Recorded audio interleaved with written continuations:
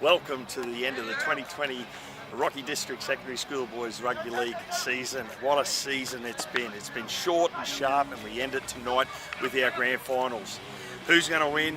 Who knows? We've got 6 teams vying for the ultimate prize. Hey, listen, I just want to thank our sponsors, Rockhampton Leagues Club, Capricorn Enterprise, Rocky Regional Council, NG Engraving, and all the schools that have taken part in the season this year. Special mention has got to go to the parents, and I really appreciate the support that the parents have given us for this season, especially given the COVID implications that we've had to deal with during this time. And I'd love to have a crowd here, but unfortunately, due to Queensland Health and school sport, we can't do that. So listen, all the best. Hopefully you go out there, you play hard, and listen, I'm going to throw up to our commentators now. That's Cameron, Walson and Justin for the first game. And good afternoon, ladies and gentlemen. Welcome along to Brown Park in Rockhampton, the Rockhampton Secondary Schools Rugby League Grand Final Day here live on a Friday afternoon. Same time, or just a little bit earlier, Walson, Carlos. A little bit different with the year that has been 2020 and the year of coronavirus, but it's good to see that we've got a bit of footy being played tonight. Yeah, 100%. It's really good. We've got 3 big matchups in the Open A grade, so Open A, B and C. Mm-hmm. So looking forward to some really good footy. It has been a different competition this year, with only the Opens being played over, I think we had 5 rounds, 5 or 6 weeks of footy, culminating in this grand final. No 7s, 8s, 9s or 10s competitions this year, just due to the uncertainty that COVID-19 brought at the start of the season. But it is good to see the Open schoolboys in for some pretty big games coming up today, starting with the Open Seas grand final between Mount Morgan State High School and Yeppoon State High School. It's been a tough year, you could say, for junior rugby league players. No club footy, or they got 3 or 4 rounds in before coronavirus struck, and we had the hiatus for about 4 months, which was, for someone like myself who's involved with rugby league heavily, I'm sure yourself too, we didn't really know what to do with ourselves for 3 months. So you think about what some of the kids out in across Queensland, Australia, really had with no rugby league, but it's great to see them back on the park. Oh, 100%, Cam. It's really good just to have these boys out here, and a lot of them are senior school students, and that was what it was all about when the committee got together and said, what can we do for the kids this year? Obviously with the help of the principals, and it was really great that we could get it going for the Year 12 students, because some of the best memories of your life is playing this age of schoolboy footy. Yeah, definitely. You've hit the nail on the head. It is good to see the senior players get their last year of footy in ahead of going on to bigger and better things, potentially moving on with university, staying around and working and the like. So, and of course, the Year 7s to 10s will get their opportunity next year. We have 3 big games this afternoon, live and exclusive here on the Rockhampton District Secondary Schools Rugby League social media account. Sadly, no crowds are allowed in at Brown Park due to COVID-19, so this is the only place that you'll be able to watch the game. So no doubt there's going to be a big viewership this afternoon. Be sure to leave a comment with who you'll be supporting. 3 big matches, you said, the Open Seas to kick off very, very shortly between Mount Morgan State High School and Yeppoon State High School. The Open Bs kick off at 6 p.m. between North Rockhampton State High School and the Cathedral College, and St Brendan's and Rockhampton Grammar round out our night of fixtures at 7:30 tonight with the Open A's. Of course, a hotly contested game. TCC played off against Brennan's last year in the Open A's, and of course St Brendan's were the victors there, and we're hoping to go make it, defend their title and go again, win the title. And one thing too this year, due to the season and I guess Aaron Payne Cup being played a little bit later, this competition has been affected a little bit, and we don't have those Aaron Payne Cup players featuring, or we don't have a majority of those players featuring for those schools. Yeah, that is a big thing to note, Cam. We don't see the usual suspects in the grand finals. Rockhampton Grammar Schools had a couple of good sides over the years, and it's good to see them there. But the St Brendan's side that you are seeing take them on in the A's is actually a second side. It's sort of a split second side. So basically what they've done is TCC and Brennan's have taken out the top 13 players, and they've quarantined those players to play purely in the Aaron Payne Cup. And TCC's had a really successful campaign. Brennan's has been a little bit down on what we expect. We have come to expect from them, but I'm sure they'll bounce back next year. But yes, so the top 13 players in the TCC side, and the top 13 players in the St Brendan side won't be playing out there. So you've got to take that into account, but we're still going to see some great schoolboy footy. Yeah, 100%, and congratulations to TCC too. They finished third in the Aaron Payne Cup. I've just been informed that there was a bit of a boil-over this week with Iggy Park beating Kerwin on. That's what Andrew Lawrence informed me. So that's massive. So TCC have to play Iggy Park either or. If Kerwin had beaten Iggy Park, they would have played, considering that TCC beat Brennan's in the local derby on Tuesday afternoon. So it's going to be a big test for them, for the TCC side. But I've seen their performances recently and how good to have it streamed on the News Corp network. And I think they're probably... I reckon they'll start favourites against Iggy Park just because I like the brand of footy that they play, and I think that if they're able to defeat Iggy Park, they might give Kerwin a bit of a nudge. Yeah, well, I can tell you, Cam, I haven't watched a lot of footy this year. I've seen a few games here and there, but I know Mick Busby up at TCC and Rob Alexander, the headmaster, they've been building up that program for a number of years. So they run a good program, and it's not a surprise to see them breaking into the top 4 of the Aaron Payne Cup. Yeah, no, definitely. And for Brennan's, of course, they had their success last year. Although they didn't go all the way through, they were very dominant, of course, then had their Open A success at the end of the year in this Rocky Secondary Schools competition. As we see the two teams out on the field, just going through their final warm-ups, of course, due to COVID-19, things are a little bit differently, where I don't believe they've been able to access the dressing sheds here at Brown Park, so they've had to turn up, kit it up, basically, and start to warm up. So we might give us a great opportunity now to have a look at the two teams that are going to be running out for this Open Seas decider, and we might take a look at Mount Morgan State High School first, who will run out as Kai Yuan Leisha is the fullback. Jordan Brown and Ernie Tull are the two wingers. The centres are Lachlan Mackay and Tyson Island.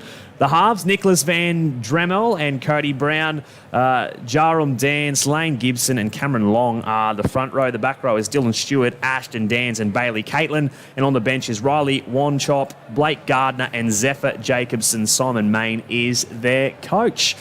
I know you haven't seen too much footy, but Mount Morgan, I know in being involved the last few times, have been regular starters on Grand Final Day in the Rocky Schoolboys competition. Yeah, they're very competitive in this, particularly in the C and D grade competitions where they play, and it's great to see them making a Grand Final appearance once again. They play really spirited footy. They're great to watch, and I'm excited to see. They normally come with smaller squads, because you got to remember, that they don't have the depth there that other schools have, but they certainly bind together and play spirited footy, and normally play in front of a very vocal crowd. So if you are a Mount Morgan supporter out there and you're watching this game this afternoon, make sure that you hit us up on Facebook and let us know what you think. I think that'll be a big difference for the players too, not having a crowd. I mean, they've probably been used to it over the last few weeks. But Grand Final Day, you're hoping for the crowd and the atmosphere to pump you up, but not to be this year, sadly. Let's have a look at the Yeppoon State High School teams. The Rams, they'll run out with fullback Alex Lawton. The two wingers are Jake Hayward and Kai Baker. Ashton Heiniger and Jake Noonan are the centres. The halves are Jack Sefton and Kavana McPherson. Up front is Josh McKay, Caden Lillyman and Jackson Field. Brandon Shanahan, Kai Draven and Jai Moore are the back row. And the bench is of Marcus Shanahan, Sam Warren, Lachlan Smith, Carter Sandy, Seth Baker and Farron Sutton. KP Pacey is their coach for the Rams. Also another team that we see on Grand Final Day. KP has been involved with the Yeppoon State High School side for a number of years now, and I think this side from memory, or one of the sides he was involved in, played, it might have been the 10B's Grand Final, or 10C's Grand Final last year. I do recall that KP has brought this team through over the last few seasons. So we're just about ready to go for this clash. Well, who are you tipped for this one?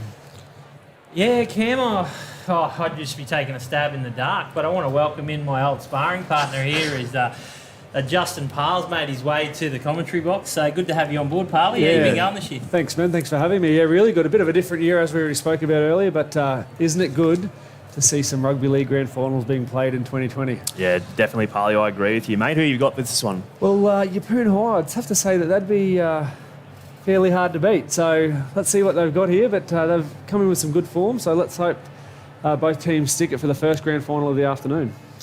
Realistically, you didn't have much time to stuff around this year with the comp. It was a very short comp. You had to be playing from the opening whistle. And both these sides have done that and earned themselves positions in the grand final. 2 25-minute halves will be played in this open seas decider as we're about to get set and underway here. The 2020 Rockhampton Secondary Schools Rugby League Grand Finals are underway. Who would have thought we would have said that in about March of April this year? But it's great to have the footy back, and it'll be Mount Morgan to bring the ball first up. They're going to run towards the southern end of the ground here at Brown Park. They're wearing the sky and maroon jerseys. So they play the ball to the centre of the field. And they're 5'8" there. Van Dremel had a bit of a look before offloading the ball. So now they'll play it once again to the edge. That's Van Dremel taking the line on before giving the ball away. And he'll go to ground here as Gibson has a look at dummy half. Slow play the ball. They'll go to the short side. Now running through some fancy footwork there from Leisha. Straight through him. Steals a fair few metres. It was a good run from him. Quickly plays it back to Gibson now. And on the last tackle, it's kicked down by Van Dremel, I believe, the 5'8", who's kicked it down to the fullback Lawton. And it's a good starting set for Mount Morgan. Excellent. So now Yeppoon High working out of their own half, 10 metres out. And let's see if Mount Morgan, their first defensive set of the game, and they'll be interested or very keen to keep him down here. So let's see if they can do the job. The carry forward there for Yeppoon State High's big men in field, who will play it now. Short of his 20-metre line, really being able to steal too many metres. That was a great carry there from Draven. Mind you, though, the defence muscles up. Was a big tackle there from Dance for Mount Morgan. So they'll go back to the right-hand side. Kick early in the tackle counts. Goes high. They've got a bit of chasing to do. Does the winger in Tull on the left edge. He'll be tackled now 20 metres out. So end-to-end of footy so far. Both teams have started off with completed sets well. Yeah, it's a good start. It's a good start for both sides. I mean, they were both looking to get to the kick. Yeppoon went early with their kick, and I think Mount Morgan probably slightly on top at the moment. So Van Dremel, that rings a bell. There they go. They get the penalty. So they'll get some good field position here. But I remember we called him last year, Cam. He has got a bit of ability, that kid. Yes, he certainly does, as they get the first penalty, Mount Morgan, so it'll help them upfield.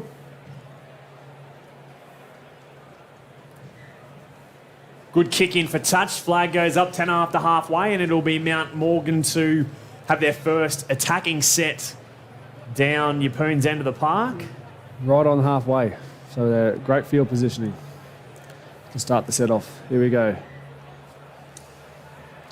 So big carry. That's what we like to see. Tuck the ball under the wing there for Cameron Long. Big he carries it now. He's only 30 metres away. Gibson with the footy. We go into Van Dremel. And he will give the ball away centre of the park. Stewart plays it. Now for another carry through their middle third of the field. Bailey Caitlin goes to ground now, about 21 metres out. Gibson with the ball again. Goes through to Dans this time. Nearly breaks and working towards the left post. That's a fantastic carry from him. Fighting to get the quick play of the ball. He couldn't get it, though, as Gibson goes to the left-hand side through the hands. Now that Harps and Brown ran the football on the fourth tackle. Here's the last now coming up for Mount Morgan. They'll play it out the back it goes. Van Dremel, well, he wasn't caught with it. His opposite number and Sefton rushed up on him. It's not the best set. We've got a front rower kicking. Dans, he's had a good stab at it as well. Ball bounces, still alive. Picked up by Gibson. He offloads in the middle. Grubber in the in-goal area. Chase, but it's too deep. Holy, what a first potential try. They had everything and a bit of everything in that. So, and the Yeppoon High sprinting out to the 20-metre tap, trying to get a quick restart. And the try assist could have gone to a prop forward. The kick was nicely there from Jarlam Dance. Oh, that's enough. Don't see that in the NRL, Parley. Front rowers kicking the bomb too often. No, not these days. So Yeppoon have spilt the ball. So another opportunity for Mount Morgan. You can't give away possession when you're coming out of a yardage set. Yeppoon are now going to be forced to defend their own line once again. Interested to see what Dans does here again with the ball. That's 25 metres out. They've had some barnstorming runs from their prop forwards. Early, which is good.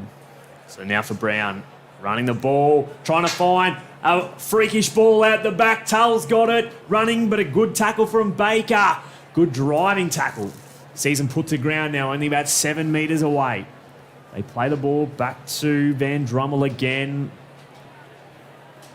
Running back to... He was trying to run back to the middle of the field, but he wasn't able to do so. They go now to Dance. Carried forward near the line. He's trying to reach over, but they get numbers around the ball, and there's a good tackle there by Yeppoon as they play it quickly once again. Back to Van Drummel. Runs through them, looking for the offload. Sneakily gets out the back. Now Leisha's got it. Straight through the middle. Does Leisha go? Reaches over, scores. Does he? No, he doesn't.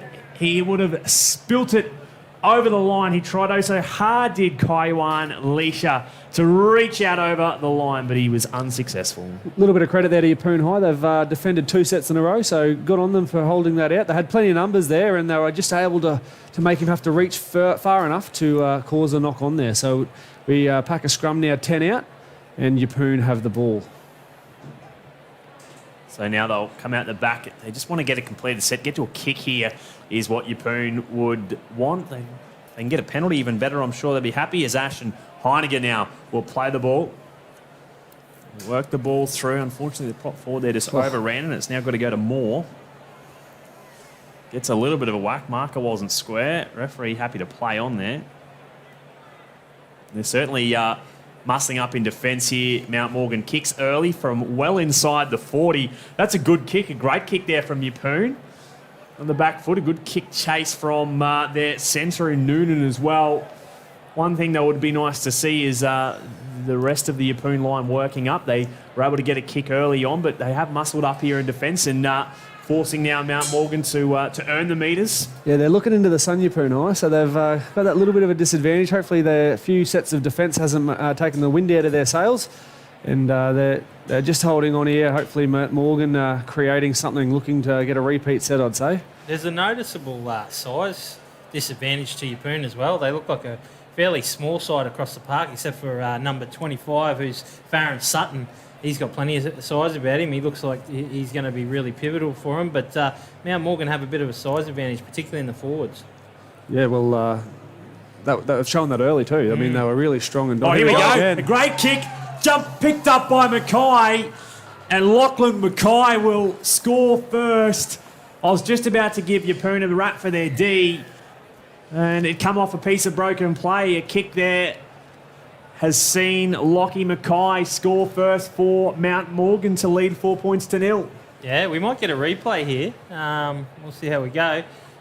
Great work by the TCC TV coverage, who've been with us for, I don't know, maybe 3 or 4 years now, and they always do a great job, Cam. So just want to see who put that kick in. Was it Van Drummel? Yeah, I think he's done a lot of the kicking. Here we go.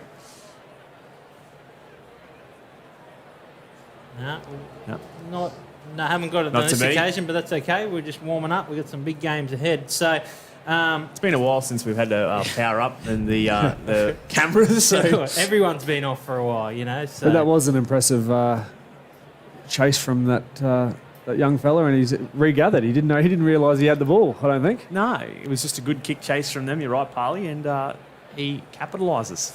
Again, the size, Parley. Big number 3, Lachlan Mackay. He could easily be a front row forward. I tell you what, he would be hard to stop 10 out. So I think that the space created itself there, but if anyone was in front of him, they would have had a little bit of trouble stopping him anyway. We've got the big number 10, Cameron Long, as well. He's done some good things with the ball so far. Maybe the kick come from Dan's, the big front rower. There's a good chance. Another try assist, you reckon? Yeah, maybe. Anyway, here we go. Yeppoon. That's a good kick. That's a great kick. That is a ripping kick. That is the best way after conceding points to go, boys, we want the footy back. And that is a massive kick there from Yeppoon. And Mount Morgan are now going to have to drop the ball out. And that is, they're going to have to defend straight after a try. So hopefully they've got their heads up, switched on, because Yeppoon are hungry here, which is a great result. AP Pacey, the coach of the Yeppoon State High School side, he'd be very happy with that, is the Mount Morgan side The ball. Lawton runs forward, and here we go. Jackson Field runs forward. Oh, no. He's lost the ball. That's a shame, Cam, because it was a really strong run by young Jackson Field. He palmed off a couple of players, and I think just in the effort of trying to bump off the second player, the ball's come free, and the referees judged it to be loose carry. So now Mount Morgan looking to run the ball. Got to come out of their own ends. Got that 4-point buffer now. As we just past the 10-minute mark of this first half.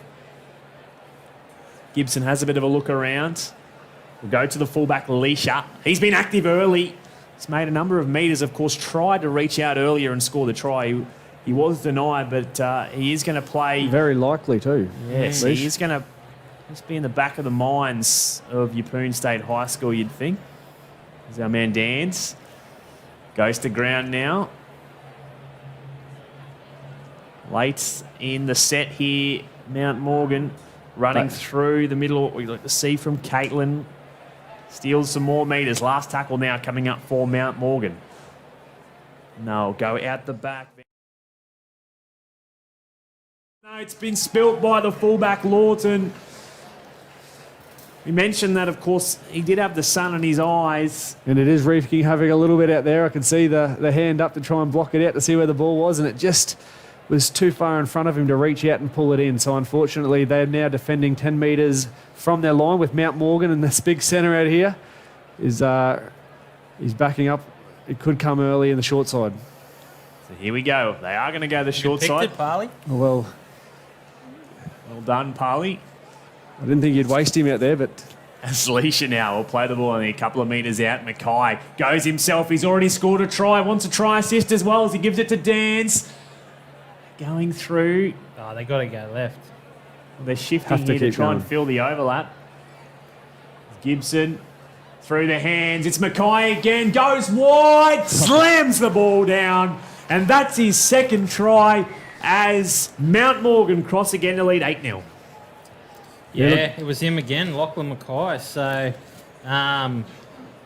he looks an outstanding prospect. I mean, that was pretty good work by him because he took a run from dummy half earlier on and then he made his way to the left side of the field, Parley, and really went looking for it. So he's hungry today. And I tell you what, the way he slammed that ball down, there was nothing stopping him from scoring that try. So good young fella, well done. That's a really good start to the match for him, and he's got his side 8-0 with a kick to come with about 12 and a half minutes to go in this first half. He drifted. He was on the right-hand side and he wanted the ball. He had one carry and then all of a sudden got wide. The numbers were on the left-hand side and it's an easy delivery from the half Gibson, and he was over for try number 2.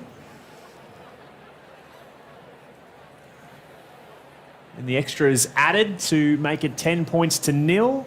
I think for Yeppoon, they've just got to get to a kick.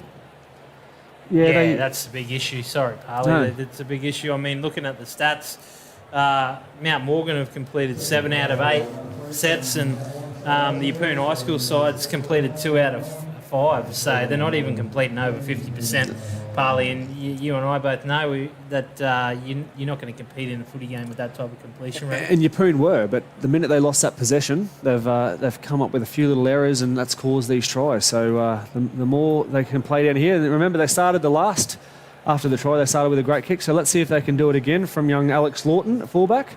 Here he goes again. This time, not so good. Strong carry.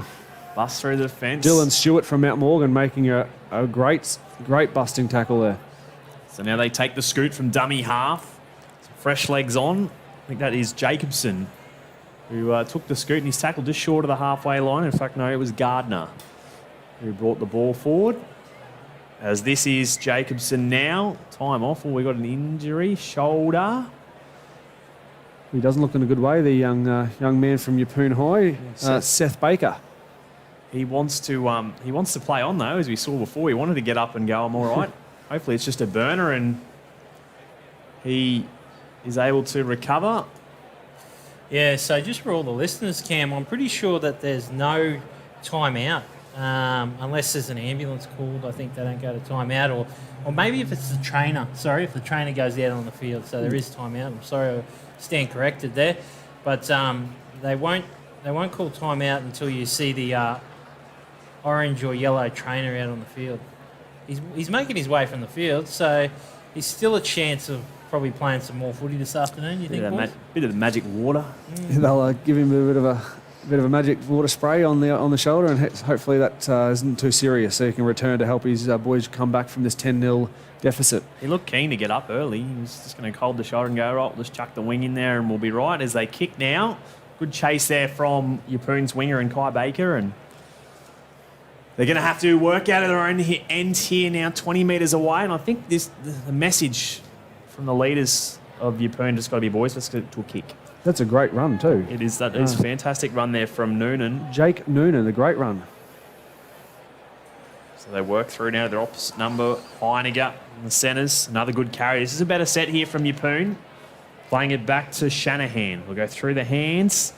And now here for Sutton. Good carry from the big man. He's still going. Some great post-contact meters. It takes 3 players to bring him to ground, and they finally do so now. Shanahan into Mount Morgan territory now. Showing it. Gives it away. Sefton on the right edge. Here's the last now. It looks to be...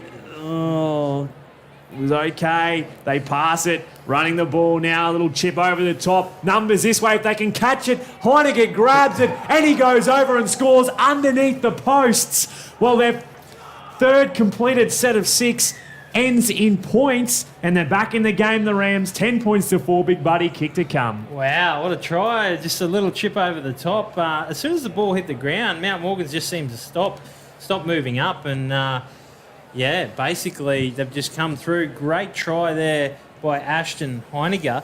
Now, he's known around the Yeppoon High Rams for always putting sunscreen on. I'm not sure what's going on there, boys, but I know for a fact that he can get through on a kick and score a good try. So he's got the Yeppoon State High School Rams right back in the game here. And Alex Lawton trying to take the 2 to convert it to make it 10-6, and he does so successfully. So 10-6 with about 8.5 minutes to go in this first half. That's a really good comeback from Yeppoon State High.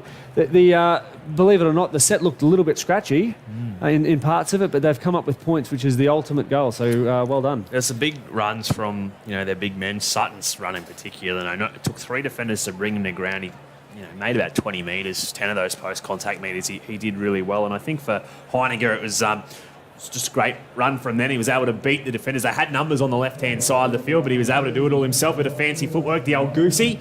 And he got underneath the post, and I might be following his advice as well of putting some sunscreen on. I'm white as Casper the Ghost, and glad to see the young fella is slap. Setting a great example, yes. But you can't forget what a bounce too. What a bounce for him that set up for him perfectly to catch and put a right foot step on. Whoever designed the rugby league ball, they're a genius. Why would you have something shaped like that as the ball will go into touch? And Mount Morgan are going to come up with the footy. A little bit of confusion there from Jake Hayward and Alex Lawton. They both went to catch it, but a little bit of communication was lost there.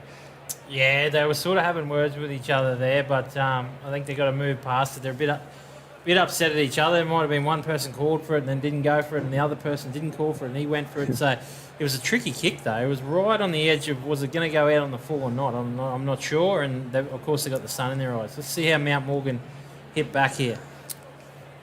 Leisha gets a long ball away, and they're not scared to throw the ball around, particularly down this end of the park at Mount Morgan. Yeah, it was about a 3-man cutout ball then, probably a little bit earlier in the set, but they've regrouped now. Here's your man, Parley. It is. Mackay through again as he got it down. Looks like it's been raked. Is that the call? And there was definitely more than one in the tackle. So that is a dropout.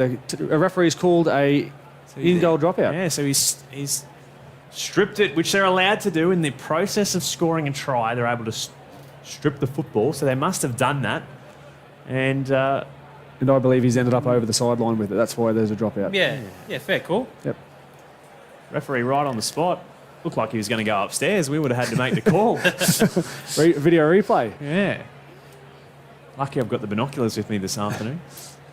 Here we go. Mount Morgan on the attack again. Looks like Lachlan Mackay is looming for his... he's looking for a hat-trick. Yes. First half treble. And Van Drumel, he's in everything at the moment too, so he's really leading his team around, so it's really good to see. Van Drumel. Short ball. Jacobson. Big man on big man. He was been told to go back and play it, so they win the play of the ball there. Goes through to Van Drumel again. Now for Leisha, middle of the park. Or offloads. Another one picked up on the ground. 10 metres away here now as Dance will play it. Leisha comes off his right boot. Can he get over the line? He does! Slams it down underneath the post. Mount Morgan's third, done in style. He was looming and he finally gets his 4-pointed as Kaiwan Leisha. Yeah, no doubt about that one, Cam. He went to slam it down before and unfortunately he knocked it on. The referee's been in great position both times, but... Nothing stopping him that time, you reckon? there was nothing stopping him that time, Parley. And I think along with Lachlan Mackay, Kaiwan Leisha, they've definitely looked the two most dangerous players on the field, and it's going to be a really tough task for the Yeppoon High School Rams side to slow them down this afternoon. Yeah, and I just love, even across the board with Mount Morgan, geez, they've run with some, some commitment and dedication, so they're really running and hurting Yeppoon here. So Yeppoon now have some work to do with 4.5 minutes to go, 14-6 down with a kick to come. And as you said, Lockie Mackay, he's definitely the highest point scorer for Mount Morgan at the moment. He's taken the 2.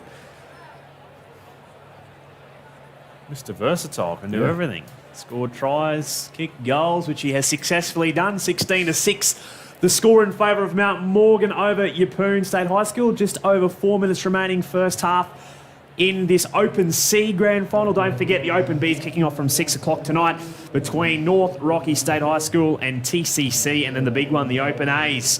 St Brendan's taking on Rockhampton Grammar.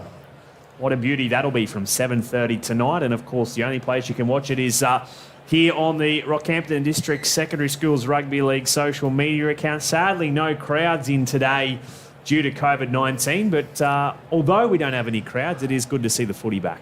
Yeah, just make note too, young Seth Baker, the 18 from Yeppoon, he's got his jersey off on the sideline and he's just possibly having it strapped. So hopefully he'll be back with us later on in the second half. He hopefully return.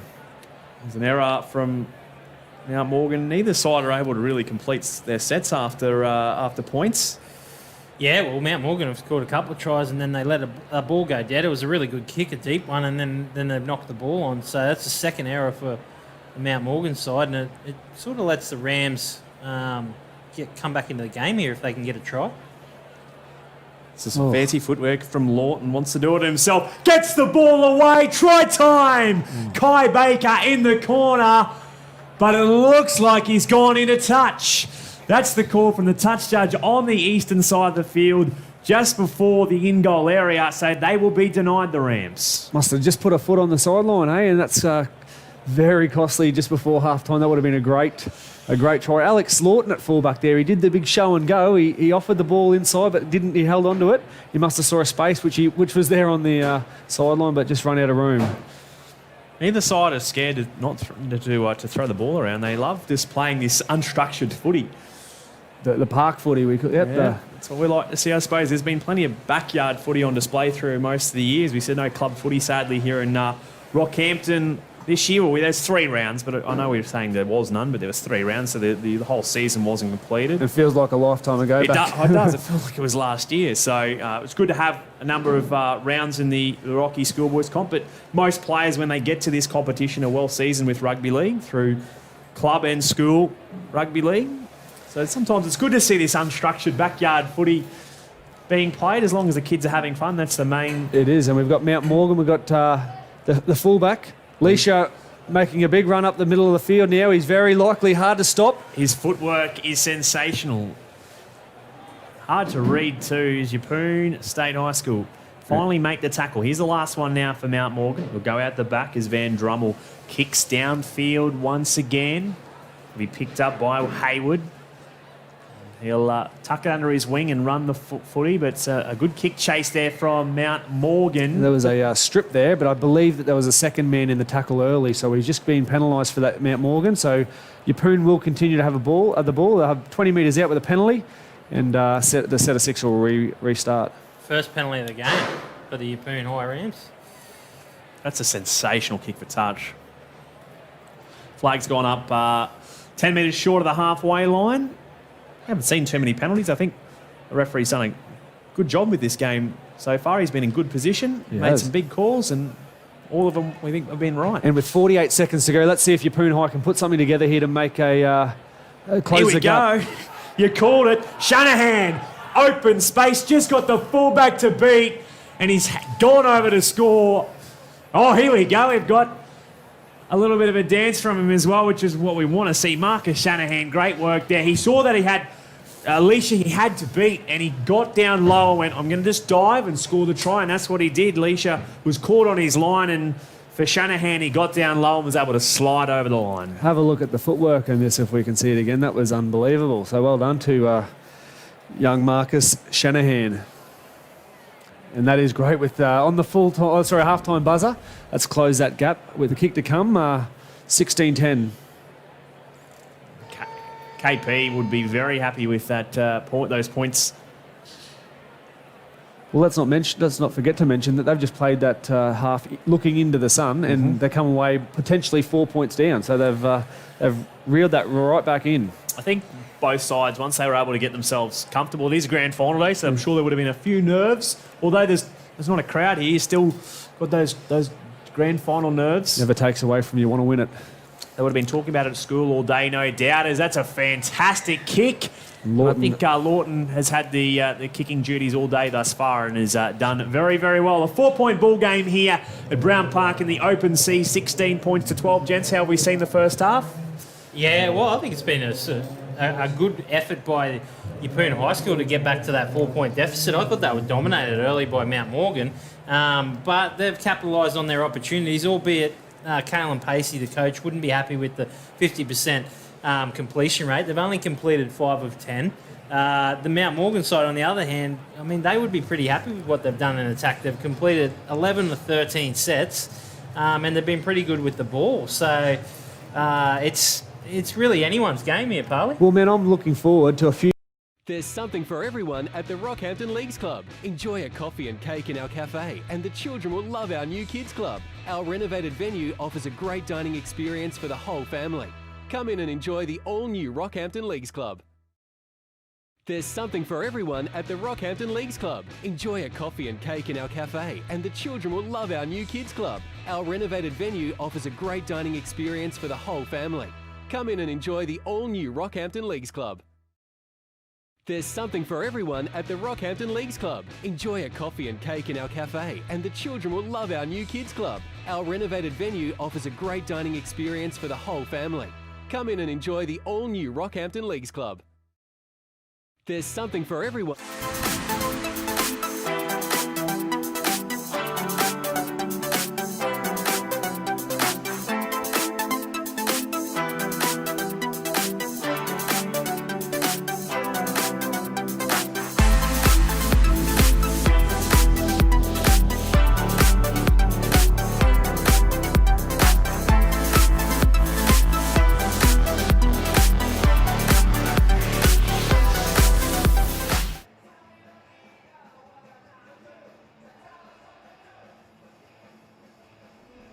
Our magnificent new home emerges to take its place in the Cowboys' story as a beacon of inspiration and hope.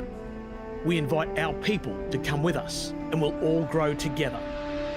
Our futures are entwined, our successes shared. Every facet of this architectural wonder is steeped in our history.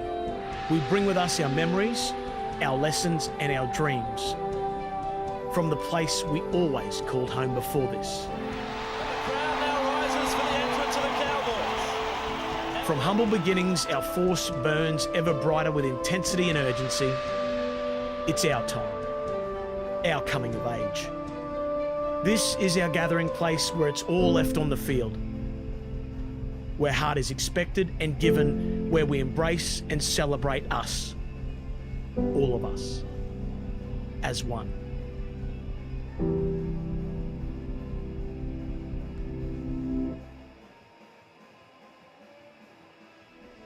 Our magnificent...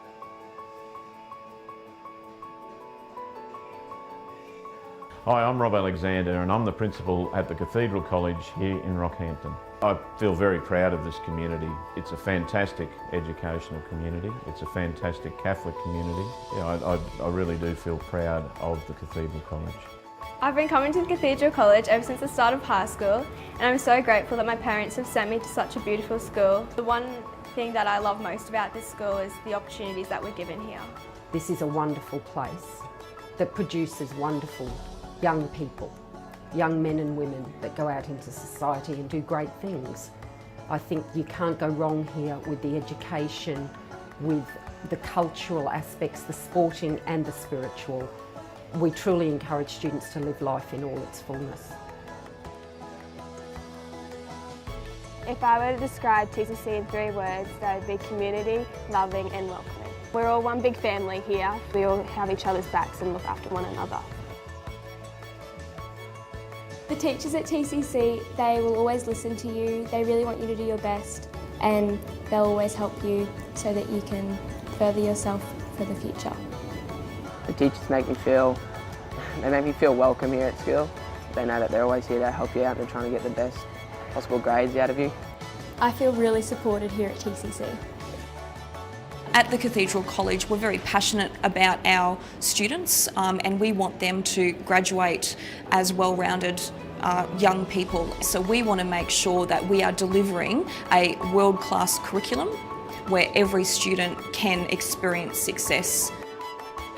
I feel very happy to send my children here because I'm seeing the results that we're getting with our children. They've excelled here at this school. I've had now 4 of my children graduate from the school. They're all moved into university studies. They're all great young adults. I'm very proud of them. I feel confident that TCC is preparing us for the future and that making us realise that, you know, we can do anything that we want to do, that there's endless possibilities. My advice to someone considering coming to TCC would be to come along to one of our parent information evenings. It is a wonderful college, there are so many opportunities, and our transition program, I believe, is second to none. To learn more about our college, visit our website.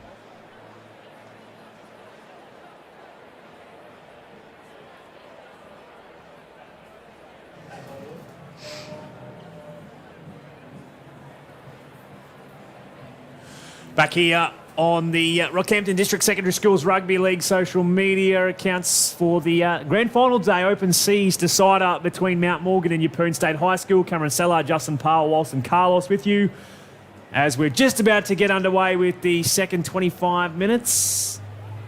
Anyone's game this as we get underway for the second stanza. Just to note that now Mount Morgan are going to run into the sun in this second half. And gents, what do you reckon both coaches have said at the halftime break as an error in the opening set? Maybe I reckon one of them was hold the footy, boys. Yeah, look, Yeppoon High's coach KP wouldn't have been hoping for a drop ball within the first 25 seconds. So now that really puts his team under the pump with Mount Morgan having some of those big fellas ready to score some tries. So let's see if Yeppoon High can hold them out here and try and get that ball back. So now Mount Morgan on the attack. Well, Lockie Mackay did a hat-trick. He's already scored 2 this afternoon. One on the right, one on the left. So probably chances are he'll want to score one right up the guts. Right in the middle. It's Cameron Long there with that good run for the number 10 from Mount Morgan. Now Leisha gets the ball away. Mackay with the footy. Trying to bust through tacklers. Another 3 defenders in there from Yeppoon High trying to stop him. So they'll play it, give it away now to Stewart. They'll drag him to ground. 4 tackle now for Mount Morgan. Slow play the ball as Gibson at dummy half. They go to the right. Leisha throws the ball out. Mackay scored 2 and gets his 3rd. Couldn't have had a better start to the second half. Good Mount Morgan. They extend their lead now by 8 points, 20 points to 12. And there's his hat-trick.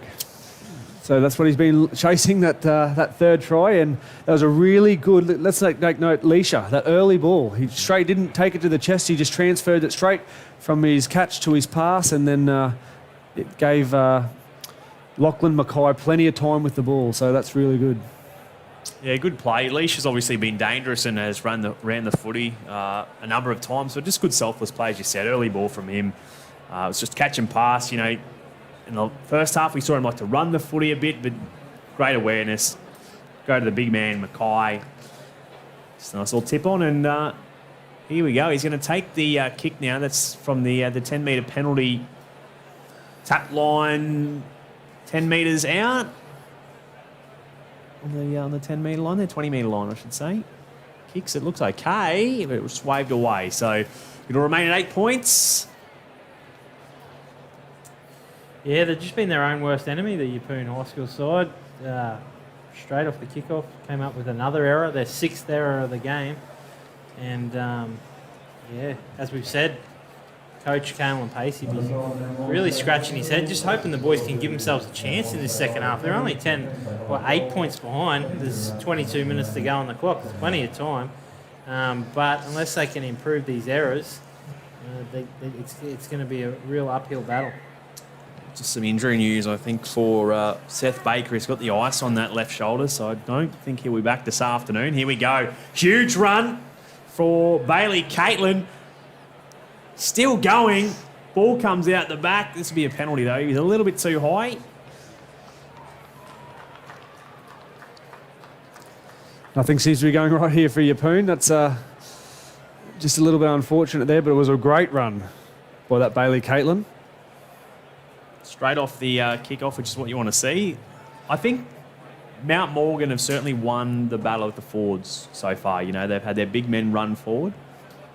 And as Walson said earlier, just that possession, they're able to hold the ball and do more damage with it when they've got it. Cameron Long goes to ground now, 25 metres out from the line. I'll play it now. Van Drew's got the ball to the line.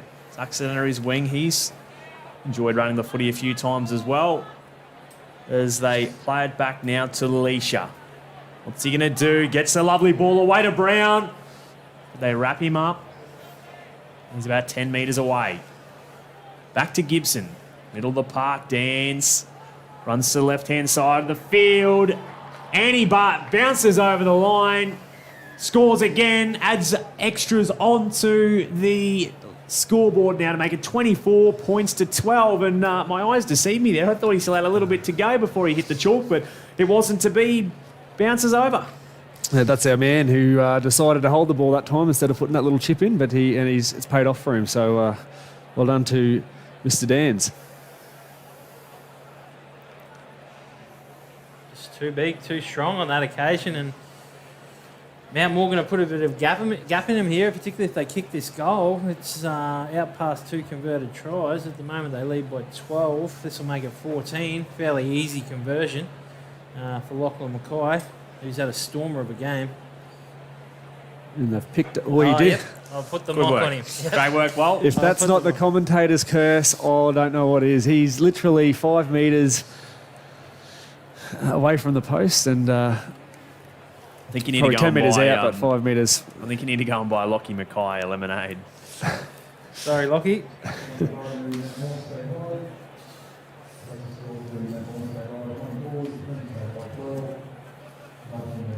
Probably the first foot wrong he's put all day. We won't hold that against him either. No. Just a casual 3 tries, a couple of conversions. Just the usual day at the office, I'm sure, for him. For the big unit. Now, Yeppoon really need to turn their luck around here. They really need to come up here and dig in. So this big kick with a big kick chase and keep them down in their own half. Mount Morgan, they need to do that right now. Well, here we go. They've gone short. Oh, it's got the bounce. They get away with it. Oh. It's picked up by Mount Morgan. They've gone high. I was just about to make comment going like, there's not too much of a breeze out there at the moment. A beautiful day, 22 degrees.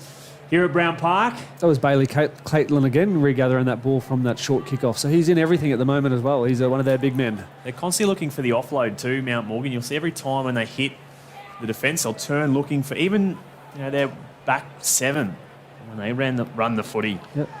Here he is again, Bailey Catlin. Well, here we go, big don't argue from him. And he'll go down now 30 metres away from Yeppoon's line. Scooting out a dummy half is Gibson. Oh, that's a dominant tackle. Ball goes to ground. He's saying knock on. Yeppoon feed. Yeah, Yeppoon feed. Thought maybe they might have played on there, but the referee said no. Boys will pack a scrum. It's only the third error of the game, boys. They've completed 14 out of 17 sets, which is pretty phenomenal for, when you think it's a C-grade open school, boys. You don't see those type of completion rates. So Mount Morgan have done really well today. They've come here with one thing in mind by the looks of it. Oh, no. And that's an early knock-on from Yeppoon. First tackle of that set. Mount Morgan will be packing the scrum 30 metres out from the Yeppoon line. So this is another big advantage for Mount Morgan here to increase that gap. You can't fault Yeppoon's effort. They've really tried hard, trying to spread the ball, but it's just, as we mentioned, the errors for them that's just really hurting them. You'd probably forgive that one, boys, I think, because it was a real forced error. It was a nice, clean hit underneath the ball, and it squeezed it out, where some of their errors have been a little bit soft. Untouched. But that one, to be fair, it was a really good defensive effort. Here we go. Can he get 4? Hey, away. They've grabbed him by the jersey. He has to offload to the middle of the park. And they'll go to ground now. They're only 10 metres away here, Mount Morgan, and hungry for points. They'll play it. Mackay through the hands. This is now Leisha again. It'll go to grounds. Still about 9 metres away. Gibson waiting in the wings at dummy half. They've got a three-man overlap on this left edge if they can use it, but they've just got pulled up short. Yeah, wrap the ball around now. They're about 3 metres away here. Gibson, dummy half, will go out the back. Leisha, a good tackle though from the Rams. Probably deserve that, standing still there. So now they kick it. Van Drummel taken well by Yeppoon. So good defensive set. They looked a little bit flat there. Mount Morgan, they were keen for points early. Now a penalty. They were inside the kick chase, inside the 10-metre zone. So a helping hands given to Yeppoon. Yeah, they needed that because it looked like he actually knocked it on, but the referees found a penalty there, so they get away with it, Yeppoon high side. That might be just what they need to get themselves back on. There's still 15 minutes to go in this game, so there's plenty of time. 2 converted tries is the difference. I know it feels like, here we go, I've got to go back. I know it feels like, Mount Morgan have shut Yeppoon out of the game, but we've seen funny things here on Grand Final Day. I do recall for a few years now we've said one side's going to definitely win the game, and it's actually the complete opposite. And now a big hit there by Mackay. He's absolutely nailed someone, and there's a bit of concern. I think he'll be all right. The trainers will check him out. Yeah, he's come out of the line, Lachlan Mackay, and absolutely poleaxed a Yeppoon high school player. The referee's going to the touch judge just to say, was that legal? He's having a bit of a conversation to the young touch judge out there just to see where the point of contact was, because it looked like a clean hit, but he's come up and he looks like he might have copped some damage, possibly a shoulder or a chest to the head. So I think this is going to be a penalty, boys. They sort of err on the side of that generally with these type of hits. He might call him out here at some stage. Yeah, he's going to come out. Look, I don't think there's a lot of malicious intent in that, to be fair. I think he's just a tall player, and his target area's just gone a little bit high. Maybe the attacker's braced himself for the tackle. Nice to see young Lachlan, though, also check to see if he was okay. Yeah. I mean, there's no malice. Gave the referee the thumbs up when he was told, just keep it down. He's a big boy, but, So now let's see what he does. He'll let his footy do the talking with 3 tries already. It's a bit of a shame. Good to see the stalwart of Rockhampton Rugby League, Ronnie Poncho, the trainer. I think he's helping both sides out for Yeppoon. Sad, that's their second injury now, shoulder injury. They make a bit of a change, though, with Sutton coming back on the field for Yeppoon. They need to get him running off the back fence, Big Sutton. He made a couple of good charges early that led to their points in the That was first the half. jukebox just taking a big run up there from Yeppoon High, and that's what they need more of. Yep, the jukebox, Jackson Field. Yep. Here we go now. They're on the attack. Lillyman got the ball away. Sutton, good carry for him early after coming back on the field. Kicking into the in goal. Good chase. Oh, he ducked well. Sutton got him. Referee happy with it. It was a good chase there from Baker after the kick from Lawton. But you know what, boys? It was a completed set for Yeppoon, and they haven't had enough of them in this game. And this sort of field position puts a bit of pressure on Mount Morgan, and hopefully they can force an error, and they're right back in the game. Well, also the completions on the back of unbroken play. So all of a sudden, as you mentioned, while Mount Morgan under pressure, they just are able to complete the set and I guess feel good about it too. Turn around now and defend. They've trapped them down there into the park. Van Drumel holding onto that ball himself and making a few extra metres. Leisha running the ball, offloads it. The ball popped out the back. Referee says play on. Sutton picks it up, and all of a sudden now, momentum's a funny thing in rugby league, and all of a sudden Yeppoon, they just get a bit of confidence after the completed set, and they've just got to get another one in here. Stay away from that touchline on the eastern side of the field. We just spoke about Yeppoon High working hard to force that error, and they got it 40 metres out from the Mount Morgan try line. So credit to them now. 12 and a half minutes to go, 12 points down. Let's see if they can close that gap right now and give themselves all the time in the world to score another try. Shows the ball. Lovely ball away. Noonan for the line. He's just got to beat Leisha. He does. Yeppoon will go over and make this game interesting. Great piece of play from Lawton, who linked up with Noonan. Try time, Yeppoon. 24 plays 16. A huge kick now coming up for the Rams. And you know what makes that even better? Jake Noonan, former Mount Morgan student. So he has just a little bit there. Oh yeah, there might have been a bit of talk there between the players out there on the field. But like you said, Cam, Alex Lawton, what play! He's shown the ball. He did it in the first half as well, and just showed the ball inside, and then picked up a beautiful line running Jake Noonan. But I think that might be the go-to for the rest of the game. They need to get the ball in the hands of the fullback, Alex Lawton. He's a sports crazy nut. He plays Oztag, touch, AFL, and rugby league, just to name a few. So no way, not from what I just saw there. Of course he does. The running game from him. That was pure brilliance. And while with that point, that's what we've seen Mount Morgan do. We've seen them just allowed to play unstructured footy, roam free, particularly, the likes of Leisha as the kick is successful. 6 points in it. And I think that if they just give the keys now to Lawton and say, mate, go for gold, you can take it wherever you want around this field of 100 by 68 metres, they might be in luck. Especially with 10 minutes to go. Plenty of time here. That was a really, really good set. So Mount Morgan, they're trying to probably chew up a little bit extra time here before they kick off. But they'll... Yeppoon High will get it, and now it's really important that they complete this set, and that's what the coach will be making sure that the message is from their trainers out there. King T, the number one thing that delays games. You just see Simon Main, the coach down there at the Mount Morgan. He might be just a little bit... he's just passing a few messages out there to make sure they stay in this game. Yeah, he looks pretty relaxed, but if Yeppoon High School get another try, it might be a different story. Oh no.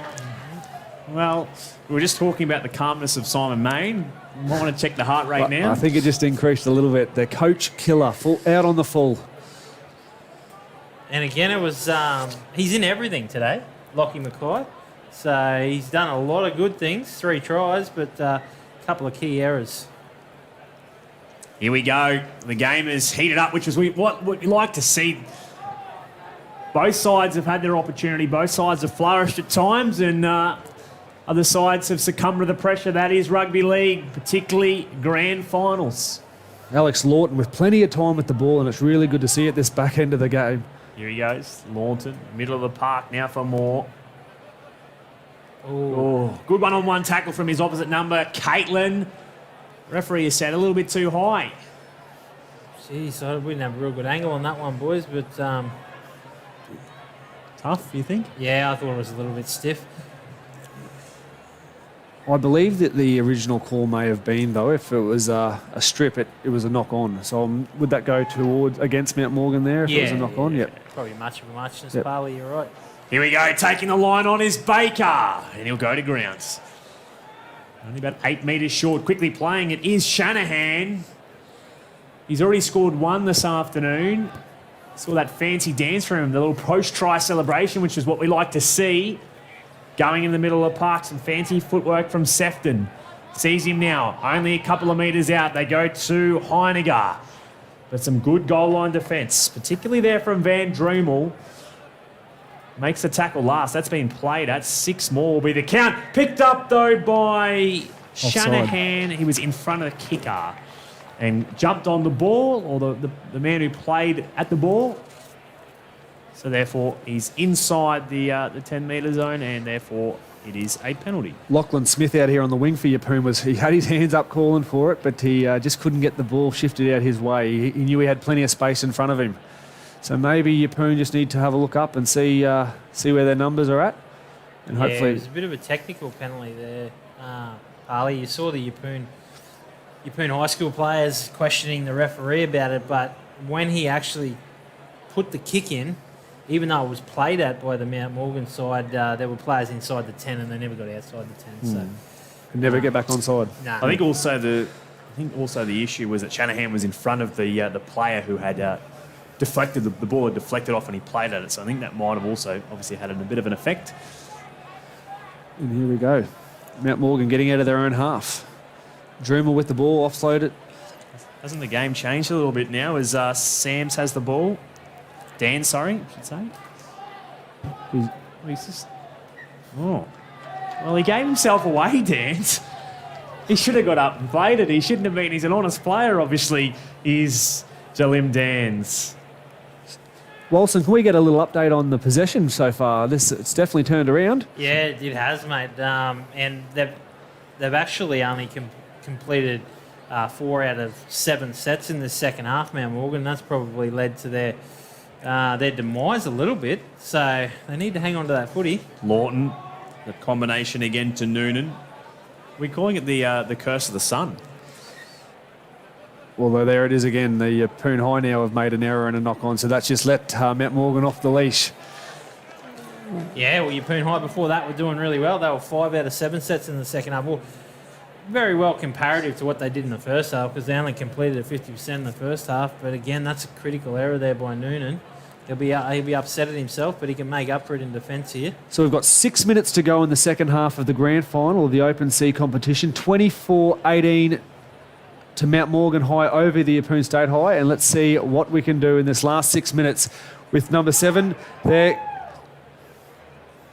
As he gets the offload away, it was Cody Brown who got the offload away. And Leash has got the footy now, right on halfway.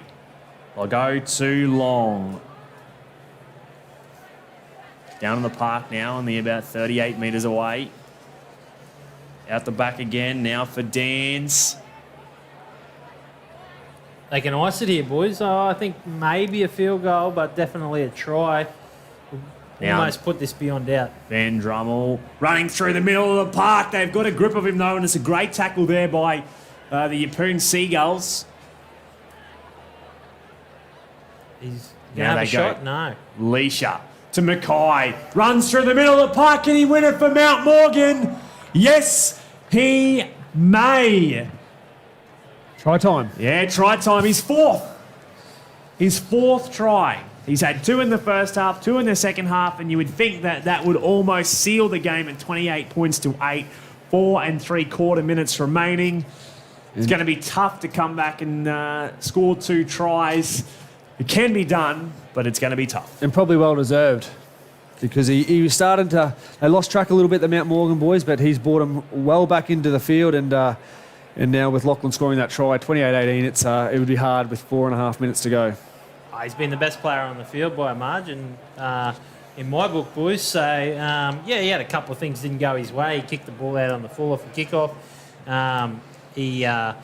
He whacked the lad in defence that went a little bit high, but apart from that, he's been outstanding. And 4 tries in a grand final. That's what dreams are made of, really. He also fell victim to one of the worst commentators' curse we've seen as well. And the missed. And not only has he goal. fell ill to the commentator's curse, but he didn't get to kick. He lost the he lost the job. He wasn't kicking there. They missed the goal, but... Sorry, Wild, just had to deliver a little drive-by there. Yeah. 3 and just 3.5 minutes remaining. 28-18, 10 points. You were calling field goal, gents. You were calling field goal, and Lockie Mackay wanted a fourth. Probably want a fifth. I think young Leisha knew better. He just thought, well, where have we scored all our points? It's been going to Lachlan Mackay, so we'll go to him again. And that's one of the things that, I'm you do get critical of young players. They don't go to the well. If you score there once, just keep going. That makes sense. It's just common sense. And I'll tell you what, they've done it really well today, Mount Morgan. They've found a bit of a glitch in the armour over on that left-hand edge defence of Yeppoon High School. Bit of a mismatch, and they've just kept going on Mackay Power. And he's also not scared to go and find it somewhere on the field either. He'll go and look for it. He scored one on the left side of the field too. Yeah. Another error, unfortunately, for Yeppoon. They were chasing points. They went for the short restart. Not to be. Just a silly penalty there for getting involved. And now for Leisha, he's a bit fired up. Obviously, he's been a bit sad in the play the ball. Boys calming him down, just saying, ease up, boys. Look at the scoreboard.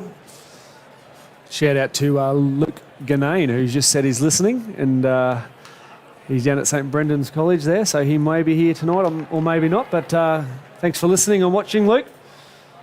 Now, what's happened there, boys? Is the kick hasn't gone out. It's been touched. And it's been knocked on. So it'll be Mount Morgan ball again.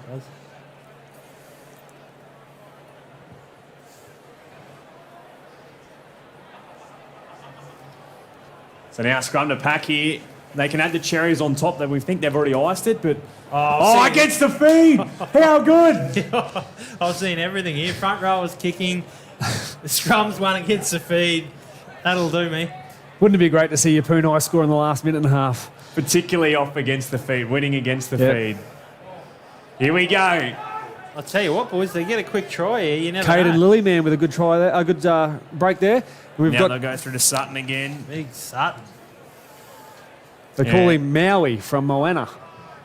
Would you believe it? That's his nickname. Yeah, okay. Yeah, right. Here we go. Lawton with the ball. The ball's come back, but it's been lost in the process. He had the right idea. Nice face ball from Lawton to try and get it to his centre. I think it's Heinegger over there. He pretty sure scored a try for Yeppoon State High School into the final minute, so they can just ease this one, complete the set. They won't be in any rush to pack the scrum, or they might actually. That sums them up, really. That sums up their day for Yeppoon High School. Just too many errors, 10 errors. You're going to struggle to win a game with 10 errors, particularly they've only had 20 sets overall, so there's another penalty. Oh, differential penalty. Differential penalty against. We have had everything. We've had a scrum one against the feed. We've had a differential penalty. Everything's been thrown at us today at this game.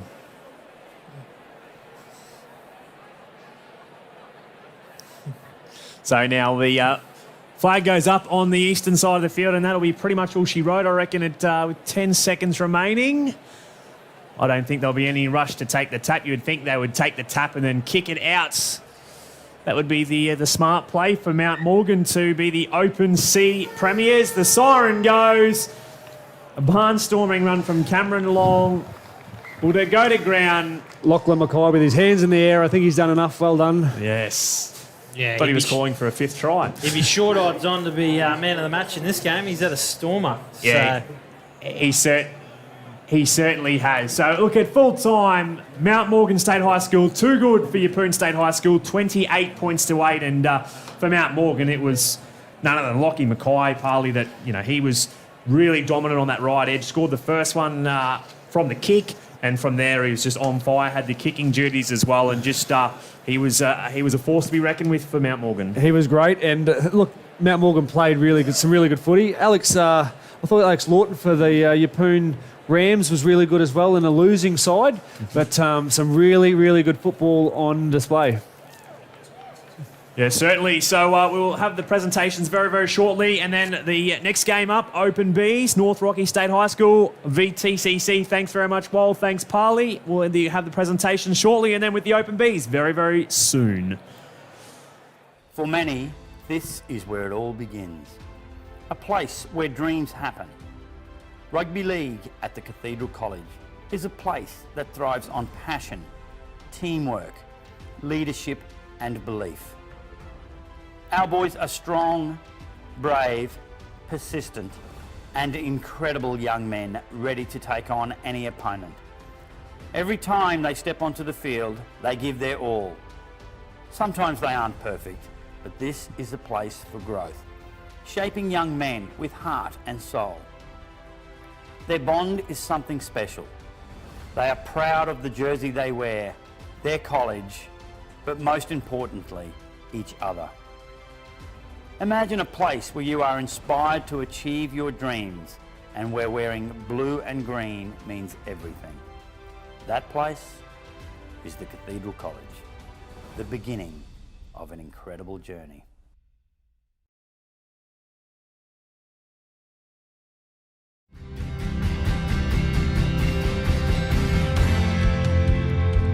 There's so many different boys here at St Brendan's.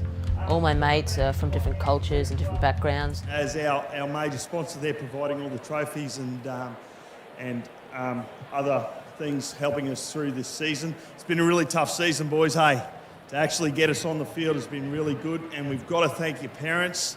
It would have been really tough for them not to be able to be here tonight, but unfortunately, that's the rules that goes with it. What we'll do Man of the Match Awards first for Yeppoon High. Number 1, Alex Lawton.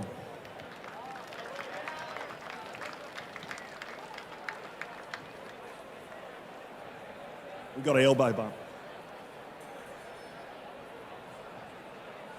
And for Mount Morgan, number 3, Lachlan is a Murray.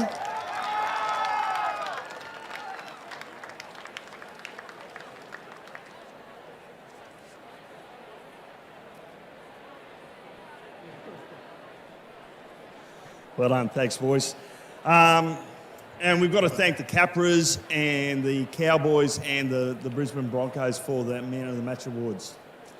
If we can get the captain of Yeppoon State High to come over and collect their medallions and say a few words.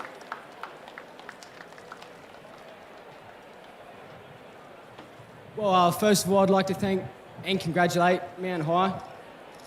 You've achieved something very special tonight, so you came to play and had us on the back foot pretty early. So congratulations, boys. Round of applause for yourselves. You did well. I'd like to thank the officials, the refs, touchies. Awesome job tonight, guys. Did well. Well, I'd also like to thank our coaches too, especially KP.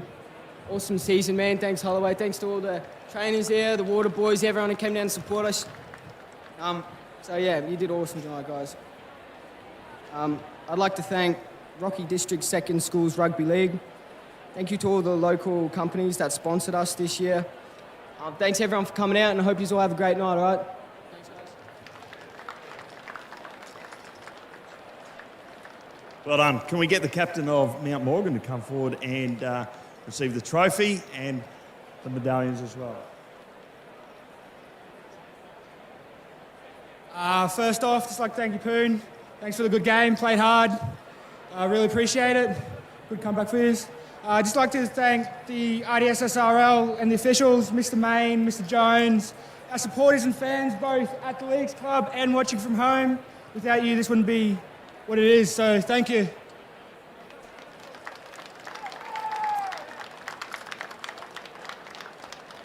Well done, boys. Enjoy the break, and the next game will kick off in about 15 minutes. Thanks.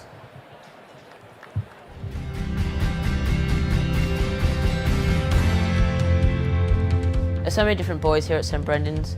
All my mates are from different cultures and different backgrounds. Some are amazing in the classroom, some on the sporting field, some just are amazing blokes, and that's really what makes St Brendan's what it is.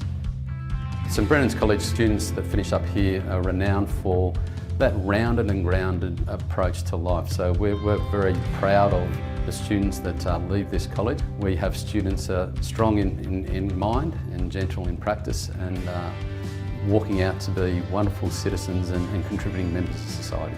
Before coming to St Brennan's, I've heard a lot about it, and since I've been here, it's been everything I expected it to be and a lot more. The curriculum at St Brennan's has been designed with boys in mind by teachers of boys using the work of theorists in boys' education. We offer a wide range of VET subjects, as well as offering a strong academic program for the boys who wish to pursue an OP or university pathway. These diverse pathways help each young man to become the best young man he wants to be. I feel comfortable coming to St Brennan's because I've got people around me that can help with anything. I'm confident that St Brennan's College will provide me the pathway to my future. This is a really great school. Now that I'm in grade 12, this is just a great school overall, and I'm really glad that I came here. I've definitely made the right decision to come here because I've just never met a better group of mates, and dead set teachers here, they're so much more helpful. Staff, a lot more friendlier, it's just the best environment. In the school, the teachers are really good, the teachers are unbelievable. They have the sense of I actually want a teacher, they're not just doing it for a job, they actually want to make you learn something, make sure you do learn something. St Brendan's is a school where they challenge and extend boys to be the best young men that they can be. I love being a boarder here, it's the best. I'm really happy to be here at St Brendan's. When I come here, I feel safe and I feel at home. I look forward to coming back to school because I know I've got heaps of things here to do and I don't get bored. We have boys from all over the country and all different cultures, so it's really important for us to understand some of their culture and what to expect and how we can gently transition them into boarding. I really like the young boys to also feel that this, where they are here, is their home away from home. So when they finish their school day, they come down to the dorm, they get changed, they have afternoon tea, they watch some TV or go play some sport. And if they need to have a chat, we're available to them. We help them through their study, or if they're feeling homesick. We are always there on the floor, taking care of them and guiding them where needed. When I came to St Brendan's, I'd want to do cattle club so I could work with cattle. Yeah, it helps me because when I get homesick, just feels like I'm at home a little bit and just helps me get over the homesickness. First time I came to St Brendan's in grade 7, I was a bit nervous, but you sort of, after the first week, you seem like you just fit in as all the mates accept you and all the older boys just take you in, sort of almost like an older brother. We arrive as strangers, but we leave as brothers. Our boys can look at the extensive alumni that have been here before them. They see the great names and images on our walls. They can realise they too can achieve their dreams, that they can make a difference in our community and indeed the world. I invite you to come along and experience all that is on offer here at St Brendan's College, Yeppoon.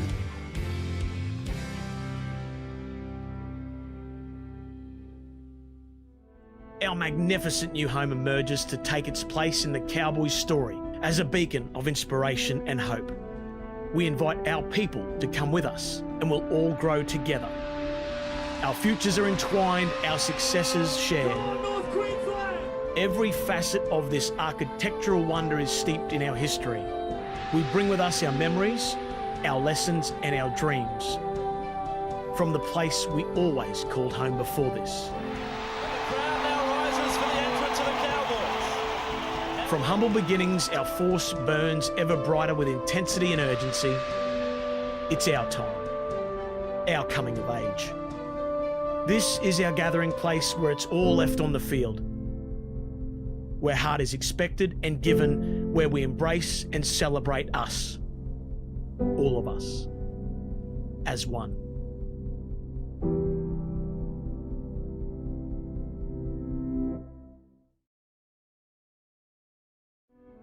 Our magnificent new home emerges to take its place in the Cowboys' story as a beacon of inspiration and hope.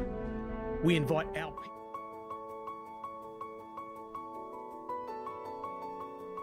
Hi, I'm Rob Alexander and I'm the principal at the Cathedral College here in Rockhampton. I feel very proud of this community. It's a fantastic educational community. It's a fantastic Catholic community. I really do feel proud of the Cathedral College. I've been coming to Cathedral College ever since the start of high school, and I'm so grateful that my parents have sent me to such a beautiful school. The one thing that I love most about this school is the opportunities that we're given here. This is a wonderful place that produces wonderful young people, young men and women that go out into society and do great things. I think you can't go wrong here with the education, with the cultural aspects, the sporting and the spiritual. We truly encourage students to live life in all its fullness. If I were to describe TCC in 3 words, they would be community, loving and welcoming. We're all one big family here. We all have each other's backs and look after one another. The teachers at TCC, they will always listen to you, they really want you to do your best, and they'll always help you so that you can further yourself for the future. The teachers make me feel welcome here at school. They know that they're always here to help you out. They're trying to get the best possible grades out of you. I feel really supported here at TCC. At the Cathedral College, we're very passionate about our students and we want them to graduate as well-rounded young people. So we want to make sure that we are delivering a world-class curriculum where every student can experience success. I feel very happy to send my children here because I'm seeing the results that we're getting with our children. They've excelled here at this school. I've had now 4 of my children graduate from the school. They're all moved into university studies. They're all great young adults. Very proud of them. I feel confident that TCC is preparing us for the future and that making us realise that, you know, we can do anything that we want to do, that there's endless possibilities. My advice to someone considering coming to TCC would be to come along to one of our parent information meetings.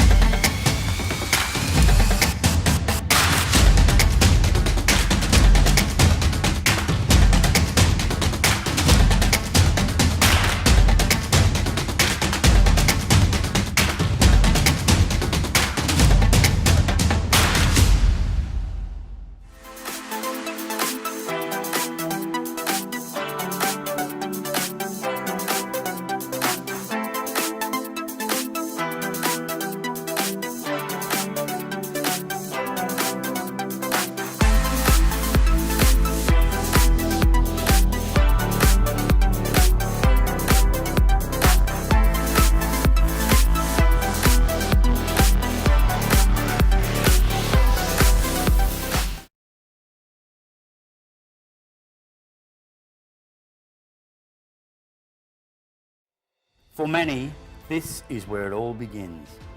A place where dreams happen.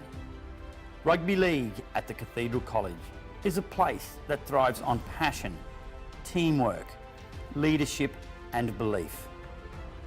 Our boys are strong, brave, persistent and incredible young men ready to take on any opponent. Every time they step onto the field, they give their all.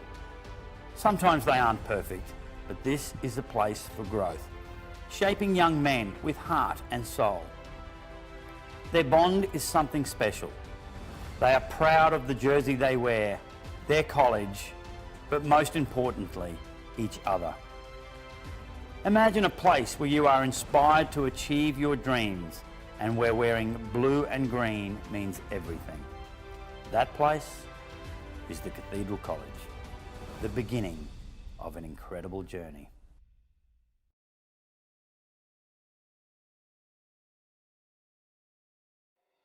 For many, there's something for everyone at the Rockhampton Leagues Club. Enjoy a coffee and cake in our cafe, and the children will love our new kids club. Our renovated venue offers a great dining experience for the whole family. Come in and enjoy the all-new Rockhampton Leagues Club. There's something for everyone.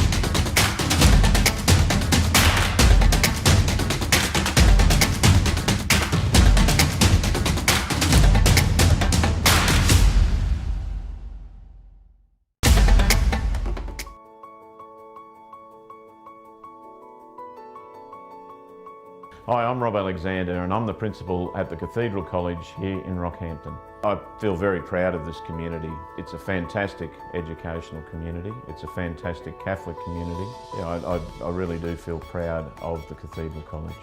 I've been coming to the Cathedral College ever since the start of high school, and I'm so grateful that my parents have sent me to such a beautiful school. The one thing that I love most about this school is the opportunities that we're given here.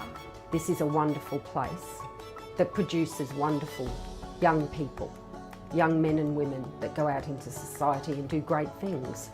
I think you can't go wrong here with the education, with the cultural aspects, the sporting and the spiritual. We truly encourage students to live life in all its fullness. If I were to describe TCC in 3 words, they would be community, loving and welcoming. We're all one big family here. We all have each other's backs and look after one another. The teachers at TCC, they will always listen to you. They really want you to do your best and they'll always help you so that you can further yourself for the future.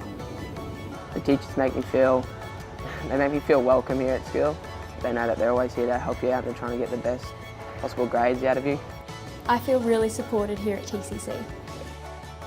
At the Cathedral College, we're very passionate about our students and we want them to graduate as well-rounded young people. So we want to make sure that we are delivering a world-class curriculum where every student can experience success. I feel very happy to send my children here because I'm seeing the results that we're getting with our children. They've excelled here at this school. I've had now 4 of my children graduate from the school. They're all moved into university studies. They're all great young adults. Very proud of them. I feel confident that TCC is preparing us for the future and that making us realise that, you know, we can do anything that we want to do, that there's endless possibilities. My advice to someone considering coming to TCC would be to come along to one of our parent information evenings. It is a wonderful college, there are so many opportunities and our transition program I believe is second to none. To learn more about our college, visit our website or follow us on social media. We look forward to welcoming you.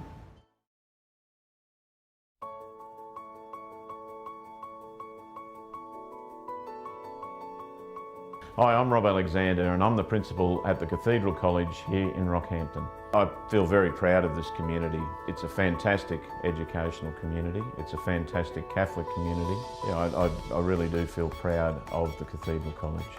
I've been coming to the Cathedral College ever since the start of high school, and I'm so grateful that my parents have sent me to such a beautiful school. The one thing that I love most about this school is the opportunities that we're given here. This is a wonderful place that produces wonderful young people, young men and women that go out into society and do great things.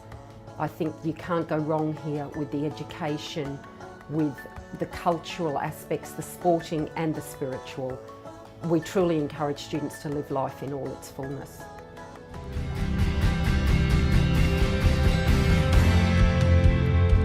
There's so many different boys here at St Brendan's. All my mates are from different cultures and different backgrounds. Some are amazing in the classroom, some on the sporting field, some just are amazing blokes, and that's really what makes St Brendan's what it is.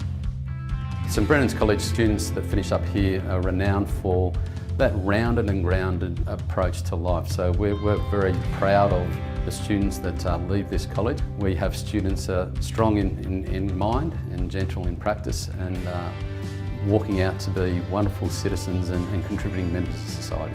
Before coming to St Brendan's, I've heard a lot about it, and since I've been here, it's been everything I expected it to be and a lot more. The curriculum at St Brendan's has been designed with boys in mind by teachers of boys using the work of theorists in boys' education. We offer a wide range of VET subjects, as well as offering a strong academic program for the boys who wish to pursue an OP or university pathway. These diverse pathways help each young man to become the best young man he wants to be. I feel comfortable coming to St Brendan's because I've got people around me that can help with anything. I'm confident that St Brendan's College will provide me the pathway to my future. This is a really great school. Now that I'm in grade 12, this is just a great school overall, and I'm really glad that I came here. I've definitely made the right decision to come here because I've just never met a better group of mates, and dead set. Teachers here, they're so much more helpful. Staff, a lot more friendlier, you know, it's just the best environment. In the school, the teachers are really good, the teachers are unbelievable. They have the sense of like, actually want a teacher, like they're not just doing it for a job, they actually want to make you learn something, make sure you do learn something. St Brendan's is a school where they challenge and extend boys to be the best young men that they can be. I love being a boarder here, it's the best. I'm really happy to be here at St Brendan's. When I come here I feel safe and I feel at home. I look forward to coming back to school because I know I've got heaps of things here to do and I don't get bored. We have boys from all over the country and all different cultures, so it's really important for us to understand some of their culture and what to expect and how we can gently transition them into boarding. I really like the young boys to also feel that this, where they are here, is their home away from home. So when they finish their school day, they come down to the dorm, they get changed, they have afternoon tea, they watch some TV or go play some sport. And if they need to have a chat, we're available to them. We help them through their study or if they're feeling homesick. We are always there on the floor, taking care of them and guiding them where needed. When I came to St Brendan's, I'd want to do cattle club so I could work with cattle. Yeah, it helps me because when I get homesick, just feel like I'm at home a little bit and just helps me get over the homesickness. First time I came to St Brendan's in grade 7, I was a bit nervous, but you sort of, after the first week, you seem like you just fit in as all the mates accept you and all the older boys just take you in, sort of like almost like an older brother. We arrive as strangers, but we leave as brothers. Our boys can look at the extensive alumni that have been here before them. They see the great names and images on our walls. They can realise they too can achieve their dreams, that they can make a difference in our community and indeed the world. I invite you to come along and experience all that is on offer here at St Brendan's College, Yeppoon.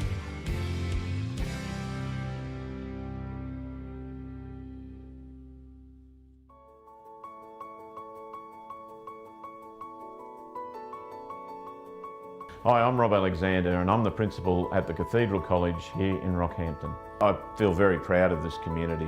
It's a fantastic educational community. It's a fantastic Catholic community.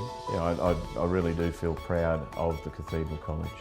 I've been coming to the Cathedral College ever since the start of high school and I'm so grateful that my parents have sent me to such a beautiful school. The one thing that I love most about this school is the opportunities that we're given here.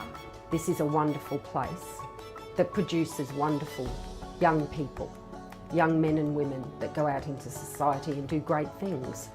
I think you can't go wrong here with the education, with the cultural aspects, the sporting and the spiritual. We truly encourage students to live life in all its fullness. If I were to describe TCC in 3 words, they would be community, loving and welcoming. We're all one big family here. We all have each other's backs and look after one another. The teachers at TCC, they will always listen to you, they really want you to do your best and they'll always help you so that you can further yourself for the future. The teachers make me feel welcome here at school. They know that they're always here to help you out, they're trying to get the best possible grades out of you. I feel really supported here at TCC.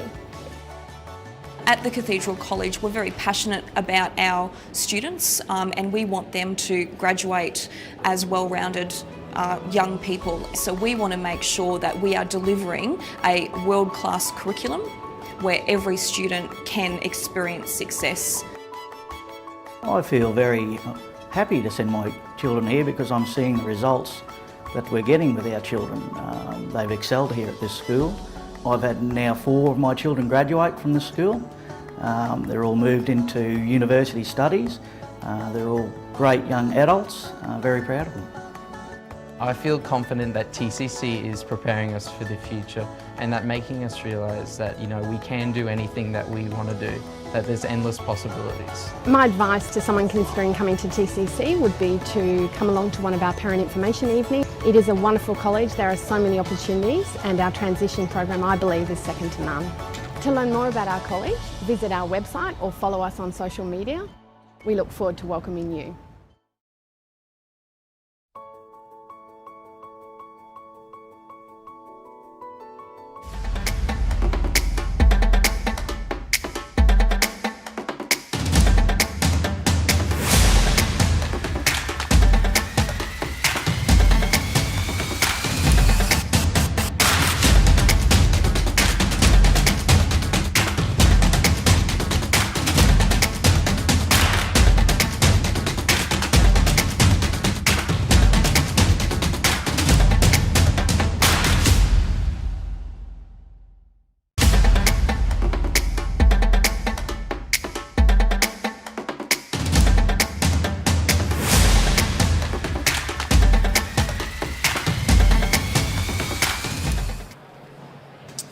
Welcome back to Brown Park, Rockhampton. Ready for the Open Bees decider between North Rockhampton State High School and Cathedral College. Cameron Sellard's my name, and I'm alongside Wilson Carlos and Dave Faumu, the coach of the Capras.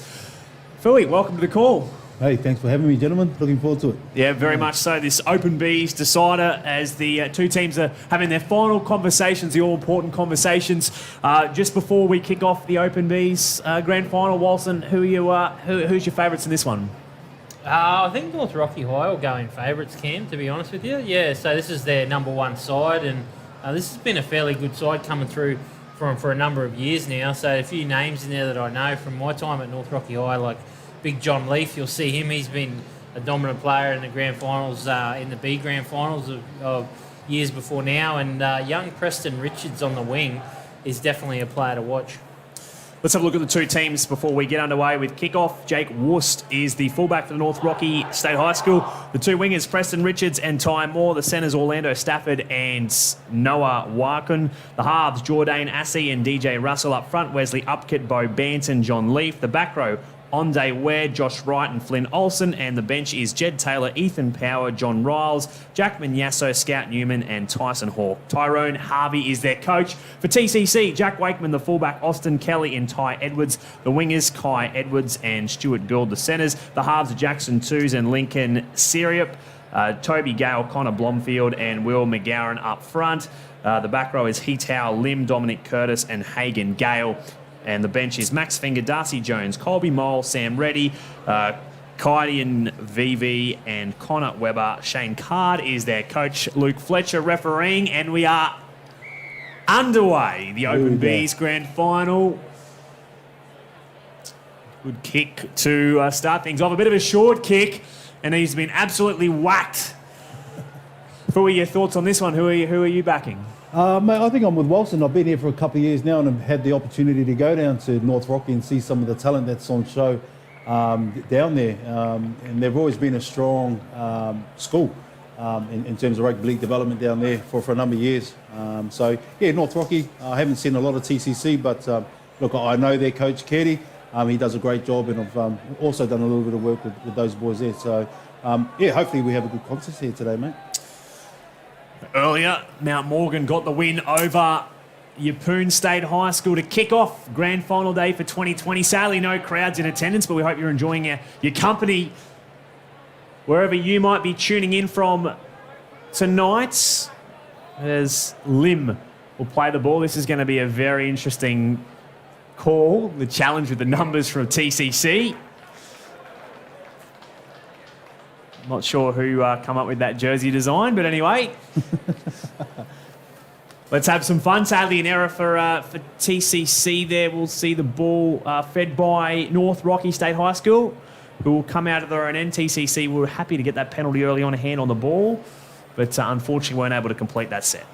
Maybe a little bit of nerves there, Cam, to start the game, mate. But look, doesn't matter what grade you're playing, it's a team that holds their ball, mate, plays in good field position, usually comes up trumps, mate. So, yeah, hopefully that's the plan for both of these teams tonight. Well, Phil, you've played in plenty of big games, particularly a grand final yourself. What was your go-to to calm those pre-game nerves? Oh, yeah, mate, just be relaxed, listen to a bit of music, start focusing on what your job is for the day, or, whether you're starting or coming off the bench, making sure you know what your role is and it's nice and clear. And hopefully some of these boys that are sitting on the bench, they're watching this game thinking, all right, when I get on there in the 20th minute, this is my role and I'm going to execute it. Good kick there from North Rocky High, but a great kick chase there for Jack Wakeman, who picks up the ball. North Rocky High are going to jam TCC down their end of the park. Very, very physical in defence, North Rockhampton State High School.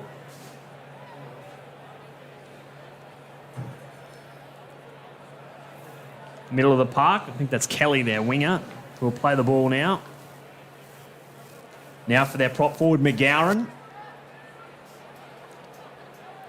Blomfield waiting at the wings, dummy half. Will go to the right. In fact, he will lose the ball, according to referee Luke Fletcher. So another error from TCC. They haven't been able to get away a completed set yet.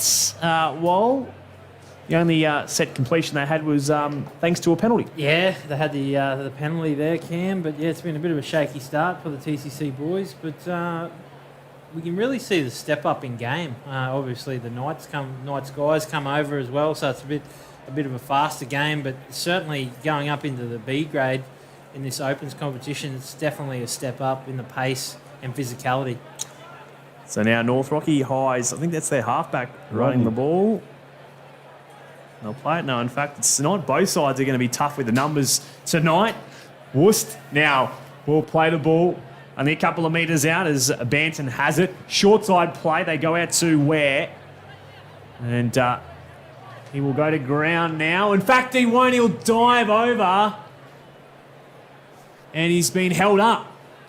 So it was a huge effort there. He wasn't able to get the ball down, was Ande Ware. Plenty of numbers around the ball as they go to the centre of the park. A great line there. Upcut finding their man running short side, but wasn't able to barge over the post. So here they go again. Through the hands, numbers lurking. They shoot out of the line.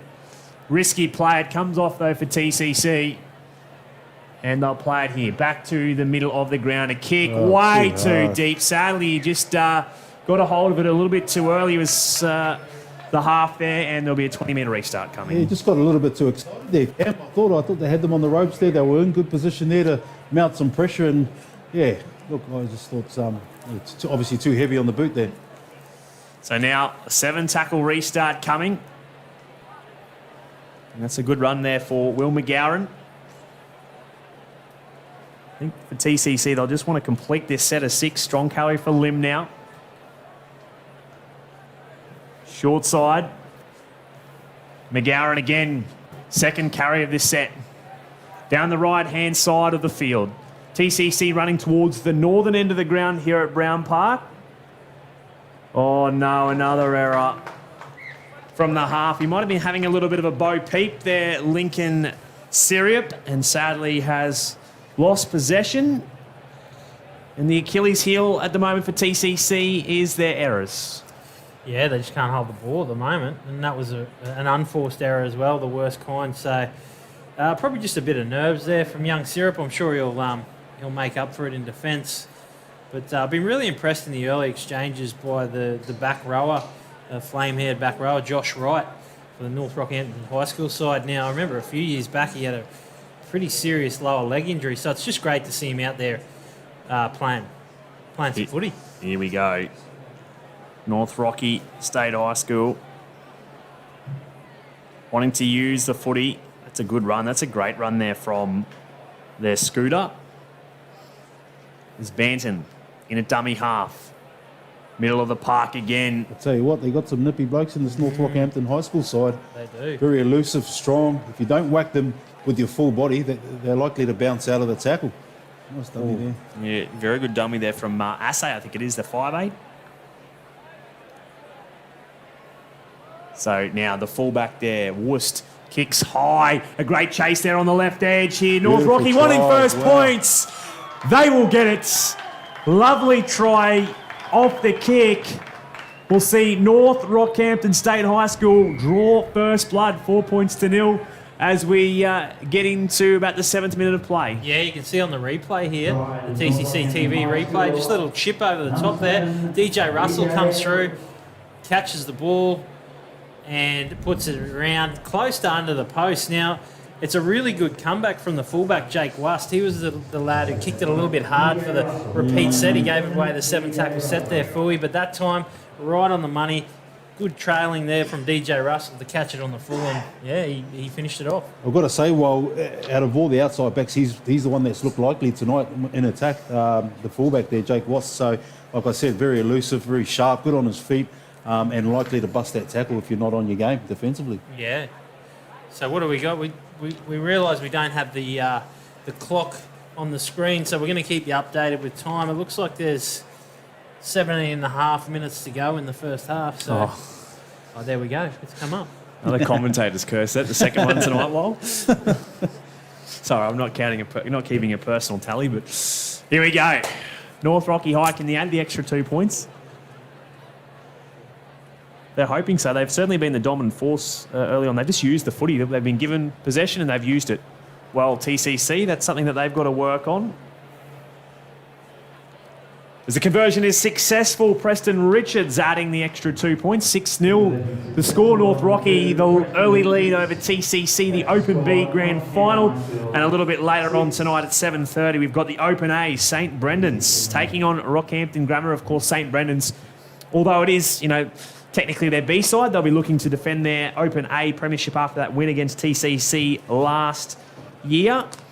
Rockhampton Grammar School, they've been in the mix the last few years. Of course, that year they won Confraternity. 2018, I think, was the year that was. Pretty sure they were the winners of the Open A decider as well, and they'll be here with a vengeance as well. So plenty of footy to come on Grand Final day here in the Rocky Secondary Schools competition. Live from Brown Park. North Rockhampton now. After points, we'll want to get a good set in here. We'll go to Assey, who drops the ball into centre of the field. And it'll be their prop, I think, Upkett, who plays the ball. Assey again, through the hands. A bit of a handful is Ware on this right-hand side of the field. Plays it as they kick it. That's Assey who'll kick downfield. Taken well, though, by Wakeman, and a good completed set from North Rockhampton State High School. Well, clean sheet, though, so far, I think, for their completions. Yeah, 4 from 4, Cam. So perfect start for the North Rocky High side. There's a little bit of ill discipline. This is the second penalty that they've given away. So the coach, Tyrone Harvey, he won't be very happy with that, but he'd certainly be happy with their ball control. It's going to help TCC out. And they're going to get an attacking set of 6 virtually right on the halfway line. The priority here is just get to a kick, get a completed set underway. Strong carry there now for Gale. Play it back to Blomfield. Through the hands. Working the middle third of the park. Blomfield again comes out nicely at dummy half, sneaks some metres, gets the offload. They weren't ready for it, but that's okay. Ball's picked up. They haven't lost possession. Wakeman, I think the fullback, has come up with the ball now. And he'll go to ground about 25 metres out from the line. Another carry here for interchange player, actually. Finger it was, who played the ball. Short ball onto the right-hand side of the field. Here's the last one now coming up for TCC. Blomfield, a dummy half, will go through. Oh, against TCC. I think the call not onto their feet when they played the ball. That's a big penalty, 5th tackle penalty, but going the other way. Yeah, just a bit of ill discipline there, Cam. I was just going to say the TCC coaches would love to just see a completed set, even better, a repeat set, mount some pressure, stay down here. But just some ill discipline there. Like, the basics they learn from a young age, got to play their ball properly.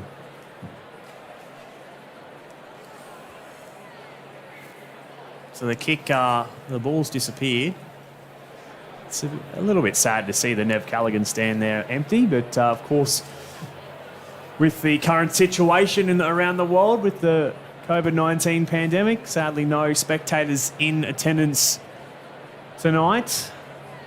Enjoying the coverage, no doubt. Be back bigger and better next year. So they'll finally take the tap.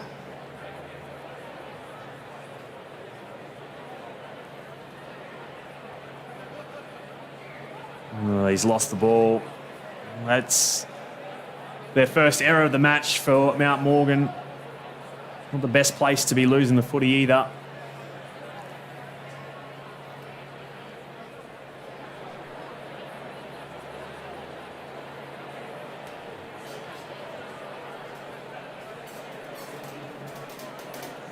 To see what TCC do here, Cam, mate. They've been down here 3 times for 3 errors. 2 errors and a penalty. I think, here we go. Let's repack the scrum. I think Fui, the priority will be get to a kick, but it'd be nice, I think, where they are, field position, 35 out to get the repeat set. Put a bit of pressure on North Rocky. Obviously, The North Rocky side are ahead on the scoreboard at the moment. Absolutely, Cam. Or if not a repeat set, mate, leave it 2 metres off that line in that corner. Make them. There they can ramp up. Yeah, make them work for it. That's something that North Rocky haven't had to do so far, really, is work for possession and then field position. Here we go. TCC very close to the line. Blomfield waiting in the wings, a dummy half. He'll go now out to Syriup, who's short of the line. Blomfield will go out the back through to twos. Now for numbers here. Wakeman runs back on the inside, trying to find the gap between the defenders. Can't do so and goes to ground. Here's the last now for TCC. Blomfield. He'll go out the back to twos. Yes. A long ball out here to Syriup. Kicks it, played at, picked up now by North Rocky. Couldn't offload it. They get a completed set. Cam, I thought twice the pass was on and twice they went back on the inside or dummied it. Yeah. Chance gone begging. Yeah, absolutely. And that's a good run there from their centre in Warkon. Pinching meters, that's something North Rocky have been able to do is, again, when they've had the ball, they've been able to use it effectively and continue to pinch meters. Another carry. Great carry, that. Yeah, that's big John Leaf. He's been punching holes in that left edge there. Gee, that's an ordinary Straight kick. up. It's gone very high. No one's wanted to touch it. Ball comes free. It's okay, gone backwards. TCC get away with that. Great field position here. There's a head clash there. boys. They might pull this game up. So the final stop here, and yeah, unfortunately friendly fire. The trainer will assess them. The boys are probably not going to want to get off the field, but didn't look the best first replay. Don't think the option was the best. It was a kick, a rush kick, I guess, and it was skied in the end. It was no one's to get, and TCC get away with it. Yeah, I thought the setup play for that kick was perfect. You know, you got the ball nice and early. You had a bit of time. You probably could have got a bit deeper there. But just didn't execute that kick as good as he should have. So now here we are, Blomfield with the ball. Oh, that's definitely a penalty. Yeah, it was dangerous. Fortunately for Max Finger, he was put to ground dangerously.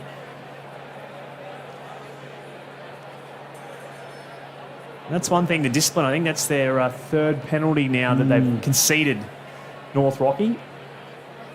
Just a little bit nervous of this right side defence of the North Rockhampton High School side. A couple of times they've been down there. They've had the numbers, TCC, but they just haven't capitalised. But sooner or later they're going to figure it out. That's a fantastic run, Mole. Oh, so close. He's dragged the ground now, 8 metres short. Just hands, and it's try time. Oh.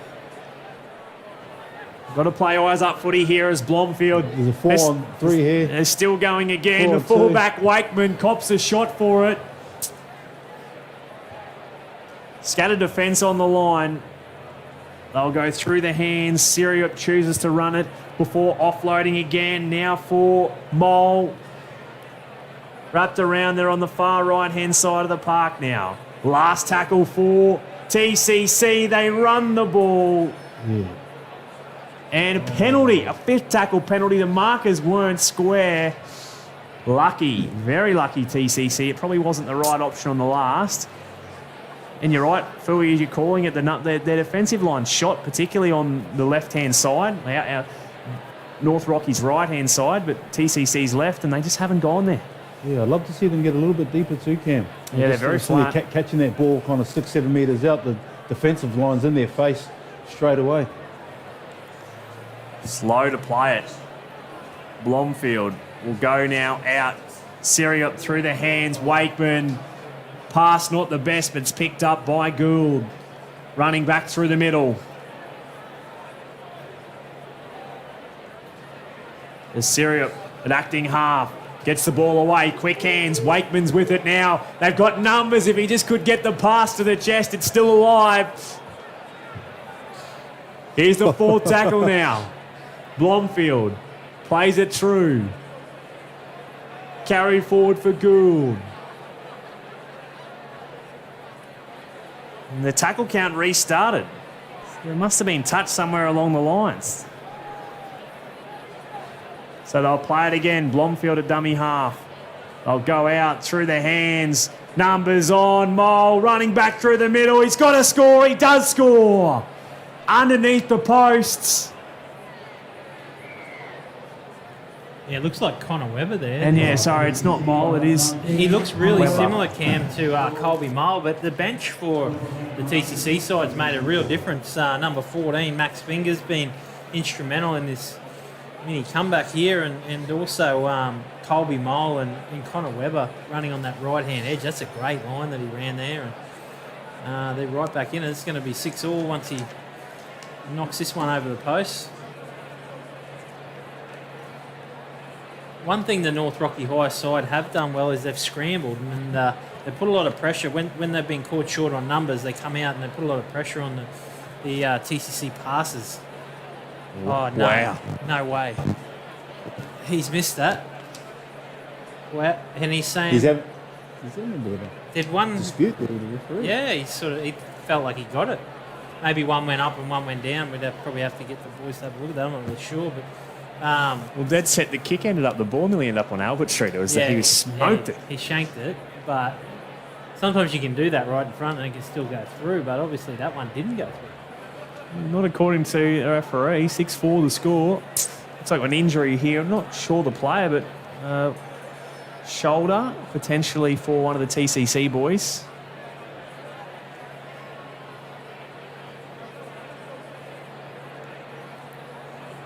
Five and a half minutes to go in this first half. It's gone quick, hasn't it, boys? Yeah, it has, hasn't it?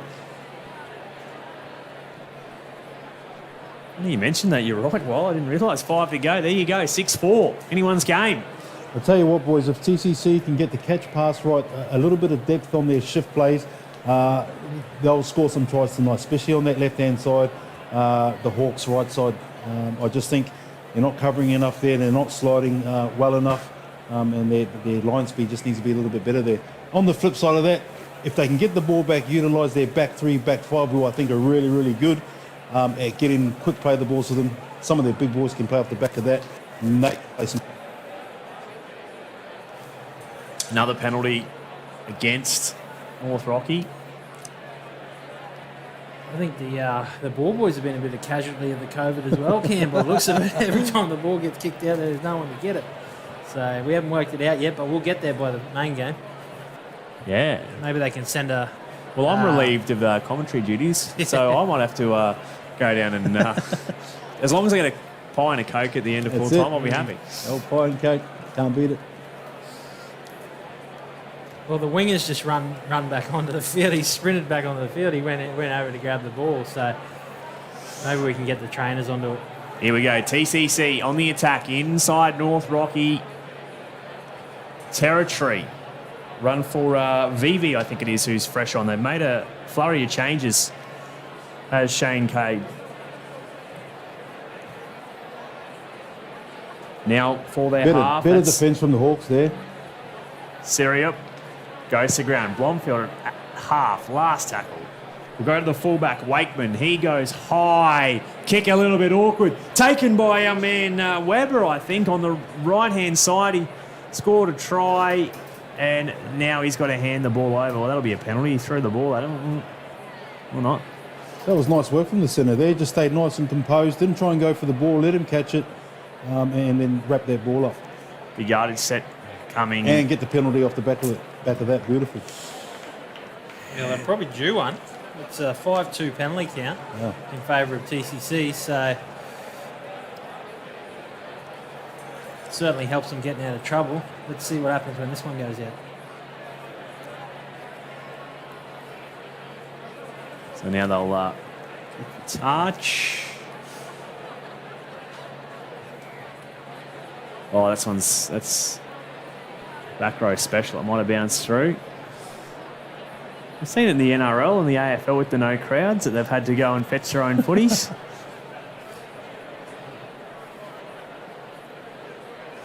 It's a bit like kicking the ball over the fence in the backyard. don't have to awkwardly knock on the next door neighbours and go, oh, can I just grab the footy? So now, North Rocky, they've been starved for possession a little bit, so they want to use the football. But an error has come the way of North Rocky. TCC jump on it, and again, given good field position. Just before half-time as well. Oh, bang, that's a heavy hit there for Lim. Might be a little bit sore tomorrow when he wakes up, Blomfield. Dummy half. Now for Curtis. Middle of the park. Working middle of the park. Syria quickly gets the ball away into their back rower in Lim. Goes to grounds.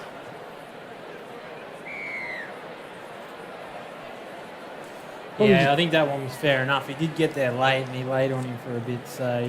Probably a bit of miscommunication there from the halves of TCC. I think they wanted to go one more to the right just to set up a bit better. Here we go. Blomfield, dummy half. He was pressured. Siriop through their hands. Now for their half. A nice little show there from Twos. Nice tie in there. Goes to ground. Blomfield again. Now for Weber. Wrapped up around.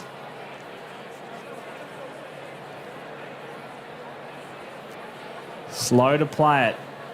It'll come out the back. Syria from fancy footwork from him. Throws a little bit of a dummy and crashes just short of the line. Fourth tackle now for TCC. Going through Twos. Wakeman. Through the hands again. A Harbour Bridge pass. Goes into touch. Beautiful pressure there from North Rocky High there. Up in their face, making them play nice and early. And forcing the error there.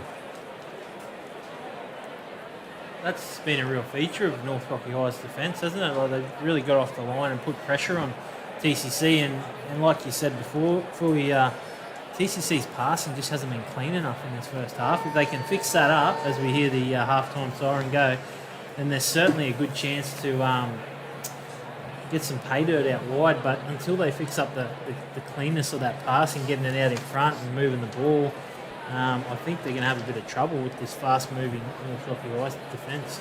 Absolutely, mate. I think Shane Caird and Paul Dever, that'll be on the top of their list. Is let's fix up our core fundamental skill in terms of our catch pass and put more pressure on North Rocky High's defence. At the moment, they're not quite getting it right. So at half-time, it is North Rocky, a narrow 6 points to 4 lead here in this open B decider. We'll take a break and then we'll be back with the second half shortly.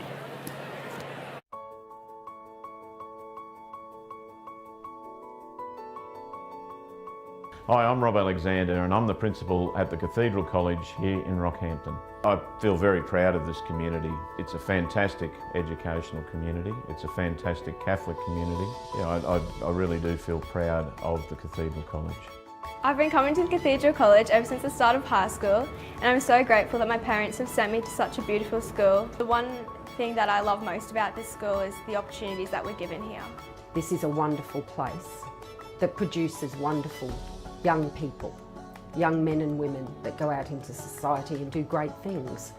I think you can't go wrong here with the education, with the cultural aspects, the sporting and the spiritual. We truly encourage students to live life in all its fullness. If I were to describe TCC in 3 words, they would be community, loving and welcoming. We're all one big family here. We all have each other's backs and look after one another. The teachers at TCC, they will always listen to you. They really want you to do your best, and they'll always help you so that you can further yourself for the future. The teachers make me feel welcome here at school. They know that they're always here to help you out. They're trying to get the best possible grades out of you. I feel really supported here at TCC.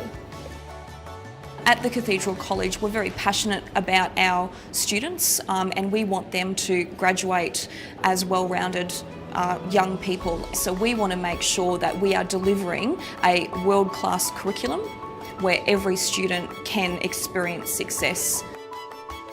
I feel very happy to send my children here because I'm seeing the results that we're getting with our children.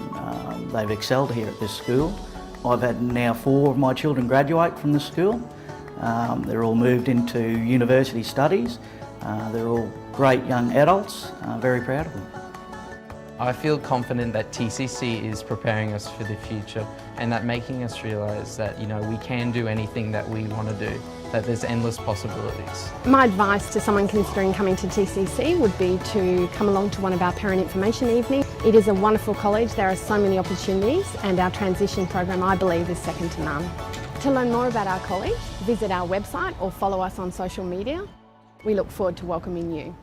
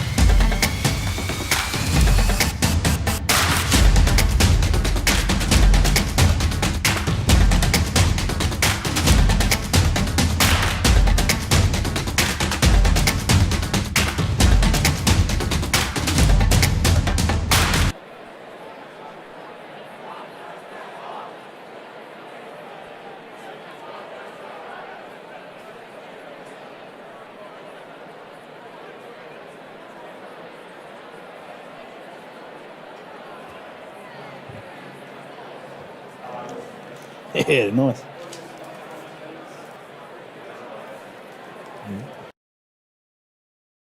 The Open B's grand final between North Rockhampton State High School and the Cathedral College, 6-4 is the score. Cameron Stallard, Dave Faumu and Walson Carlos joining you. Fui, interesting first half, and it sets itself up for either side in the second. Yeah, look, I thought the first part of the first half, mate, North Rocky Hawks were really, really good. They were clinical, they were getting to the end of their sets, and then kind of the back end, they started a little bit of ill discipline, some errors, and TCC started coming over the top, winning possession and getting good field position, mate. So it's an interesting game here. It could be it's tip for tap, anyone's game. What's the message if you're...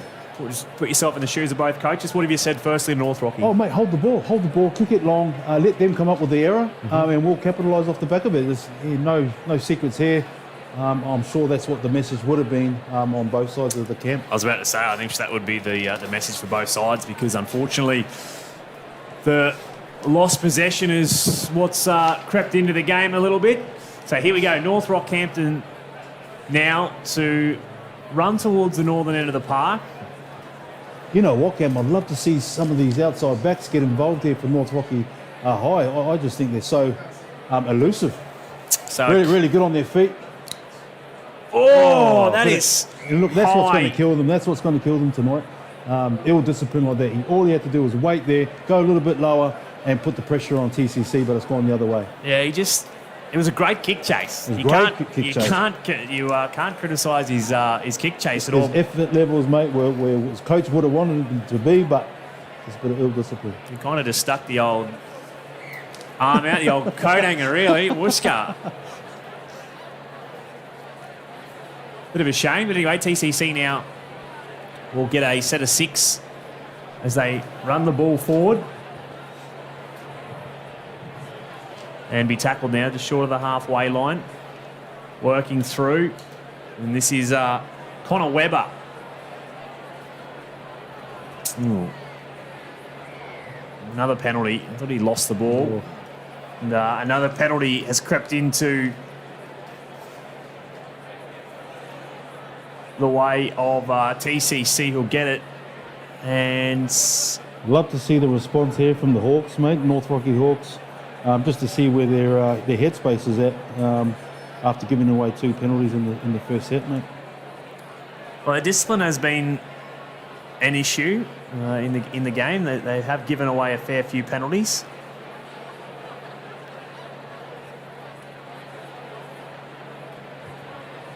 They take the tap. Some good contact there, first up.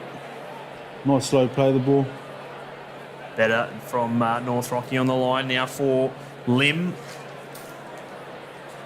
Will go to ground. They quickly play at a short ball. This is Mole now. Referee saying play on. Play the whistle, lads. So change ready now on the field at dummy half, but they'll give it to Syria. 6 more will be the call. It was played at.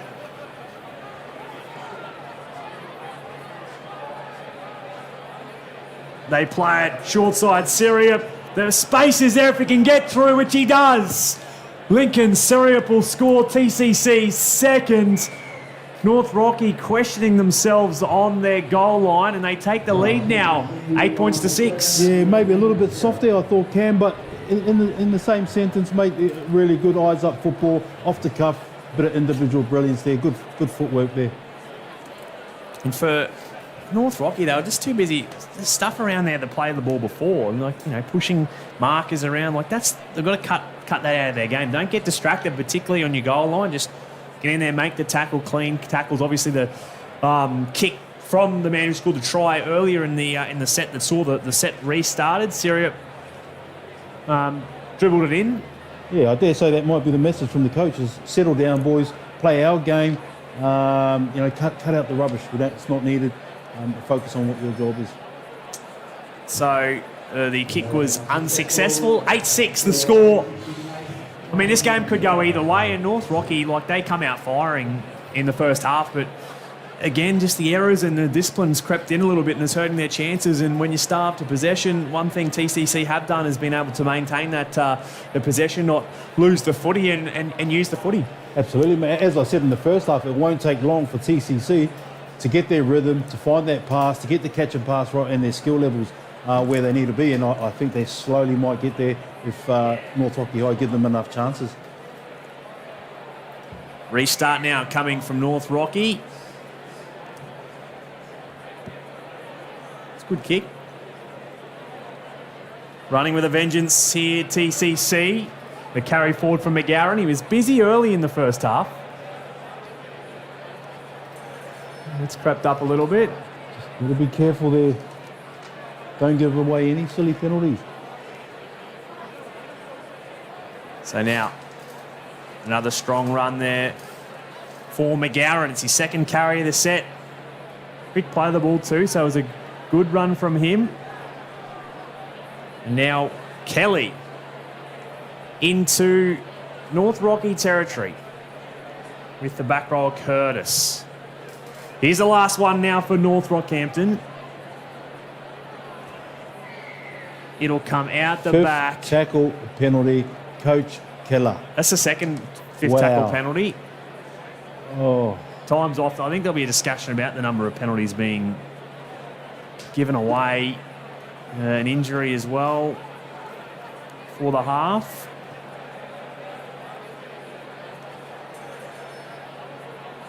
And yeah, that is going to hurt. They've got to stay here strong here, the Hawks. We know they can defend their line. We've seen it. They just can't lose the plot now. Strong run there from Kelly. He'll go to ground now. He's about 8 metres short. Plays it back to Reddy. Great line speed, good pressure. Now, sorry, saying to Weber. No, just got to say, you've got to keep tying it, got to keep working hard. Get back into the line and do the same again and again. Goes out the back. Beautiful line speed again. A little bit of a knock on there. And that's the pressure that the coach wants from North Rocky High. Beautiful. Good defence there. A little bit of pressure. And that's the result you get there, Cam. It's amazing when you can just put your head down and focus on, you know, putting the pressure on TCC there, North Rocky. They needed a big play and they come up with it. So the scrum to pack now, 25 out. Just want to get to a kick. They're only down by 2 points, North Rocky.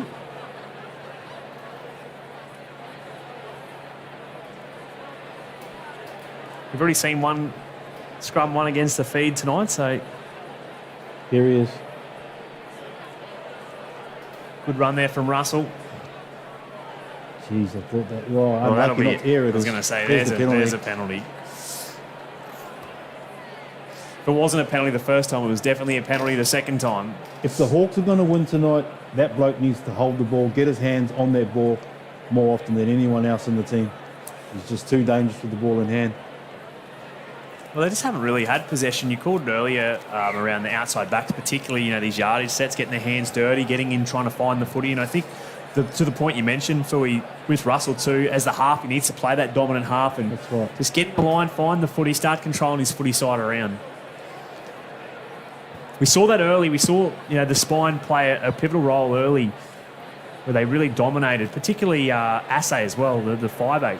He was heavily involved and just shied away. Another penalty, a push.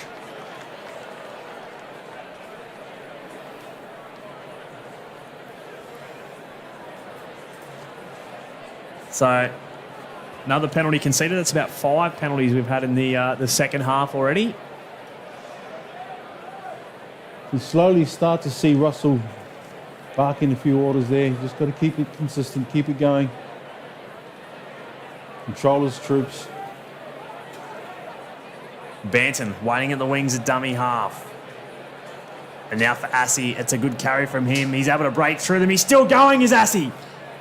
Goes to ground now, 5 away. Slow to their feet, dummy half. It's just short. Gee, there was a gaping hole on the TCC's left edge defence. Goes out Russell with the footy, shows it. Doesn't fool TCC defenders and they go to ground. Here's the last now for North Rockhampton. They continue to work the left-hand side of the field through right. He'll be held short of the line. Not the worst place to turn the footy over. Yeah, again, I just thought a catch pass was required there. But like you say, 2 metres off the line, not in a bad position.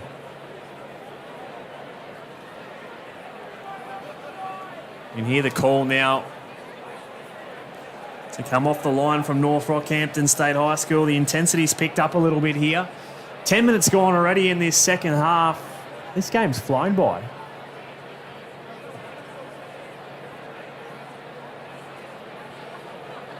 So they're just coming out of their own end. A bit of a yardage set here. Blomfield goes to the left-hand side of the park. It's a good run. That is a great run, actually. I think it's Finger. He's been busy. So they kick now from the half. Syria, deep kick. Taken, though, by Worcester after the bounce. Lucky not to go into touch.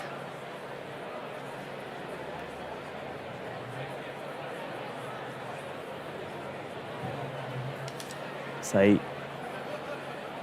go to the hands, their centre, Stafford. Gets the offload. They needed it. They were getting too close to that eastern touch line.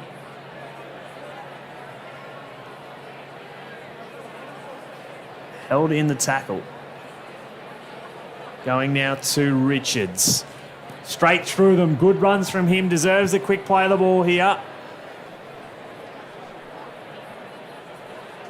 Goes through into Russell's hands.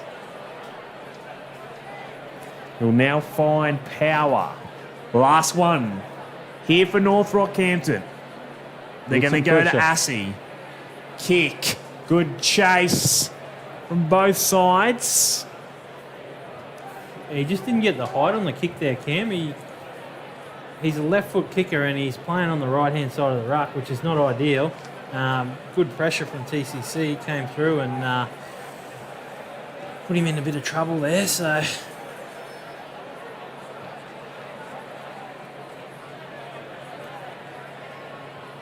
now for TCC, just short of the halfway line. Big carry there for Max Finger. Oh, another penalty. There's been a lot of penalties today, boys. Yeah, a lot of ruck penalties.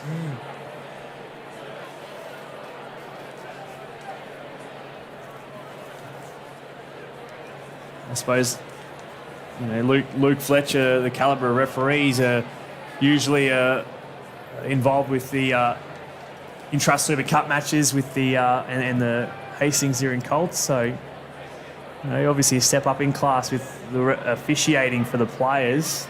And he's going to be told to go back on the mark and play it. So now through to Curtis. Blomfeld. Very tight around A, B and C, North Rocky High. Using numbers. Good line. And it's Webber cut down.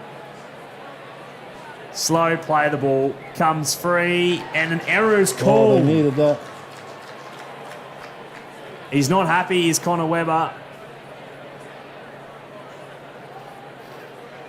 But they did need that, North Rocky. I just think the front rowers, the middle players for North Rocky High need to roll their sleeves up as they did in the first 10 minutes of the game and get them down the paddock so they can get some good field position if you can.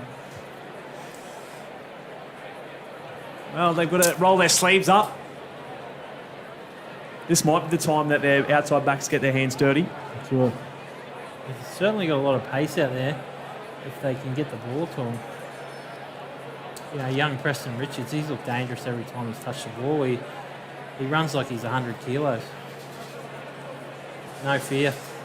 What you want to see at the back of the scrum. Absolutely.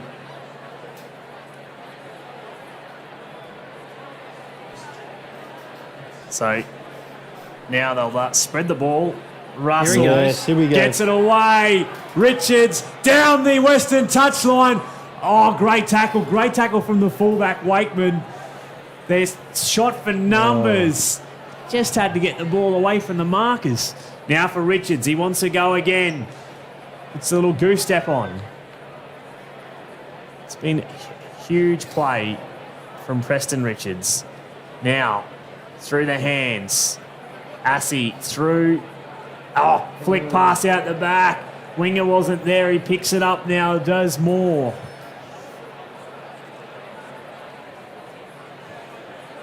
They push him to ground. Last tackle now for North Rockhampton. Slow play of the ball. And a fifth tackle another penalty. fifth tackle penalty. They weren't rolling out. He was... That's a coach killer. He just starfished there. I was about to say exactly. I was about to say the same thing. He's just dead set flattened out on the ground. And It's like he's in Yeppoon Beach. Enjoying the raise, the big fella.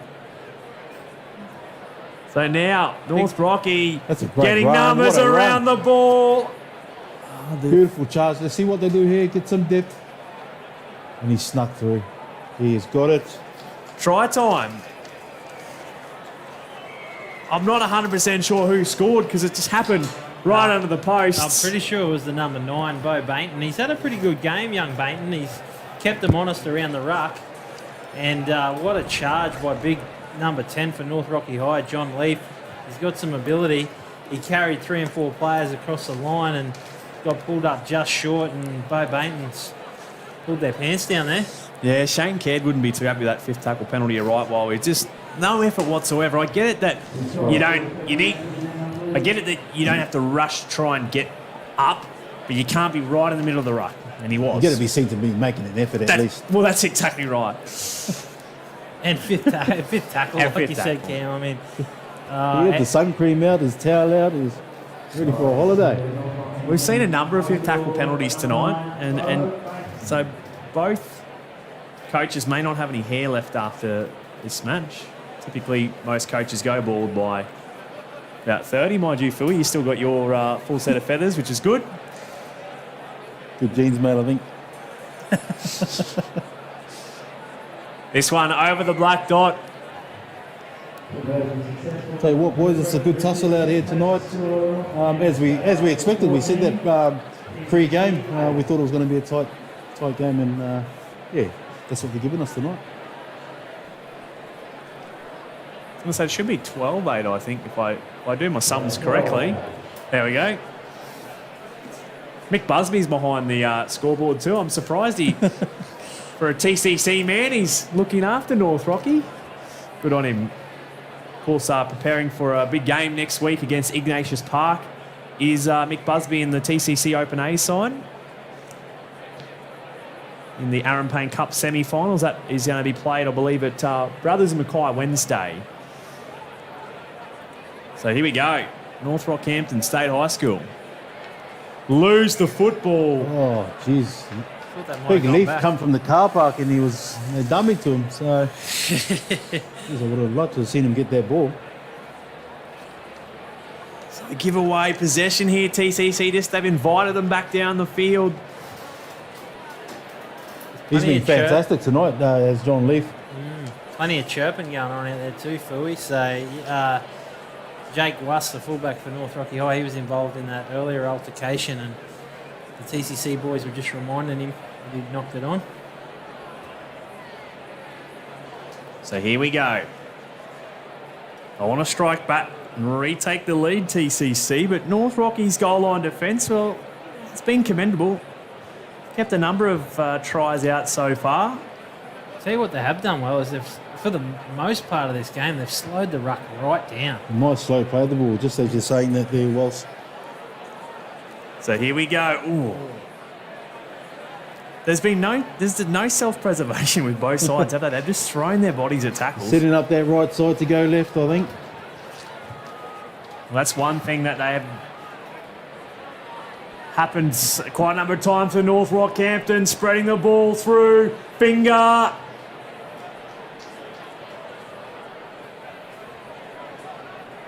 In fact, it might be Weber, sorry. Oh, here we go. Wow. It's another one. We probably had about 4 or 5 of those tonight, lads. Yeah, just dumb penalties. And it was 5th tackle again, Cam, you know, so Coach Tyrone Harvey, he'd be pulling his hair out. I reckon that's probably the 5th tackle penalty tonight. Good aggressive defence there, putting the pressure on TCC. You've got to back it up. That's something that they haven't lacked, North Rocky. They've certainly been in for the fight. That's great line speed. They've got to go there again, though. You know, you That's can right. only sustain that so often. They've got a nice deep back line. Here we go. Now is Mole. Now's the time to go right. Big boys have got to move to position. Dummy half run is Blomfield. Muscle up. Great defence. Defending with courage. Now for Mole. Not the right option. Numbers all around the ball. Ball comes free. And there'll be no advantage there. And a scrum will pack 10 metres out. It's selfish play, really. They set it up. They had a massive, you probably can't see it on the screen, but they had a massive line out to their right. They were nice and deep. They'd drawn in the defence. They had them short for numbers. They probably had a 2 or 3 man overlap out here, TCC, and 2 plays in a row they went from dummy half. Just a bit of white line fever there, Walsh, and tunnel vision from the hookers not looking up and where the play should have went, and yeah, Probably trying to solve the problem on their own. Yeah, time of the game as well, Philly. I think, you know, if they looked at the clock and gone, you know, 4.5 minutes, I can be the hero for the team. So can they hang on here? North Rocky High. Just got to get to a kick here. Muscling up in defence is TCC. Great defence. Huge play. And that's a silly penalty. Mate, I'll tell you what, Katie is having a heart attack. Well, both coaches, I think, would be. But, yeah, that was just a dumb play. Grabbed his jersey on the way through. Like, boys, they had him there. They made such a dominant tackle. They lost metres in the play. And all of a sudden, they just popped it in. You know what? They milked the clock here too, North Rocky. Yeah, well, it's just a schoolboy footy too. You know, there's a lot of passion involved, and you know, there's a few heated exchanges out there. But it's by and large, it's been a really good game. But certainly, there's been a lot of ill discipline from both sides.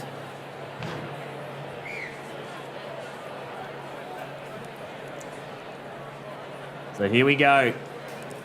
North Rockhampton, 30 metres out.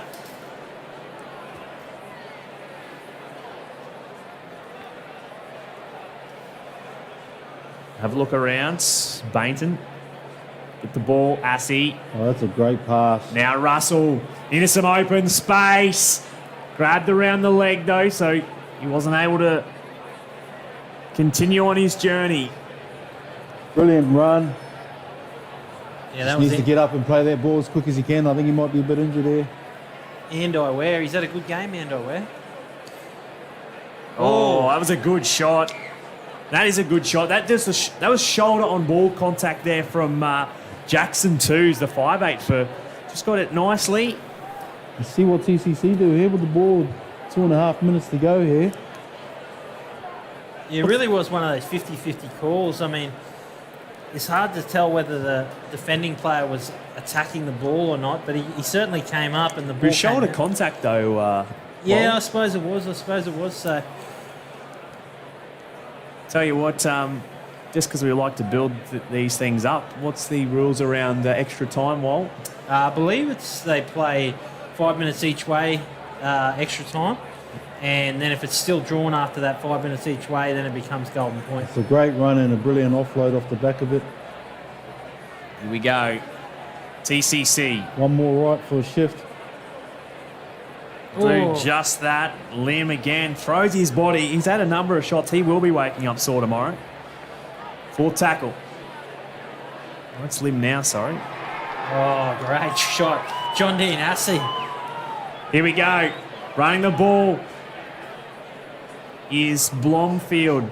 Goes to ground. Last tackle now. 90 seconds remain. Short. And they hold him to ground.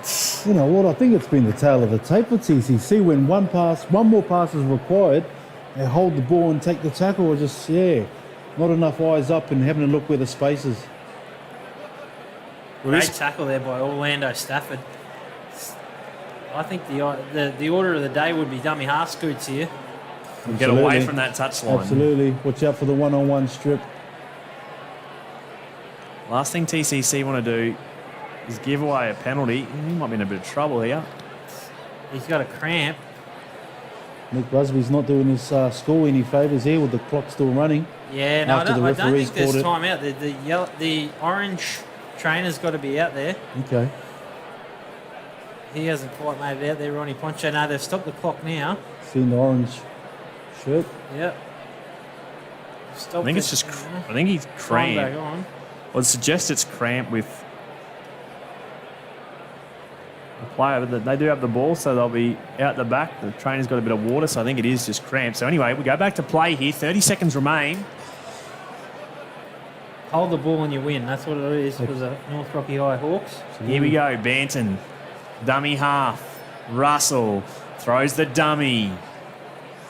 15 seconds remain. You just find touch here, you would think. Last tackle, milking the clock for all it's worth for the ball. In fact, they're going to run it towards the other end of the park. They're going to want to win it in style right in front of the Rocky Leagues Club. The ball sails onto the roof and they've grinded out a victory, North Rockhampton State High School. 12 points to 8. A big game. They were able to hold on a couple of scares. TCC had the lead early in the piece, but North Rocky, too good in the end, 12-8. Yeah, time to shake hands, boys. Good work. Great game there. So, still going, the boys. Either Leafy or Wusty or... it's I don't know why they're still going, boys. It's over. Yeah, it was a great game of footy, and it's good to see the boys shaking hands now. I mean, like we said, it was played with passion, and that's the great thing about schoolboy footy. There's so much passion involved in it. Looks like the referee, Luke Fletcher, wants... This game might not be over yet. Surely we just call it. I don't think there was anything untoward, was there? Surely not. Surely we just call it. Tell you what, boys, I'm looking forward to this main game. St Brennan's College second gold side. I think it's a gold side playing the Rockhampton Grammar School. Mm-hmm. Certainly is. Here we go. Players being called out. Yeah, it's Jake Wust. He's had a running battle all day with a few of these TCC boys. I don't know if he used to go to TCC or there's a little bit of ill feeling there, but he got into an altercation right on full time. So hopefully there's nothing too much to come of this. But hopefully just a caution, and it doesn't take the light off the Hawks' win tonight. Well, the concern will be if something's happened after the ball's gone dead, the penalty. Yeah, well, it surprised me. I mean, he booted the ball way... So he's just sent off. Someone's been sent. Which is... Not sure why. It's a bit of a shame. There was a bit of a melee. I wasn't sure Been whether sent they were... off. Yeah, I'm not sure. There certainly wasn't The any ruling punches must be surely the time he's going to... There'll be a penalty It's a awarded penalty. Wow. Wow. Two players sent off, I think. 12 Jeez. men. Yep. Last play of the day. Was it 2 sent off? I don't there, know. or- There's 2 coming to the sideline, so I don't know. See, the reserves came on to celebrate, so we're just sort of getting an idea. The ball's come back onto the field. So there'll be a penalty here. TCC, it's not over yet. Hold the phone. They've still got 13. They've got 13 on the field here. Yes. What's... I'm not sure what's happened there. Wow. Here we go. I don't know if I've seen this before. Here we go. What a finish. They'll take it to the line. Will they score? No, I don't think they will. The flag will go up. They had 12. They had 13 on the field. Yeah. Well, I mean... That's it. Doesn't matter now. It's what a crazy finish. Well, this year's had everything, hasn't it? Today's had everything. We've had win against the feed. We've had scrum differential penalty. We've had close matches. And North Rocky, take 2. They can celebrate this time round. I don't reckon the boys will be getting into things with each other this time round. We can finally say full time, 12-8. That is the final score. North Rockhampton State High School are victors. Fellas, play of the match. Thoughts? Yeah, I think North Rocky High deserved the win. It was a close fought match, and TCC put in a great effort, but I couldn't go past number 10 for North Rocky High. I've been a big fan of his for a number of years now. Big John Leaf, he ran great lines. I mean, there were some standout players there. Preston Richards again, he plays well above his weight. And Ware was good on the edge as well, but for me, I liked number 10, John Leaf's effort. Yeah, absolutely, mate. Jake Wast was really good. Preston Richards, he looked likely every time he touched that ball, very sharp on his feet and getting half breaks. But like you said, you can't go past John Leaf today. And I'm the same, mate. I've been watching him for the last 2 years. He's been in our academy systems, and mate, he's a junior capra. And look, I like what I see out of him. Big, fast, kind of that Jesse Bromwich type mould in terms of his physicality.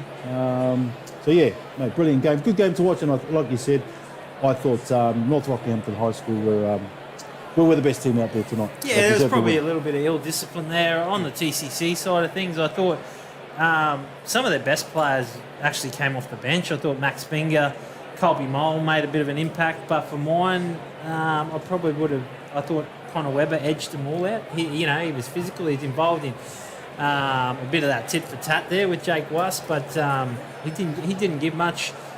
He certainly put in some really spirited runs on the edge there and scored that brilliant try in the first half. So I think Connor Webber will go close to picking up the man of the match for the TCC side. And just on another note there, look, this is development year for TCC. I think if they can stay together, keep working on their core skill. I thought that let them down tonight. A couple of their catch passes, as we mentioned in the commentary. They get that right in a couple of years' time. They're going to be a brilliant side. Yeah, they certainly will be. So what a game of footy. We will head out to the middle now for the presentations.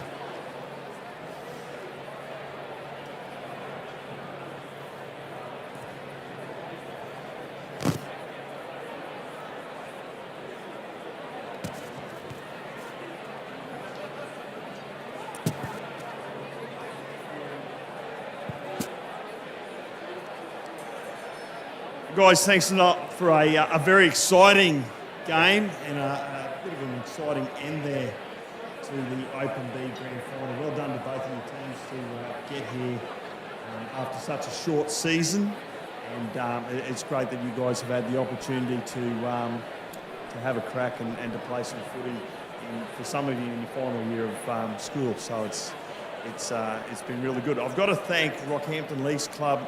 We've got the chairman of the board, Mr. Graham Crowe, here with us.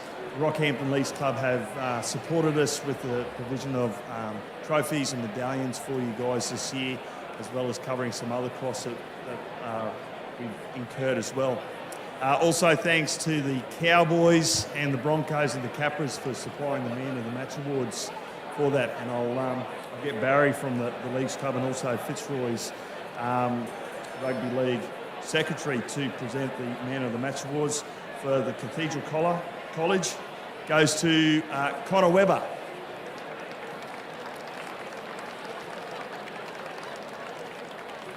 And guys, we can't shake hands. We've got to do the elbow bump, unfortunately. Good on you, Connor. And from North Rocky High, John Leaf. Johnny.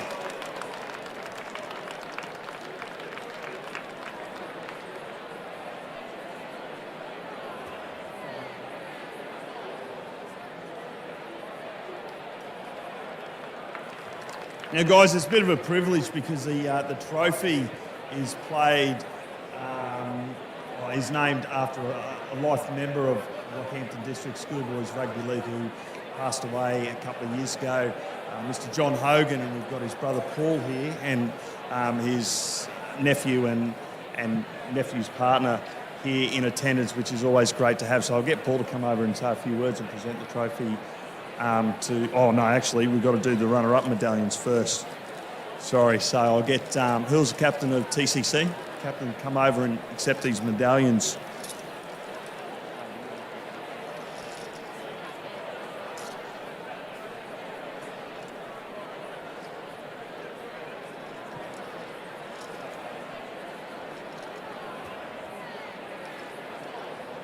Firstly, I'd just like to thank North Rocky for a good game. They've been the dominant side all year, so thanks for coming out tonight, boys, for a good game. I'd like to thank our coaches, Katie and Devs, taking their time to come and coach us. Thank you, really appreciate it. The boys, thank you. We had a good season. Can't say much more than that. We're here. That's all I say. Thanks to the refs. They did very well tonight, so thank you. And thanks to Rocky District Secondary School Rugby League for organising this event and letting us play rugby league for the year. It's pretty special considering what's happened throughout the year. So yeah, thanks guys.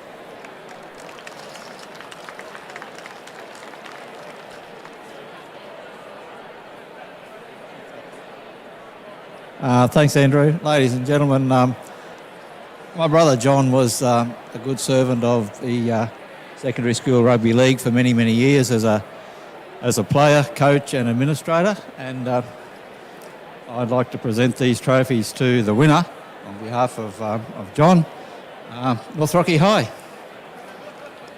The North Rocky High captain, please.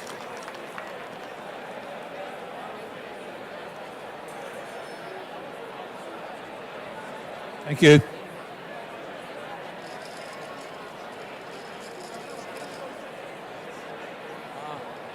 I just want to thank TCC for a good game. The boys turning up. Turning up every day. Alvi. Umpy. Yeah, the refs. Rockhampton District School for organising this event. And Harvey, you know, taking time out of his life, coach us, and the boys ripping in. Oh, wow. Yeah, that's the bar. Well done, boys, both teams, for the effort that you've put in over the season and tonight. So that's the end of this one. We're about 15 minutes away, and we'll have the kick-off of the Open A's between St Brendan's and Rocky Grammar. Thanks a lot, guys.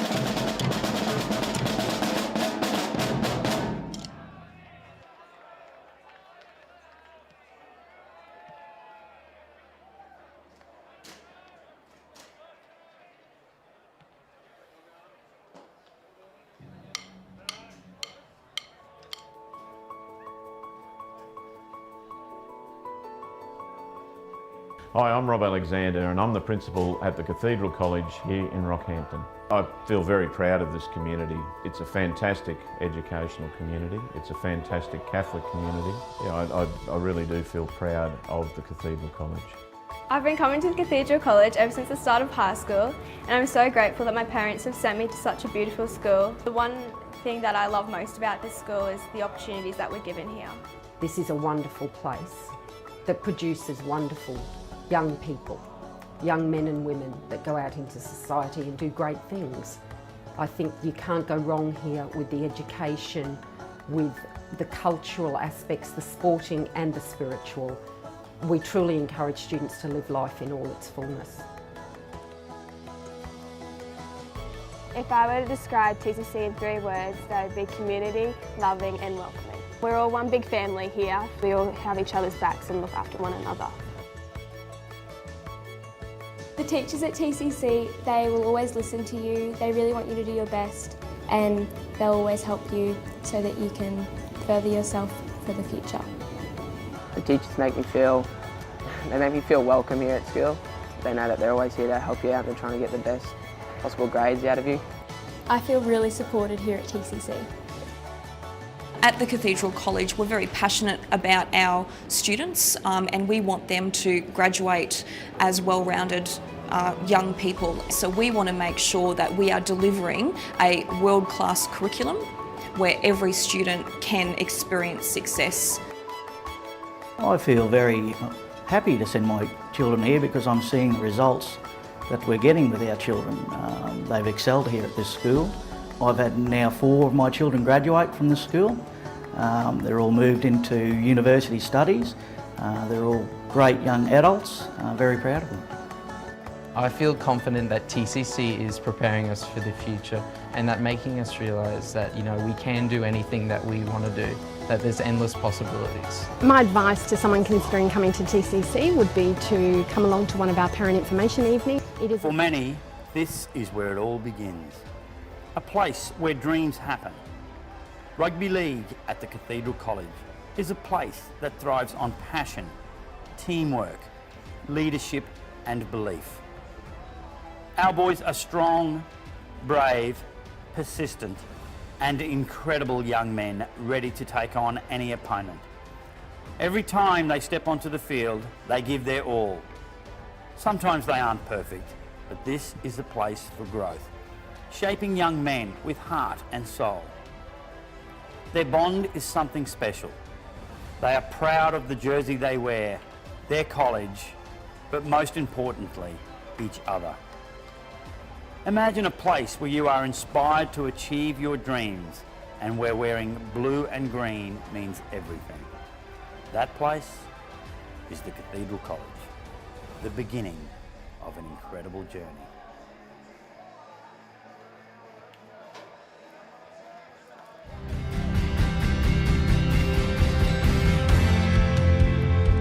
There's so many different boys here at St Brendan's. All my mates are from different cultures and different backgrounds. Some are amazing in the classroom, some on the sporting field, some just are amazing blokes, and that's really what makes St Brendan's what it is. St Brendan's College students that finish up here are renowned for that rounded and grounded approach to life. So we're very proud of the students that leave this college. We have students strong in mind and gentle in practice and walking out to be wonderful citizens and contributing members of society. Before coming to St Brendan's, I've heard a lot about it, and since I've been here, it's been everything I expected it to be and a lot more. The curriculum at St Brendan's has been designed with boys in mind by teachers of boys using the work of theorists in boys' education. We offer a wide range of VET subjects, as well as offering a strong academic program for the boys who wish to pursue an OP or university pathway. These diverse pathways help each young man to become the best young man he wants to be. I feel comfortable coming to St Brendan's because I've got people around me that can help with anything. I'm confident that St Brendan's College will provide me the pathway to my future. This is a really great school. Now that I'm in grade 12, this is just a great school overall, and I'm really glad that I came here. I've definitely made the right decision to come here because I've just never met a better group of mates, and dead set teachers here, they're so much more helpful. Staff, a lot more friendlier, you know, it's just the best environment. In the school, the teachers are really good, the teachers are unbelievable. They have the sense of like, actually want a teacher, like they're not just doing it for a job, they actually want to make you learn something, make sure you do learn something. St Brendan's is a school where they challenge and extend boys to be the best young men that they can be. Oh, I love being aboard here. It's the best. I'm really happy to be here at St Brendan's. When I come here, I feel safe and I feel at home. I look forward to coming back to school because I know I've got heaps of things here to do and I don't get bored. We have boys from all over the country and all different cultures, so it's really important for us to understand some of their culture and what to expect and how we can gently transition them into boarding.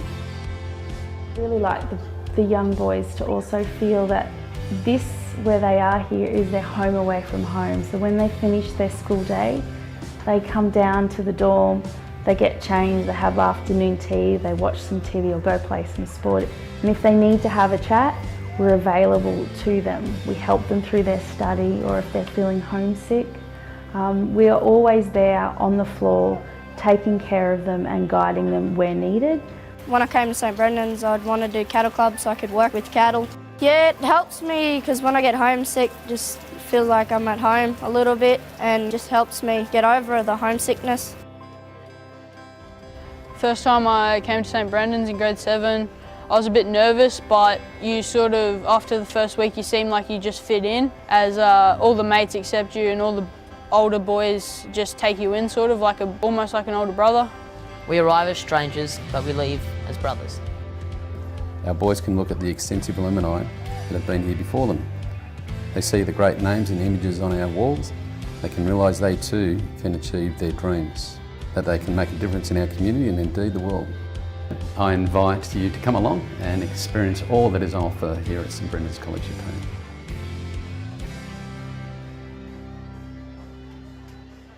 Our magnificent new home emerges to take its place in the Cowboys' story as a beacon of inspiration and hope.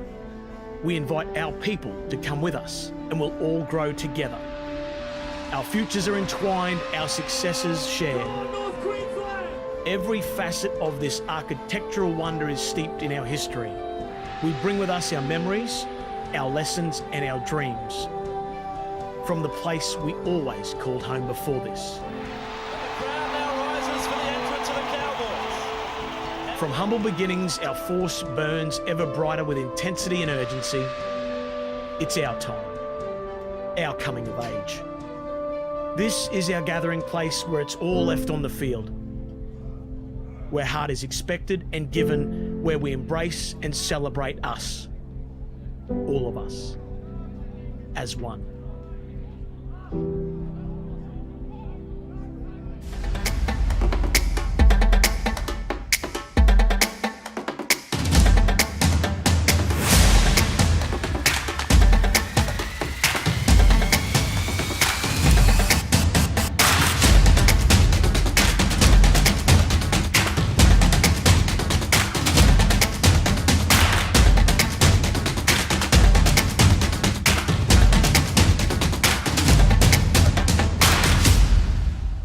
There's something for everyone at the Rockhampton Leagues Club. Enjoy a coffee and cake in our cafe, and the children will love our new kids club. Our renovated venue offers a great dining experience for the whole family. Come in and enjoy the all-new Rockhampton Leagues Club.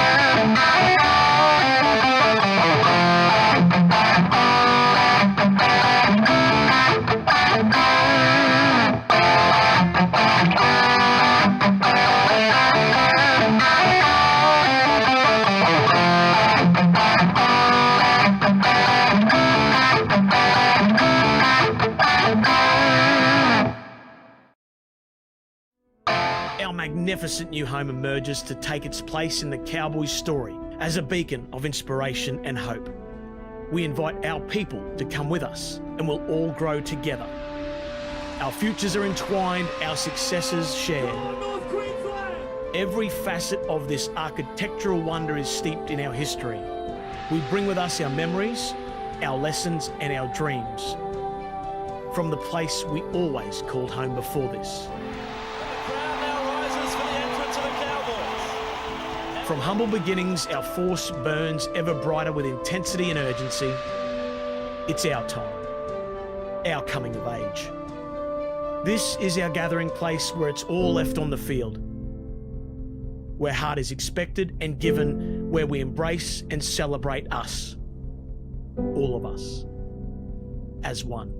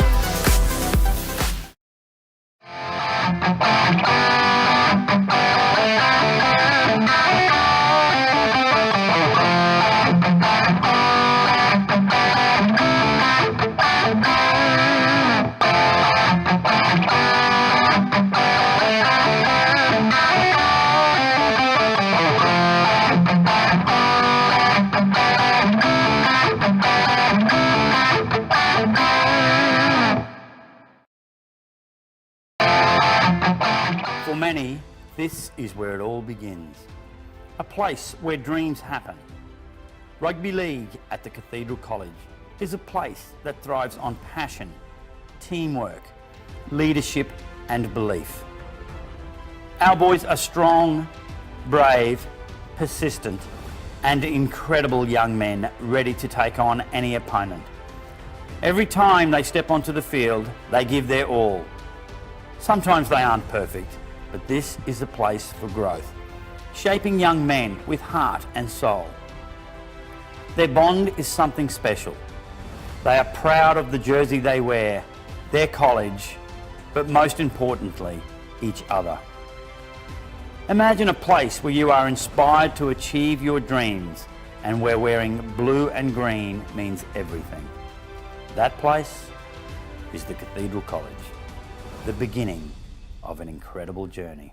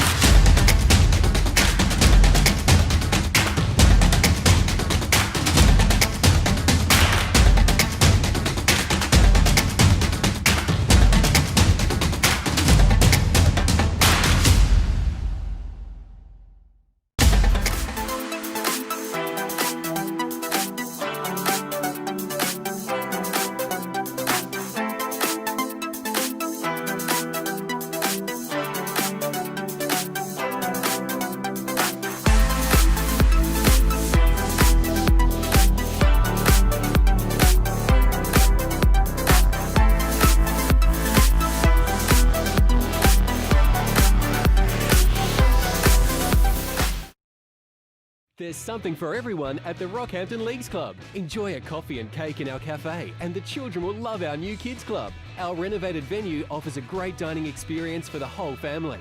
Come in and enjoy the all-new Rockhampton Leagues Club. There's something for everyone at the Rockhampton...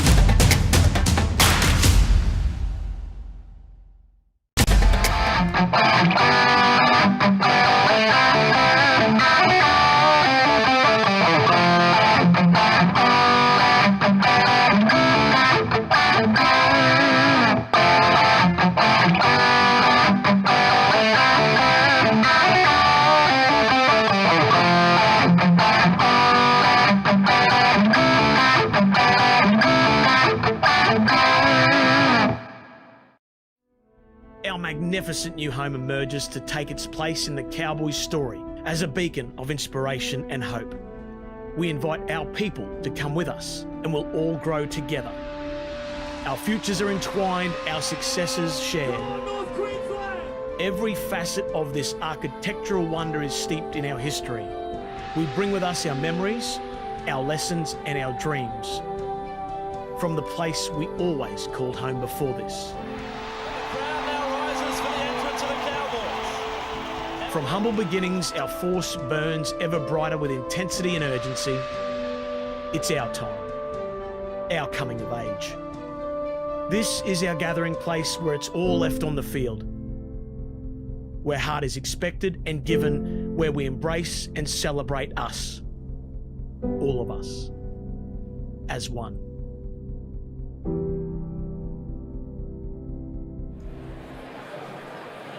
Well, good evening. Welcome to the beef capital of Australia, downtown Rockhampton. Here we are at Brown Park on an absolutely glorious evening for Rugby League. Rockhampton Secondary Rugby League. Now, we've had a couple of cracking games already. The big one on the way, of course, Rocky Grammar up against St Brendan's. G'day, my name's Mage.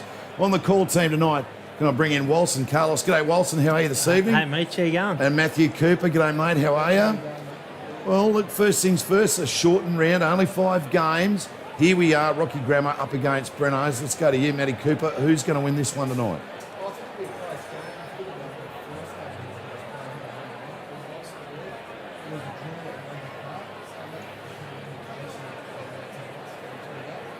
Looking forward to a good contest. Obviously, coming from St Brandon, so I hope that St Brandon's able to get the chocolates tonight, but should be a good contest. All right, Wilson, I noticed before you're walking around with a Rocky Grammar jersey on, which is rather interesting, so we've got it set out nicely tonight. Your call, who's going to win it?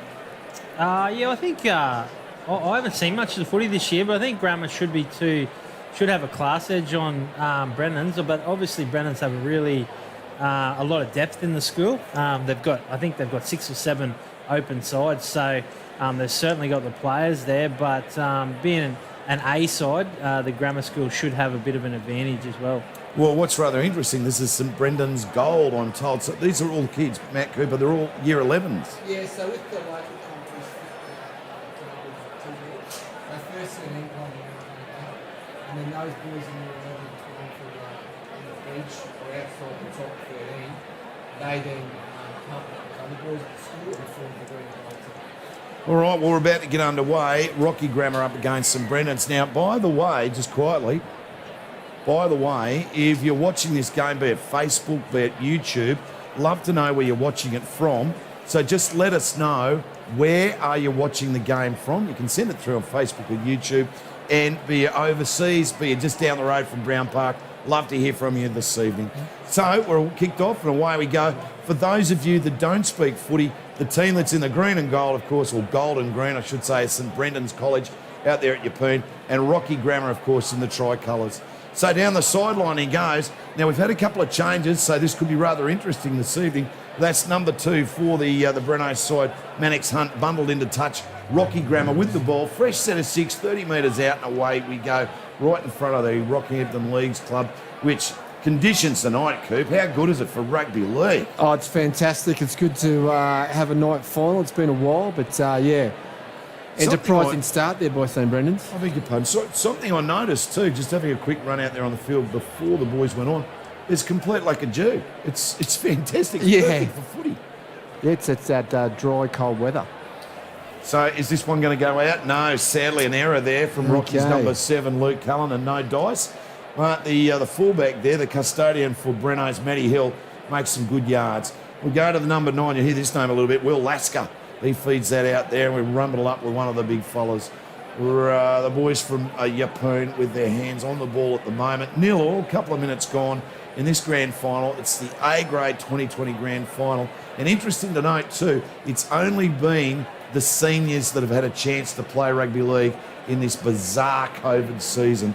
Lasker with the ball, wrestled down to the ground there by his Rocky Grammar man. They'll go left-hand side. Through the hands will they go? No, it comes back in there to Tane Corona. My Corona. Right in front of the sticks, 10 metres out. Lasker goes left. Bang, inside ball again. They're playing the old Dewey game, the Jew foot game, and he just can't make that. But penalty, says the referee. Yeah, that was Noah Cook, and then gave that inside ball. It was a very skillful back row, and he picks up Owen Paddy.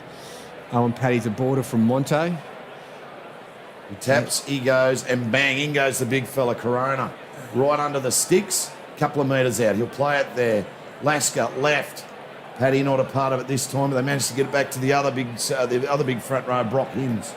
Was it Hines or Hines? Hines, yeah, Brock Hines, yeah. Through the right-hand side, Paddy goes out to Hill. He beats 1, beats 2, beats 3, can't beat 17. He'll play it 4 metres out. Lasker goes to Paddy. Oh, nice hands. The funny little kick on the ground. This could come up trumps. Referee says, nah, I don't think so. Yeah. I think he's got an accidental offside there, so Brennan's will get the ball back, I'd say, but it's ricocheted. I don't know if we'll see the replay there, but he's put in a little kick, young Owen Paddy.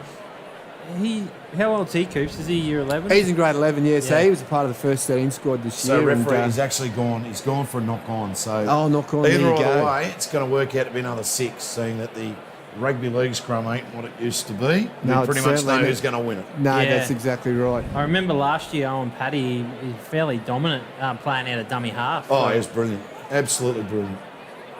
Gee, don't think beautifully. The number 6 there, that's Bladen Dodd, passes on to Matt Hill. Try, I can tell you that now. There, right-hand, left-hand corner. Try time. Yeah, that might be Mannix Hunt.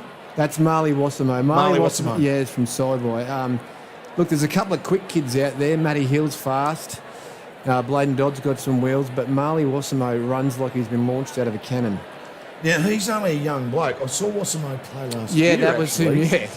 And he played in one of the early games, and he came on and played seniors, if I remember correctly. He had a good game.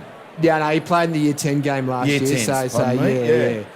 Wasserman, that's yeah. that name, righto. No, he's got top end speed. So he's got bigger and faster. Well, he's certainly gotten faster. I don't know if he's gotten bigger, but he's certainly gotten faster. Yeah, no, he boarded from Saibai Island, which is right up the top of the Torres Strait. Yep. Yeah. So he's been at the college since about grade 8. He's actually a bit of a superstar on the rugby sevens field. I've seen him play a few games of sevens. He's untouchable. And by the way, look, and good evening to you if you're up there around Thursday Island, Friday Island, Sohorn and whatnot. Hey, let us know where you're watching from. So if you're watching this on Facebook or YouTube, let us know. A lot of old boys watching, not old girls as well. If you're all part of the alumni, let us know where you're watching from, please. See if we can get you a shout on the telly tonight. 20 minutes gone, 4-0 up, St Brendan's College. And they're pretty happy out Yeppoon way at the moment. But off we go, Rocky Grammar. So, really, Rocky Grammar haven't even had the ball yet, Coot. Walson, eh?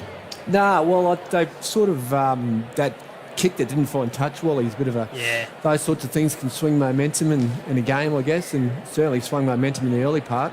Big game nerves, Coops. I mean, he's only in grade 10. Young Luke Callanan, he's a Queensland schoolboys player, so he'll learn from that. Yeah, he's a very talented rugby league player. All right, so a bit of work to do here. Brenno's will ruck it out from their own end at the moment. A little bit of dancing, a little bit of this, a little bit of that. Grammar in control at the moment defensively. So the big number 10 there gets another trundle up. Brock Hines making some good yards there for St Brendan's and their A gold side, I believe that's how I'm to say it. Second man play. Matt Hill shows those feet again. Boy, Jesus, elusive, isn't he? Serious. It's like that A+ I chased at school for 12 years. Never got one of them. Through the hands they go out. Left-hand side. Dodd moves that on and shovels it on. Wassame has a go. Whoa. Yeah, that was a good jersey grab. Devastating. It's beautiful to watch, though. Brenno's bring it round the other way now through the second rower. That's Benny Charles. He gets up and plays it onto Paddy. Paddy control. Little chip. A full-on little chip. Hands for Hill. Pops it over. That's just sweet as a nut. Blake Anders, thank you for coming. Walson, you've got to be impressed with that. On Paddy. Yeah, and magnificent work there from Matty Hill. Matty Hill's got an AFL background. I think he actually plays a bit of A grade for the local Swans. Really? Yeah, he's a very talented athlete. And then on to Blake Anders, who's also just entire teams in Year 11, but he's a boarder from Emerald. And he's also spent a bit of time in the first 13 this year. He's the goal kicker. I've got to tell you, boys, I really wish I could hit the sand iron like Owen Paddy chipped that. Yes, that's right. That was just straight up and over. It was pinpoint accurate. Beautiful.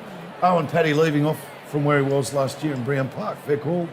Yeah, definitely. I mean, he's playing a different position. He's been so good the last few years playing out of dummy half. He's actually really lethal, close to the line. But playing in halfback, when I saw him in number 7, I was interested to see how he went because he's an elite player. I've been a big fan of him for a number of years now, even though he's tiny in stature. There's nothing to him. But much to him. Yeah, he's very clever, Coops. Yeah, he is. He's obviously he's a little fella, but I'm certain that his best years are ahead of him. His dad was a junior player for the Broncos in the lower grades. Matt Paddy, Matty Paddy, very talented footy player as well, and was a part of that Broncos there in the early 90s when they were winning premierships. But 10-0, Blake Anders converted his own try just by the bye. So a wonderful gallop for the St Brendan's boys to get rolling. 10-0 up, 17 minutes left on the timepiece in the first half. And at the moment, just so you know, there's not very much breeze out there on the field and ideal conditions. Underfoot, it's absolutely perfect and there's virtually no dew whatsoever. So just perfect for rugby league football tonight for the Rockhampton District Secondary Schools Rugby League. And good evening to all the old boys and old girls having a watch tonight. Let us know where you're watching from on Facebook or YouTube. We'll go through a run through that in just a little while, okay? So just send us a little message, where you're watching from, who you're going for, or maybe who you're supporting. Or if you're like Ricky there at Grasstree Beach, you probably want to tell us how well you went about 3,472 years ago when you were at Brenno's. Yes, right. So scrum it down. Oh, I missed that. So whose ball? I think it's a knock on to in favour of St Brendan's. So those little things certainly shouldn't be going their way at the moment. Well, it would be fair to say at the moment Rocky Grammar haven't had the ball yet. No, they haven't. We're just coming up to 10 minutes into the game. Remarkable. You're getting killed out here on the left edge.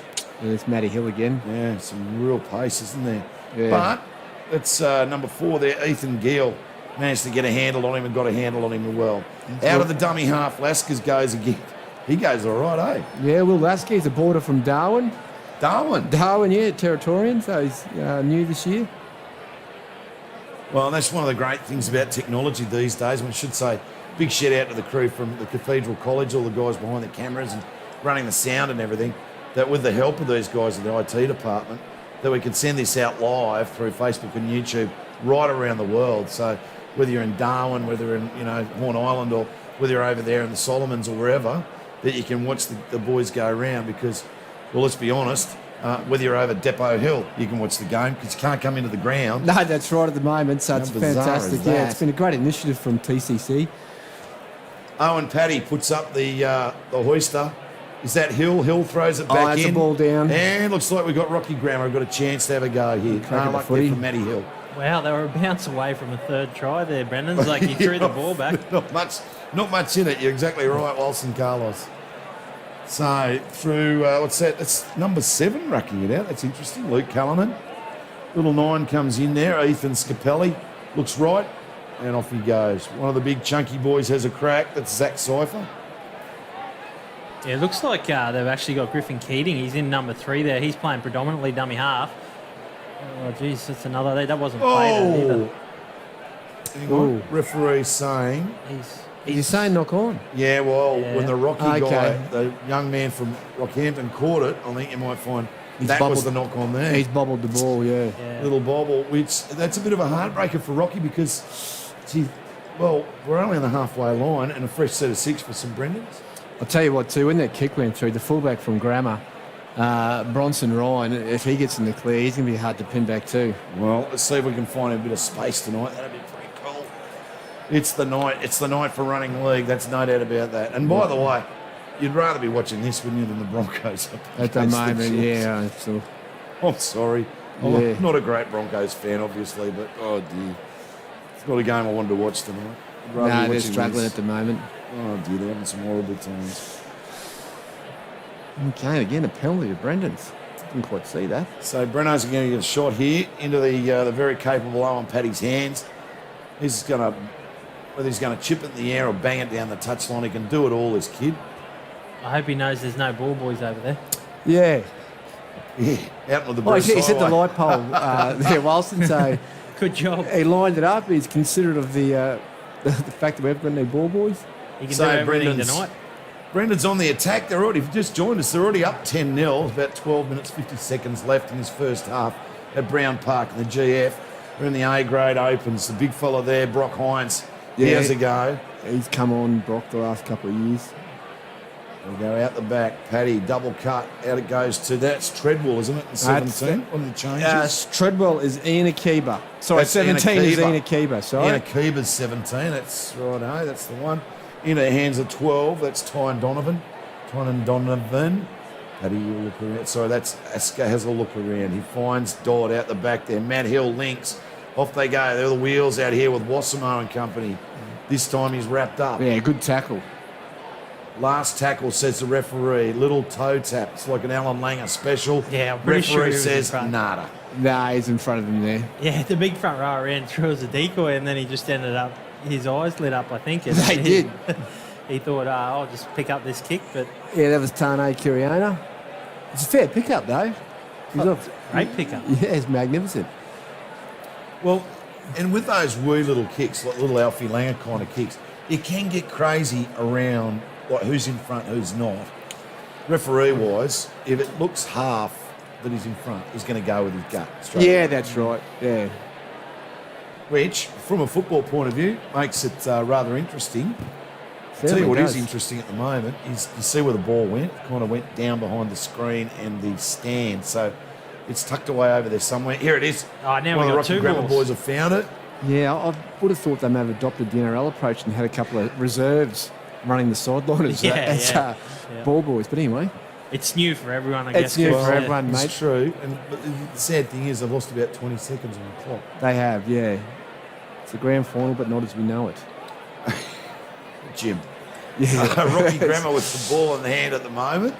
Now, from what we can work out in this first 15 minutes, this is the third set of 6 that Rocky Grammar have had a shot at. They've made a couple of mistakes, but can they knit together a nice 6 and get up the other end of the park? Doing their best there through Jaden Green, who played the ball just shy of the halfway line. Going to the boot, looked like they were actually, but no, it's gone there to Zach Cypher. He'll get to his feet, play it now, and bring it left side. It's going to the boot this time. So, it's a big wobbler, this one, from Luke Callanan, but picked up beautifully from the Brendan's man, racing down the right-hand touchline, and that's number 2 there, Mannix Hunt for St Brendan's. Ball stripped, ball away. Referee says we're going to scrum it down. Who's that for? That's Brendan's knock on, is it? He's gone. There Yes, it it is. is. Rocky's feed, Brendan's mistake. A bit unlucky there, Mannix Hunt. That was a great run down the right-hand touchline. That's the second line break he's made. He made one really, really early in the game as well. So he's given young Nick Crouch nightmares out here. But they ran him down. There was some aggressive defence and forced the error there. Olsen, really stupid question there with Mannix Hunt's run. So he's really beat them on the outside. Should he have maintained his track down the touchline? Because he did run back towards the defence. Yeah, well, probably the wrong person to ask you there, Meech. I've never made a line break like that. Down the sideline, Coops could tell you that. So, Yeah. I was in the middle of the field. Well, Rocky Grammar, they're finding a little bit of joy down the guts here this time. That's a penalty. That was great too. Yeah, that there was we great. go. He's just not quite sure of himself at the moment, this ref. There's a lot of things going on in the game and he's just not quite catching them. So Yeah. he did well there, though. He did well there. That was the right call. So 30 metres out, Rocky Grammar with the ball this time. They're down 10-0. About 9 minutes left here at the moment. So through the hands they go and they'll get in there with number 10, that's Zach Cypher. Has a crack, bring left. Then they've got plenty of troops out here on It's the good left. shape too. Beautiful And there he shape. is. There's some pace. This is going to be a try. Yeah, that's the guy we're talking about. There he is, Bronson Ryan. Bronson Ryan. He's hard to handle. Yeah, Coopy, good point. Yeah, I've seen him play a few games for the grammar school, and he's got some wheels, good feet. Very elusive. Smooth as. That's how I visualised me running. It's not how I ran, but Yeah. when I learned about visualisation and thinking about what you should be doing, that's how I visualised myself running. Fantastic stuff. Look, 10 points to 4, kick to come, Rocky Grammar down. But about 8 minutes, it's from an orchestration of a game. That's exactly what we want to see. We want to see Rocky Grammar get into for at least half time. Yeah, that's right. Definitely. Because we've had some great grand finals here at Brown Park over the We last couple certainly of have. years. And the last time these two sides met, we actually had to go to Golden Point, which was, Walson, you're on the call team for that one. How exciting was that? Where, it was right at the end of the game, one of the boys scored right under the post, right in front of the old boys. Very exciting stuff. Brought back a few memories, actually, that shift, because they that's what that side did a lot that year with the young Moore boys. That they were Australian touch players and they'd hit the right post and they'd shifted to the left edge, similar to what the Grammar boys did there with Bronson Ryan. So Yeah. I think they've just got to settle down into their game, Grammar. They haven't had the ball. They've been a bit nervous. There's been kicks ricocheting and out on the full and whatnot. So once they settle down into the rhythm, this should be a really good game. There's some good movers out there. I'm really impressed with the fullback for St Brendan's College, Matt Hill. Yeah, it's very good. Very good athlete. Like you say, there's some real wheels out there and beautiful movers. So Callanan comes in, has a shot. It's a fair no dice strike. on that one. 10 points to 4. 10 points to 4. Just under 7 minutes gone in this first half. Incidentally, if you're interested to know, if we're all locked up at the end of the game, yep, we do go to Golden Point. It's 5 minutes each way, just so you know. So 10 points to 4. Breno's 2 tries to 1 at the moment.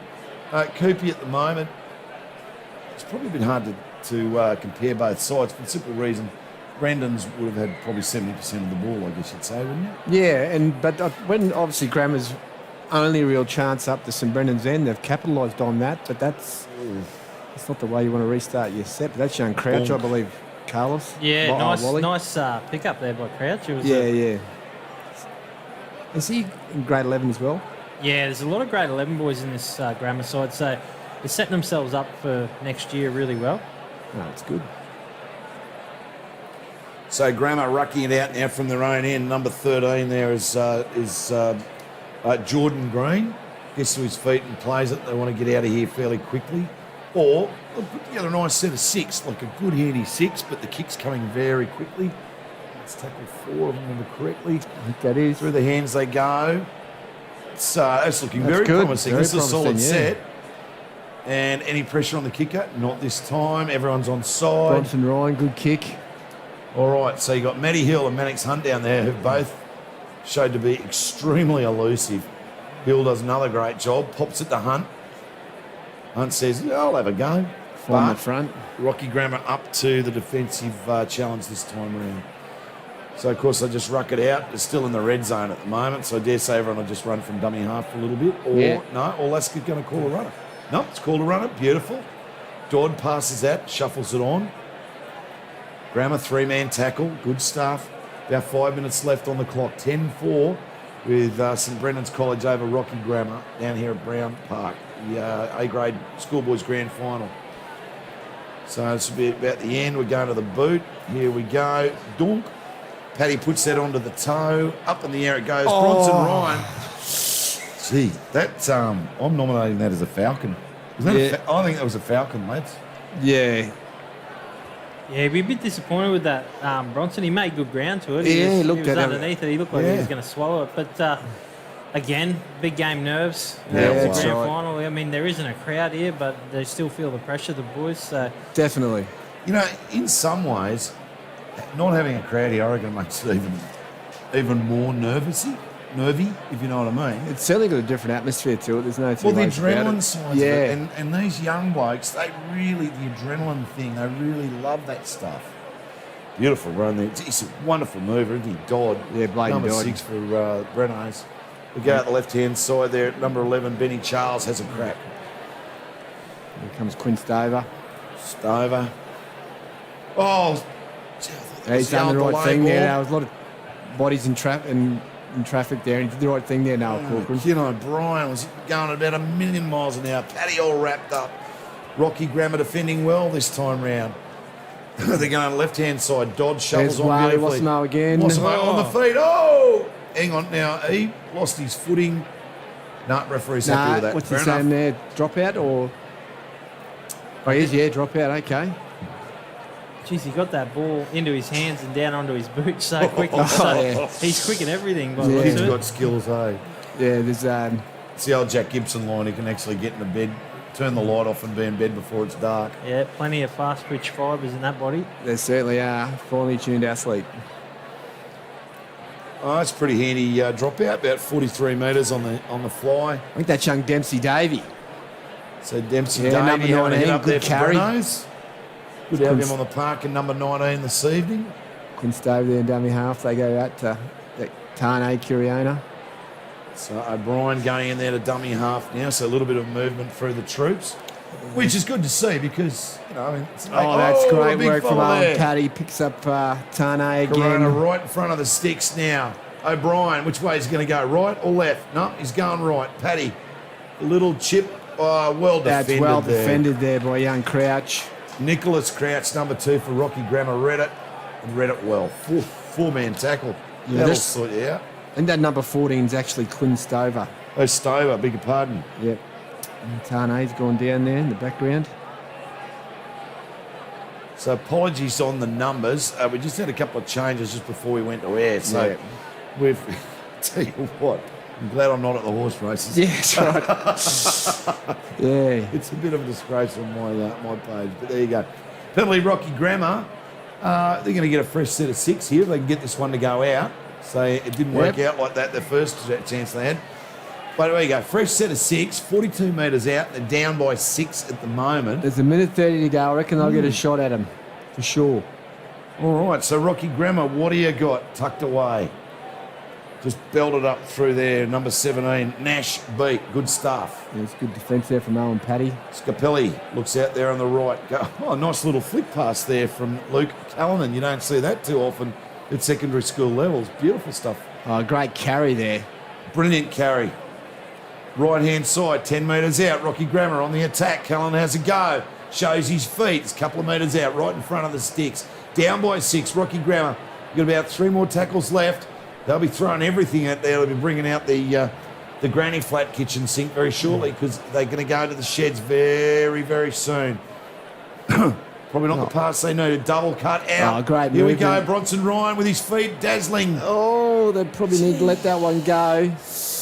Bronson, chance oh here. well. They certainly are. Still a go. So Rocky Grammar and referee says ball down, and that's pretty much the end of the half.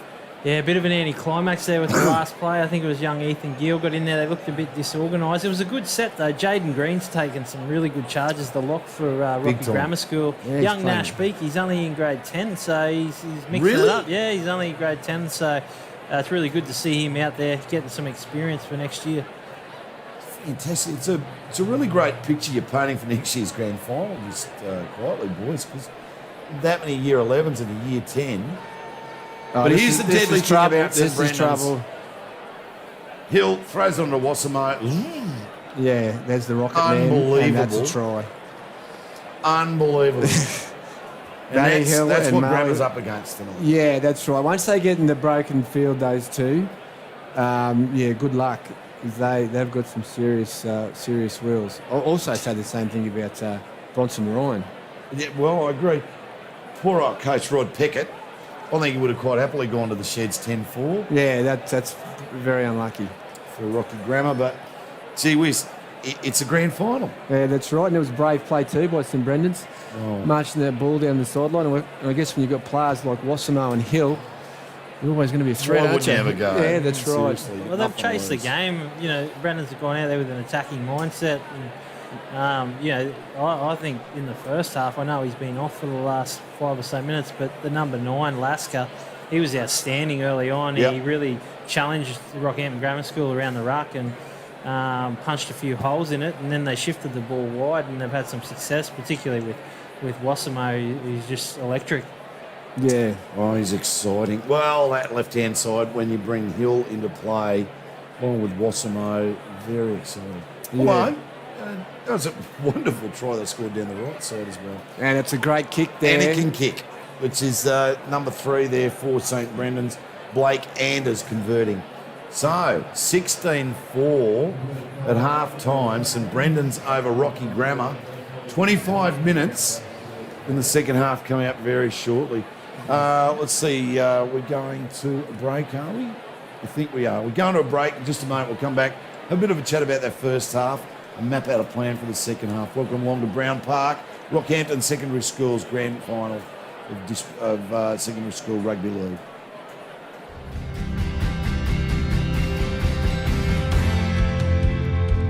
There's so many different boys here at St Brendan's. All my mates are from different cultures and different backgrounds. Some are amazing in the classroom, some on the sporting field, some just are amazing blokes, and that's really what makes St Brendan's what it is. St Brendan's College students that finish up here are renowned for that rounded and grounded approach to life. So we're very proud of the students that leave this college. We have students strong in mind and gentle in practice, and walking out to be wonderful citizens and contributing members of society. Before coming to St Brendan's, I've heard a lot about it, and since I've been here, it's been everything I expected it to be and a lot more.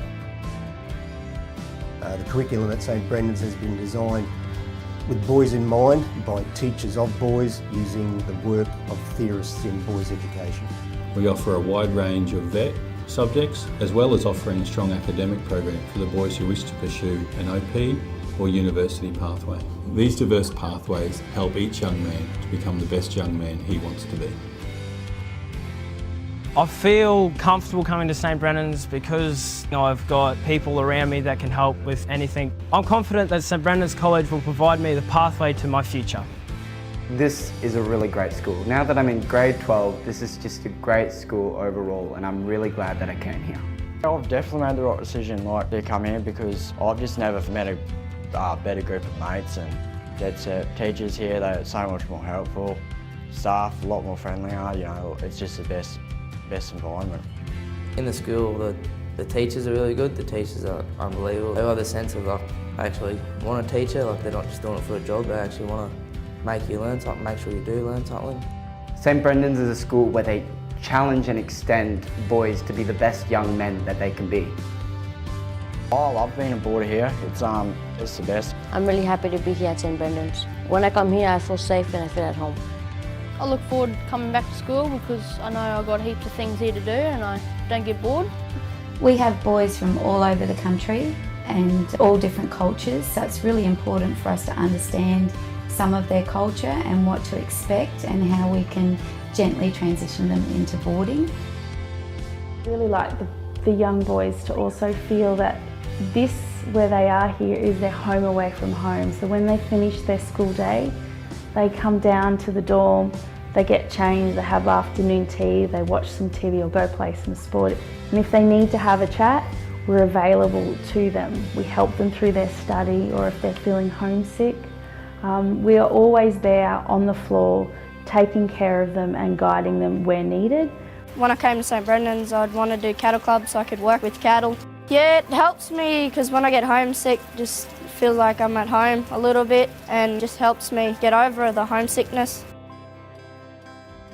First time I came to St Brendan's in grade 7, I was a bit nervous, but you sort of, after the first week, you seem like you just fit in as all the mates accept you and all the older boys just take you in, sort of like almost like an older brother. We arrive as strangers, but we leave as brothers. Our boys can look at the extensive alumni that have been here before them. They see the great names and images on our walls. They can realise they too can achieve their dreams, that they can make a difference in our community and indeed the world. I invite you to come along and experience all that is on offer here at St Brendan's College, Yeppoon.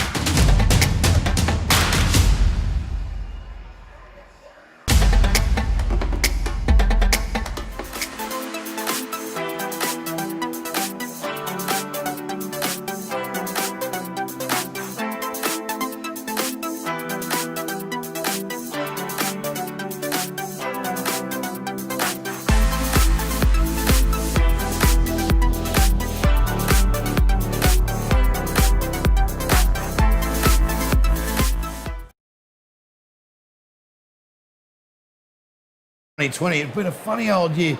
5 rounds and only the seniors getting to play, but out here it is just packed full of year 11s, a couple of year 10s. It's been a cracking game thus far. Matthew Cooper, Wilson Carlos on the call team. G'day, my name's Meach. So Matt Cooper, 16-4, St Brendan's over Rocky Grammar, 25 minutes on the clock. What do Grammar need to do to turn this around? Well, I think they've just got to get some good ball up to St Brendan's end. A couple of times they've been up there, they've scored or they've threatened the line. So, and they're a bit unlucky there, I think, towards the back end of the first half. They took a play down the right-hand side, just didn't quite link up. But, yeah, the game's certainly not over. I mean, we've seen these Brendan's Grammar games go down to the wire, as you know, Mitch. Yeah, absolutely. Wilson Carlos.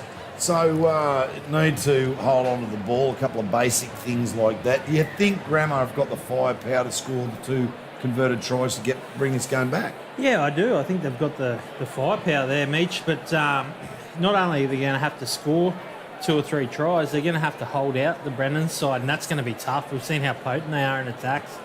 So, yeah, it'll be interesting to see how this second half plays out. No doubt Coach Rod Peckett will have the boys out there firing in this first stanza. It's a matter of interest, boys. I mean, if we're talking in the fair income department, first half, probably I reckon at the end 65-35, maybe 60-40 was Breno's possession rate over Rocky Grammar. So with an even split of possession and a few more opportunities, is that going to be enough for Rocky Grammar, do you think? Yeah, I reckon so, definitely. That's a great first-up tackle there. So they'll have to get off their line nice and quick here and pin the St Brendan's team down. Mannix Hunt, he's had a strong game there. Hasn't strong he? carries, Fantastic. Number 2 for St Brendan's College. Barky boy. But is it Bark Alden, Sangoanna, yeah, is he? Sangoanna, that's Good on right, him. yeah. Oh, There's good on Kendrick him. Treadwell. And by the way, if you're watching from wherever you're watching on Facebook or YouTube, love to know where you're coming from. So just send us a little message. You know, here I am. I'm out at Barky. I'm watching a young fella play or whatever, and so we can give you a bit of a heads up on the telly this evening. Well, he was the most. Was that out the back flick? It was. He's got all the tricks, hasn't he? It's only a grand final. Yeah, why not it's have a all right. crack? I just throw it at the back door, not a problem. It's good to see the boys are playing a bit of footy tonight. Oh, I and love it's it. exciting for the people who are here. We haven't got any fans here, obviously, but there's a few people involved with the team that are here, and they get to see the great footy. And of course, everyone on the YouTube coverage is getting to watch it at home. So, but I think the grammar school coaches would be really disappointed with their first up contact in that set. They got them down in a corner and they were 30 metres out from their own line, Brennan's. They just marched their way down the field. Yeah, that's a concern, no doubt about that. If I was the coach of St Brennan's, Phil Mitchell, I would have been pretty happy with the troops in the first half. Yeah, definitely. I mean, they made the most of their opportunities, and I guess that possession rate certainly helped their cause. There's no two ways about that. But modern game of rugby league, you hold on to the ball, complete your sets and everything. It's one thing to hold the ball, be 70-30% split, but nil on the scoreboard. And that's the diff. Brenno's took their chances and scored their tries. Yeah, that's right, they did. So, Rocky, get through a nice set of 6. They put into the danger man's hands. That's Dodd that's Bladen out the Dodd. back. He started at 5'8", he's dropped back to fullback there. So quite a versatile player. And there's Mannix Hunt again, strong carry out of trouble. Well, you have a look at it from Matt Hill, Mannix Hunt. Anders has scored a try. He's pretty handy. They've moved to Keeber around, who was a star last year. There's Owen Paddy. He's been very strong as well. And Wassamo is in there as well. Here they come, though. All right, so Rocky Grammar in for a red-hot crack, which is what we've been expecting. 21 minutes, they're down by 12, which is only 2 converted tries in the modern game. Right-hand side, Rocky That's a Grammar strong bring carry. it through the hands. Is that the right-hand centre? In goes Scarpelli. Scarpelli, will he go blind? No, he won't. He go left. That's the front row. Pretty standard there. Great That's an carry. interesting run. That's Ethan Gill having a run there. He's right centre. Gets to his feet, plays the ball now. Everyone putting their hand up saying, yeah, I'll have a crack. Green, who's done some good things for Rocky Grammar, he shovels it on there to Zach Cypher. Left-hand play. Callanan, I thought he was about to explode there, but obviously the gap wasn't there. It just looked like it from where I am. He'll play it here now, the little 7. Right-hand side, Rocky Grammar looking bereft of ideas at the moment. I think it's probably a fair call. Last chance, we're going to go a Hail Mary, kick and hope. Little dribbly ball. And it's played at by Dodd. Dodd met, and he's diffused. Yeah, good tackle. Drop out. Well done, Rocky Grammar. That's a repeat set. Probably their best kick of the game, really. They've struggled with their kicking game somewhat, the Rocky Grammar side, but good work there by Callanan. He got the ball in behind, and Dodd had to play it. I wonder what's wrong with Matt Hill. Boy, he's on the bench. He looks like he's coming to the sideline now. He might be coming back on. Maybe he had a bit of an injury lingering from the first half. Maybe he just had too much pizza at half time. You know, it's like Yeah, sometimes that's you right, Get yeah. in there with that meat lovers and it just doesn't sit quite right. Say Grammar now, they will have a red hot crack. If you've never seen one of these games, it would be fair to say that while both sides have tremendous respect for each other, it's a bit like being out the back with your brother. You're never going to give in. No, that's exactly right. No. Here's So Bronson Ryan. Oh, that's bad just luck. been the tale of the night so far. It's the lighting maybe, or I don't know. It's been a couple of funny ones like Yeah, that. it's where just grand finals. That happens. nerves. Not too much you can do about it. It's all part of the experience. So Brendan's up 16-4, 19 minutes on the clock. Brock Hines, good carry there, but he's met by some strong defence there from the Grammar team. Yeah, Lachlan Burns, number 12 for Ball Rockhampton down, Grammar School. referee says not back. That's a lucky call. I think it probably was back, but you see them call them knock-ons. Yeah, rugby league these 9 days. times out of 10, don't you? Exactly right, yeah. Here he There's is. Will Lasker, the Territorian. It's a good carry. Seriously, something rugby league's got to look at the moment. This Yeah. whole thing, not because there are blatant knockbacks in every game, every week. Here we go, charge down, chance for Rocky Grammar. No, it's dived on there by St Brendan's. What's the referee's call there? No, no re-signal thus far. So it was a fair, full-on charge down. I think it must be because Mannix Hunt has taken what would traditionally be called a settler. Oh, he's... No, that's a lost ball. Yeah, I think that was play on, but that was... Ripped out by the Rocky man, but it went backwards, and then Hunt has knocked it on in the tackle there with the Rocky man. Yeah, that's right. Yeah. Yeah, but the whole thing about a knock on at the moment, once it's on, knock back, knock forward, simple as. But rugby league at the moment, we might have to get to the point where we go touch football, ball down. And that would just get rid of the controversy out of it because it's breaking everyone's heart. I hope it goes back because the ball on the ground creates the second phase play and allows those intuitive... 100%. Yeah, allows 100%. those natural footy players to sort of come to the fore. But there are blatant knockbacks in every game. Yeah, it's a problem. I reckon they've got to... I think now with the challenge coming into the NRL, they're more likely to get That's a good point. Get it right, But obviously you don't have that at the schoolboy level, so... No, Here we go, breaking news, boys. Rocky Grammar got a penalty, which I think you might find is actually the first one of the game for Rocky Grammar. Clearly offside. So they're not even going to bother kicking. Let's just get going with the game. Yeah, they're playing up-tempo game. Zach Cyphers said, give me the ball, have a crack. 20 metres right out in front of the sticks, down by 12. It's 18 minutes left. So Callanan, see, good players like to get their hands on the ball, don't they? Give it to me, I'll see if I can score for you. Just, I don't know. You know, that's the problem when you've got a 5-match series, I suppose. Your chances to gel's not great. And at the moment, the team looks like they really need Callanan to do something brilliant because he is the pin-up boy of this side. Fair call? He's a very talented footy player. There's no two ways about that. Rocky Grammar still with the ball, inside, outside, onto green. He deserves a try, that kid. That was very good defence there from St Brendan's. Well done. Referee says held up. Still a couple to come. I think when I saw that 13 for Grammar cutting the back of the ruck, it looked like it was going to go over. Ryan just went flying in there. So they've had the powwow. We'll play this on the 10. I think it was a changeover. Yeah, it was last tackle, Mitch. No, okay, there you go. They went for the power play on the last Here's Matty play. Hill again. This is where they really need to rip in defence, get that line speed Yeah, that's going. right. Well, that first one they made in defence, they made 4 metres. That's a strong carry there from Benny Charles, the back row there for St Brendan's. It's Tane Kiriani, he's had a strong game, high involvement rate. This is better from Grammar though. They're sort of putting a bit of pressure on the ball carrier, getting up in their face. Yeah, definitely. And we're getting back on side, watching the referee and trying to put some pressure there. Owen Paddy. Hey? He's got some skills. He's got some skills. The dummy. More dummies in the front shop window at Stewart's in the mall. So onto the foot we go. That's a inside good the kick. 40. Yep. Yeah, but he's awake to it there, the Grammar fullback. Beautifully. No, that's no problems there, eh? That's is that Crouch? Nicholas Crouch there for Rocky Grammar. Yeah, it's actually Callanan. They've made a... Callanan was back there. Yeah, pretty significant positional switch here. It looks like Bronson Ryan's playing in the halves and Callanan's gone back to fullback. Well, fair enough. See what Ryan can do because he's a likely lad. He certainly is. Second phase. First one we see tonight, actually. Oh, nice feet. Rocky Grammar rocking it up to the halfway line. 15 minutes left. Good carry there. 40 metres out. Rocky Grammar with the ball. Still 1 or 2 tackles up the sleeve. Where's Bronson Ryan? He's the danger man.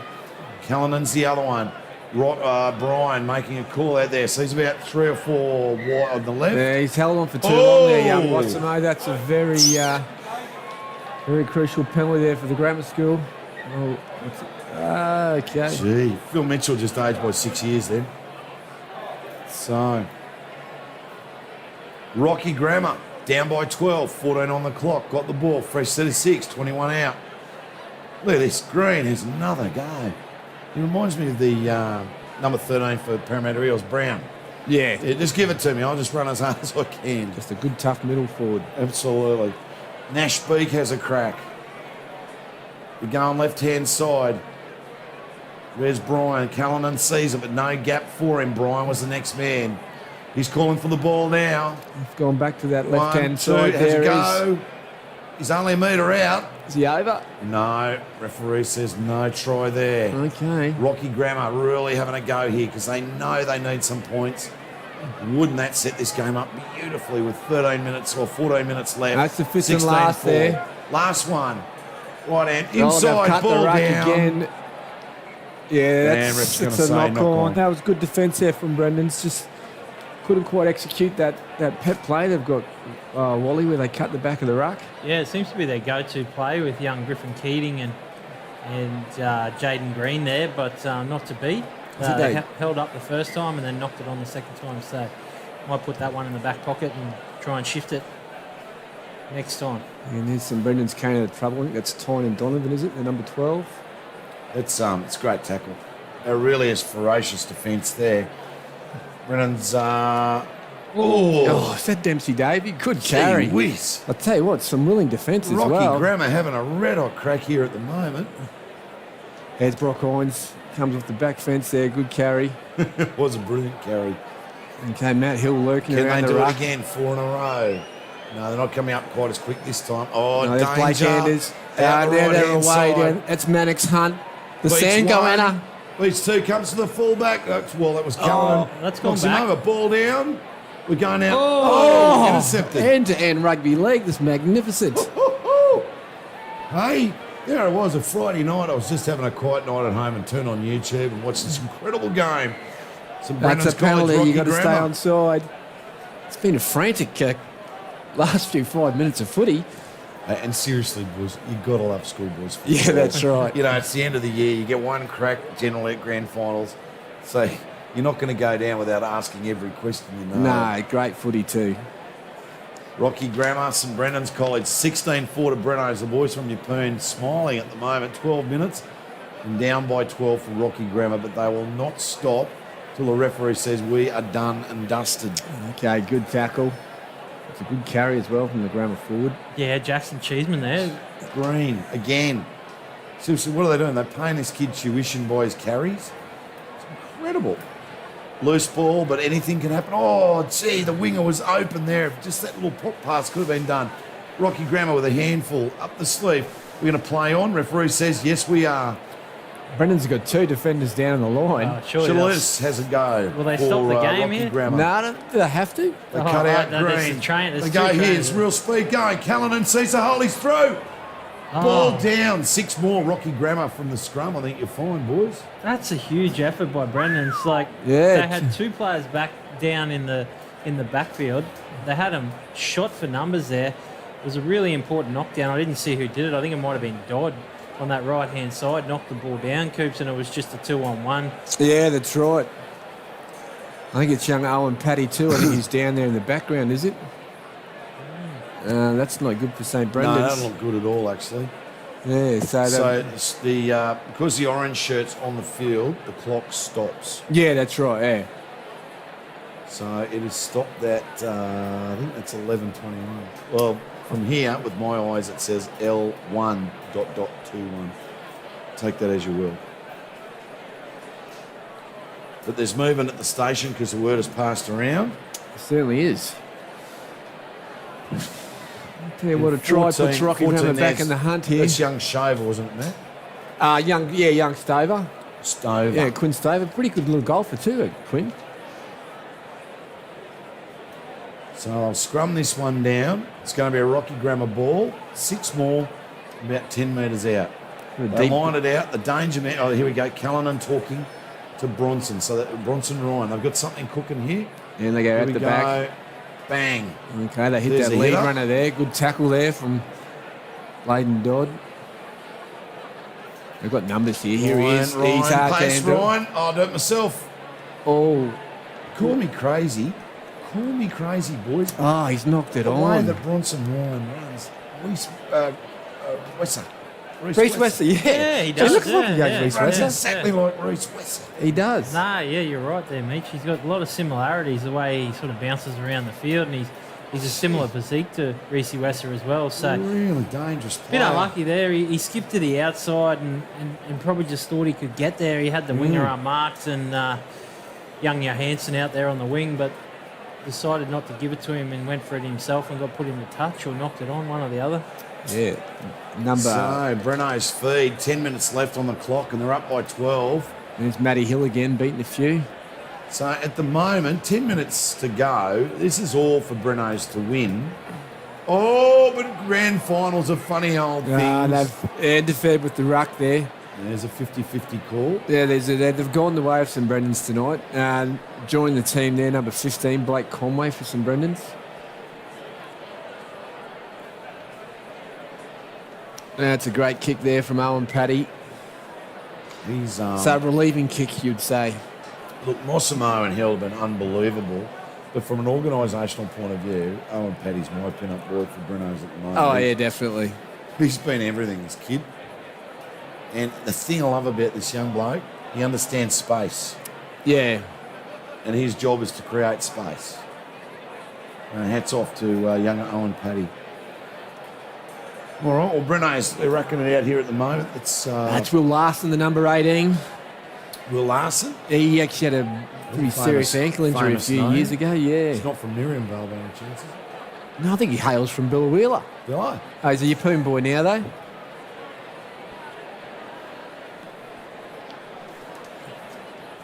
So the Breno's boys, rucking it up at the moment. 30 metres out. Yeah, here's trouble. Josh Scales having a crack there. Hill. Well, looked like he was going to bounce straight through. That's good 6 tackle. change over. Yeah, I think they... Rocky Grammar have got to go, and they've got to go now, Wilson. Yeah, I think so, Mitch. I think they've got to pull the trigger on a few of their trick plays if they've got any, because the clock's against them now. Look at Brenner's loading up. Jeez, they need to set up a bit of shape. Young Larson's coming out of the line and absolutely folded. You sure he's not from Miriamvale? I'm sure he's not from Miriamvale. Poor Nashy beat there. He took a hit up and there was 5 blokes waiting for him. Brave carry, though, that first one when you've got a set defensive line, isn't it? No. Nak Menzies has been good. He plays well above his weight. You know, he's small in stature, but he's come off the bench and gone well. And they just seem to have lost their shape a little bit, Rocky Grammar. You look at them now, you could throw a blanket over them. So And they've gone back some down that. willing participants, though, and this kid's been awesome. Yeah, 13 for Rocky Grammar. Nah, that's Tane Waddell. Oh, that's the Tane front Waddell, row. big Yeah, pardon. he's been moved out to Scuppelli. right centre, and he's been pretty good since he's Callanan puts it up and walks away and hobbles. Ball down. That's a knock on. They're Knock just those little on. things haven't gone Rocky Grammar's way tonight. And you need that in a grand final. There's no two ways about it. Yeah, their end of sets haven't been great, Coops. Apart from that repeat set, they've really struggled with their end of sets. Yeah, that's fair. So fair that's comment. probably something that the Yeah. coaches would be looking at to improve for It's next good season. good old saying rugby league, and that is you look at the scoreboard, look at the time, but just imagine 6 being added to the scoreboard straight away to the team that's down. Yeah, that's right. So right now, it's 16-4, it's Breno's to win. Breno's to lose. So, but it was 16-10, it'd be a completely different game. Oh, it could be over here. That's Ian Akiba. It's good ball movement. That's Matt Hill down the right-hand side. I think that's Ian Akiba. Ian Akiba. Ian Akiba, the number 17. Akiba, Hill. Wassama, it just glorious. And there's another fella who Glorious. hasn't come back yet. He's from up on... What, he's injured? Bardu, no, Congasau Nona. Oh, you get out of town. Yeah, Congasau. Another guy. That's He's a little fellow who's got some... Congasau Nona and Marley Wassamo could have a game of Tiggy in a phone box. And it'd be exciting. Jeez. Unbelievable. And Blake Anders going well as well. Yeah, and then Blake Blake Anders. Dodd at 6. Yeah. Is deadly. And Owen Paddy orchestrating the whole thing. That's a pretty handy back line that they've got there at St Brendan's College. Hats off. In their gold side, where they're all year 11. They're all grade 11, yeah. Yeah, it augurs well for next year, doesn't it? For the Brendan side coming through. So Yeah. Ian Akiba can move too for a big fella. He's very far. Yeah, he's got some wheels as well. Poor Luke Callanan there. He was in two minds. He sort of tried to go for the intercept a la Cameron Munster and came up with fresh air. So The sad thing about going for intercepts, when you can grab them, you look sensational. That 1 in 100 time you can grab them. Yeah, the other that's 99 right. Yeah. times it looks poor. Yeah, that's right. Yeah. Well, that's converted. So the young bloke there, Blake Anders, converts 22 points to 4. St Brennan's College over Rockhampton Grammar. Why aren't you playing for contracts now and playing for pride? That's what it's all about. Yeah, I think it's a bridge too far for the Grammar boys, but I mean, it's a learning experience for them. There's, like we said, it's prominently year 11s. There's a couple of year 10s in there, so Nash Beek and Luke Callanan. So they've got a couple of years ahead of them. Yeah. And they'll be better for the experience, so it'll hurt. Or losing a grand final always hurts, but... Tell you what, though, you know, in the age that we live in now, it's completely different. We were all playing. I mean, no one called it. No one. That's right, mate. Mum and Dad came and saw it, and that was about it, right? And if you're lucky, you might get your name in the bully, right? Yeah. But now, well, it's all on YouTube. It's all on Facebook. If you could score a try on a GF, you know, that's kind of legendary status. Well, so. I believe our co-commentator, Wally Carlos, had a very special moment in the GF here many years ago, 99, I think it was. Wilson, that's right, is it? It's a long time ago now, Coops. Yeah, that's right. I might talk about that after the game. Do tell. Yeah. So Rocky Grammar still in there wrestling to the death, as we would expect them to do, up against their old foe, St Brendan's College, 22-4, 4 minutes left on the clock. Good service there from Blake Conway. Great kick. That was a pretty impressive set of Look six. at Wassamo go. Look at him go, will you? Young Crouchies. Well, that's Cullen, isn't it? Yeah, it's Cullen. He's he needed to stay in there, but he gave it a go. 1, 2, 3, 4, 5. That's a chasing team. Yeah. Just inexperienced play there. I mean, they gave him the sideline. They used the sideline as a defender, which is, you know, smart play. Right. But he probably just sort of thought, oh, maybe I can make a pass him and backed himself. So you can't blame him too much for that. Yep. He's an exciting young player, Cullen. He looks a little bit 100%. laboured, like he's carrying maybe a lower leg injury on his left leg. So he hasn't been his best tonight, but he'll come back from this. Yeah. Oh, absolutely. So Paddy, that step young off Paddy. he goes, little fella. Oh, little chip over. He's literally kicked sideways. Akiba pops it back inside. Anders back on Akiba. Try. Hey? I think it's a set move. Or whatever. Hey, mind you, they're all borders these days. They are all borders. Those boys are all borders, yeah, exactly so right. out on number 2 out the back there at Inverness. Yeah, that's right. Well, that was Monto onto Cyboy to Emerald back to Cyboy. So, yeah, great effort there. Well, you know, and I think Capella passed it from the back of the scrum. Having been to a boarding school, it's Sunday afternoon and, you know, prep's done and you're all good. Anyone fancy run around for a game of touch football, which could go for anything from 5 to 6 hours. Yeah, that's right. You can see a few of those funny little moves and whatnot. Yeah, that's right, yeah. To be fair, I mean, it's really favoured Brennan's in this game. They've played it like they're out on the oval, you know, down at Brennan's one of the backfields, just having a bit of a run around and throwing flick passes and shifting the ball wide. And Grammar have probably been a bit tighter, which is normally expect with a grand final, you know, a little bit tighter. And Brennan's it's just come off for them. Pretty much most things they've tried, Coops has come off for them. Yeah, that's right, yeah. And he's hit the upright there. They really Blake hit Anders. the upright, like straight on hit the upright. Hey, we've got 2 minutes left. I don't think anyone would have expected this score. No, definitely not. Tonight. I mean, they drew in their first game, but I think most people expected it to be a really tight contest. Yeah, that's right. Well, 26-4, a 5-round comp into the final series. I mean, seriously, anything could happen tonight. Yeah, that's right. Anything can happen. But rather interestingly too, Coop, I mean, it's only about a minute before we went to air tonight that you're furiously writing out numbers and names because we've got a couple of kids that are out with flus and that's right. and stuff. But what was it? Laryngitis. Laryngitis, young Keelan O'Brien. I think it might be tonsillitis actually. Tonsillitis. There you go. Yeah. So. Hats off to Brenno's. They're up 26-4, and balls popped out the back. Yeah, that's a so loss Rocky forward, Grammar yeah. will get one chance. They'll get a set of 6 just to finish us off here at Brown Park. The suit. What a glorious night for footy. It is a good night for footy. Yeah, great night. Absolutely perfect. Geez, the fields in good nick. Well, obviously. Yeah. They're probably not getting the traffic, I suppose. Yeah, that's exactly right. Yeah, but I mean, it's a really good effort. They just look more polished, the Brendan side, and given that they played a qualifying game on Tuesday night to get into this grand final, I think it was. So Yeah, they did. right? Yep. Yeah, they played Yeppoon State High. So Battle of the Beach there. that might have helped Who them. I'm told Yeppoon did very, very well. Yeah, they would. It was a good game of footy. Yeah, that game was only decided in the last 5 or 10 minutes as well. Yeah, that's right. Oh, there we I go. That's a try. Try, yeah. Rocky Grammar. So well deserved there. Yeah, Griffin Keating.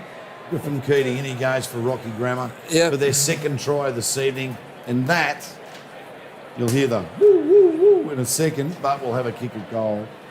Yeah, he's And he's a close range specialist, Griffin Keating. So again, he's another year 11er, so he'll be better for the run next year. And Brendan's two good boys tonight. Yeah, they put it together tonight, St Brendan's, and as you say, there's a few things that sort of, when things start to stick in a game, you sort of get that momentum, and that's what happened tonight for St Brendan's. Well, it's some wonderful moments this evening. Yeah, definitely, yeah. It's a great try. That last try was quite unbelievable, wasn't it? Yeah, it's inside good. out, backside in, inside out. Yeah, just good interplay. But even the try there where Hill jumped, caught, yeah, netball passed over the top, Anders scores. Blake Anders in the corner, yeah, that was Wassam magnificent. 2 times down the left-hand side. You know? Yeah, that's right. Yeah. There's a lot to like about it, but hats off and admiration to Rocky Grammar, who look wasn't their night tonight. They certainly didn't give up. They certainly given a red hot crack. Yeah, they were. I mean, when I think Bronson Ryan scored that try, at that stage it was looking really close. You know, and it's just those little things they didn't quite capitalise on, and they made that late break in the second half down that right-hand edge. There's a lot to like about Rocky Grammar. Bronson Ryan showed some good stuff. Yeah, Of definitely. course, there's obviously a handy player. Jordan Green in 13, I thought was sensational. Yeah, he was very Jaden good. Green had a great game. Yeah. Who else do you like, Wilson? From, I Rocky thought Grammar? Tane Waddell was really good on the right edge. He got moved early probably early in the game, I think, from front row to maybe a right second row or a centre row, and he just trucked it up there and he caused them a few issues. But yeah, you're right. Like Jaden Green was really good for the grammar school, but you take nothing away from Brendan's. They were outstanding tonight, and the way they moved the ball, it's great footy to watch, isn't it? Yeah, it is. Yeah, genuine speed when you can hang on to the ball. Jeez, it's hard to beat. Yeah, that's right. Yeah, definitely. It wasn't just the speed was obviously what was on the end of it, but it was the skill to put the pass out in front. And we know, like, the Christmas of passes, it's not always there in schoolboy footy, but tonight the way they moved that ball, Matty Hill and obviously Wassamo was on the end of it, but there was some good passes there from Dodd and Hill on the inside. Yeah, and I think Meach sort of hit the nail on the head before when he mentioned the work of Alan Paddy. He was the orchestrator there, and he certainly pushed the St Brendan's team around the paddock. Just quietly too, boys, we should say thanks very much to the boys from Cathedral College, the IT department, all the cameramen, they got all the sound and everything to make it possible that even though people couldn't come along and watch the game tonight, at least you can watch it on YouTube and Facebook. So, yeah, that's right. To the boys from TCC, thank you very much for your help this evening. To everyone that couldn't make it, look, it's only a handful of people here. And look, there was a list that the security guy had to go through. That's right, yeah. So I don't feel too bad about it. But the other thing I was just going to say was hats off to convener the likes of Andrew Lawrence, who, along with his committee, worked so hard just to try and get some footy this year. Yeah, they because did. Lord knows there's plenty of grown men that will be screaming to play, but they can't play this year. Yeah, that's right, yeah. Nah, it's been a great effort, particularly Andrew Lawrence, the president of Rockhampton District Secondary Schools Rugby League, and Clint Holloway, the secretary, put so much time and effort into getting this competition up and going for the boys. And they appreciate, even though we see here there's a Year 11 side coming through and winning it, it's been predominantly put on for the Year 12. So they've got that footy in their last year. It's so important. That's right. Yeah. It's the memories. And these kids, unfortunately, due to circumstances in the world, they're missing out on so much. I saw school has got cancelled today. So, yeah. I mean, there's a lot of things that they're going to miss out on. But to say that they got to play in a grand final, and this is a prestigious, thing to play at, the Rockhampton District Secondary Schools that's Grand right. Final. And my understanding is to this Year 12, the Melbourne Year 12, these are the test kittens of Queensland. They are, when we that's right, changed it over yeah. at the very start with early start. Guys, if we can get you over in front of the with these microphone guys, for the and now we presentation, can get this. No, that's right, yeah. Put it this way, they should be a fairly resilient mob. Yeah, that's right. And the COVID's had a significant impact on ATAR as well, so it's been a hell of a year. They were the first ones to go on. Yeah, the first ones to go through ATAR. I think we're going to throw down to Andrew Lawrence for the presentations now. Just trying to get the Brendan's boys over towards the presentation area. All right, well, thanks for having listened. Thanks, Matthew Cooper, Wilson, Carlos. G'day, my name's Mage.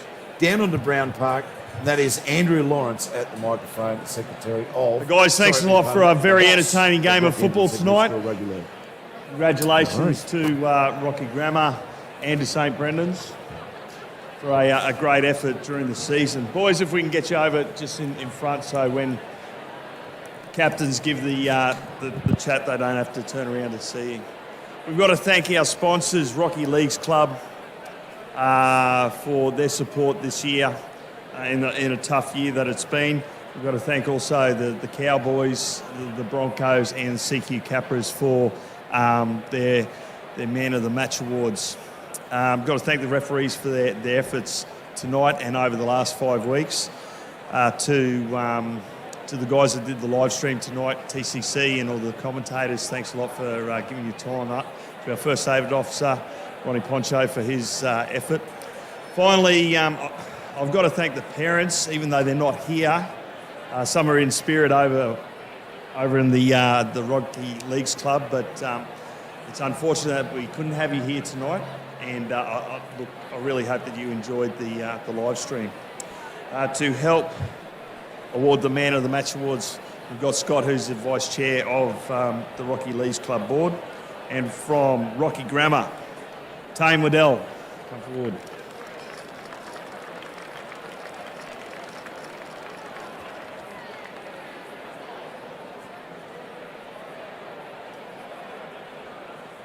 And from St Brendan's College, Owen Paddy.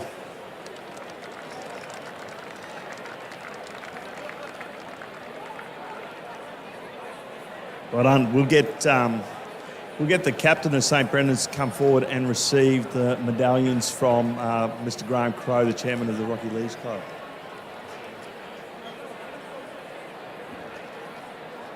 Said the runners-up, didn't I? Oh, the runners-up medallions, sorry. Yeah, Brendan's.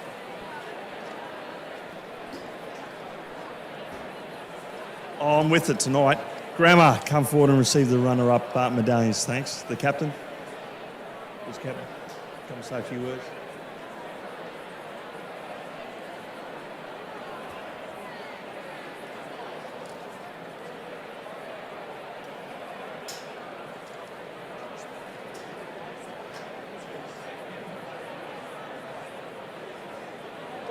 Righto. First of all, I'd like to thank the coaches, Mino, Hackett, Gordy. He's got us here. Happy. And Brendan's boys, thanks for playing us. He's played well. Yeah, that's about it.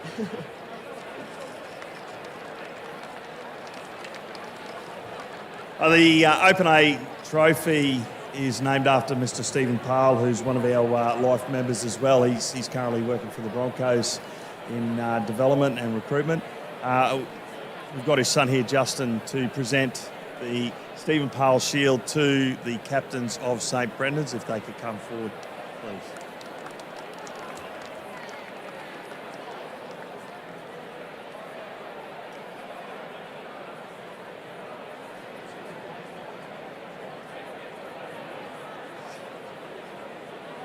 First of all, I'd like to thank all the coaches, officials and parents for coming out tonight.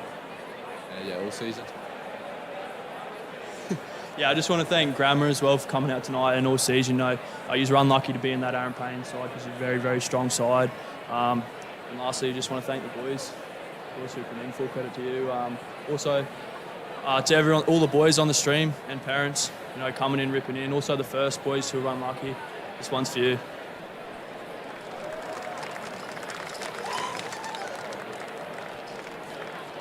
Boys, thanks a lot for a great game, and to everyone who supported us this year. Thank you very much. Hopefully we will be back bigger and better in 2021. Thanks a lot.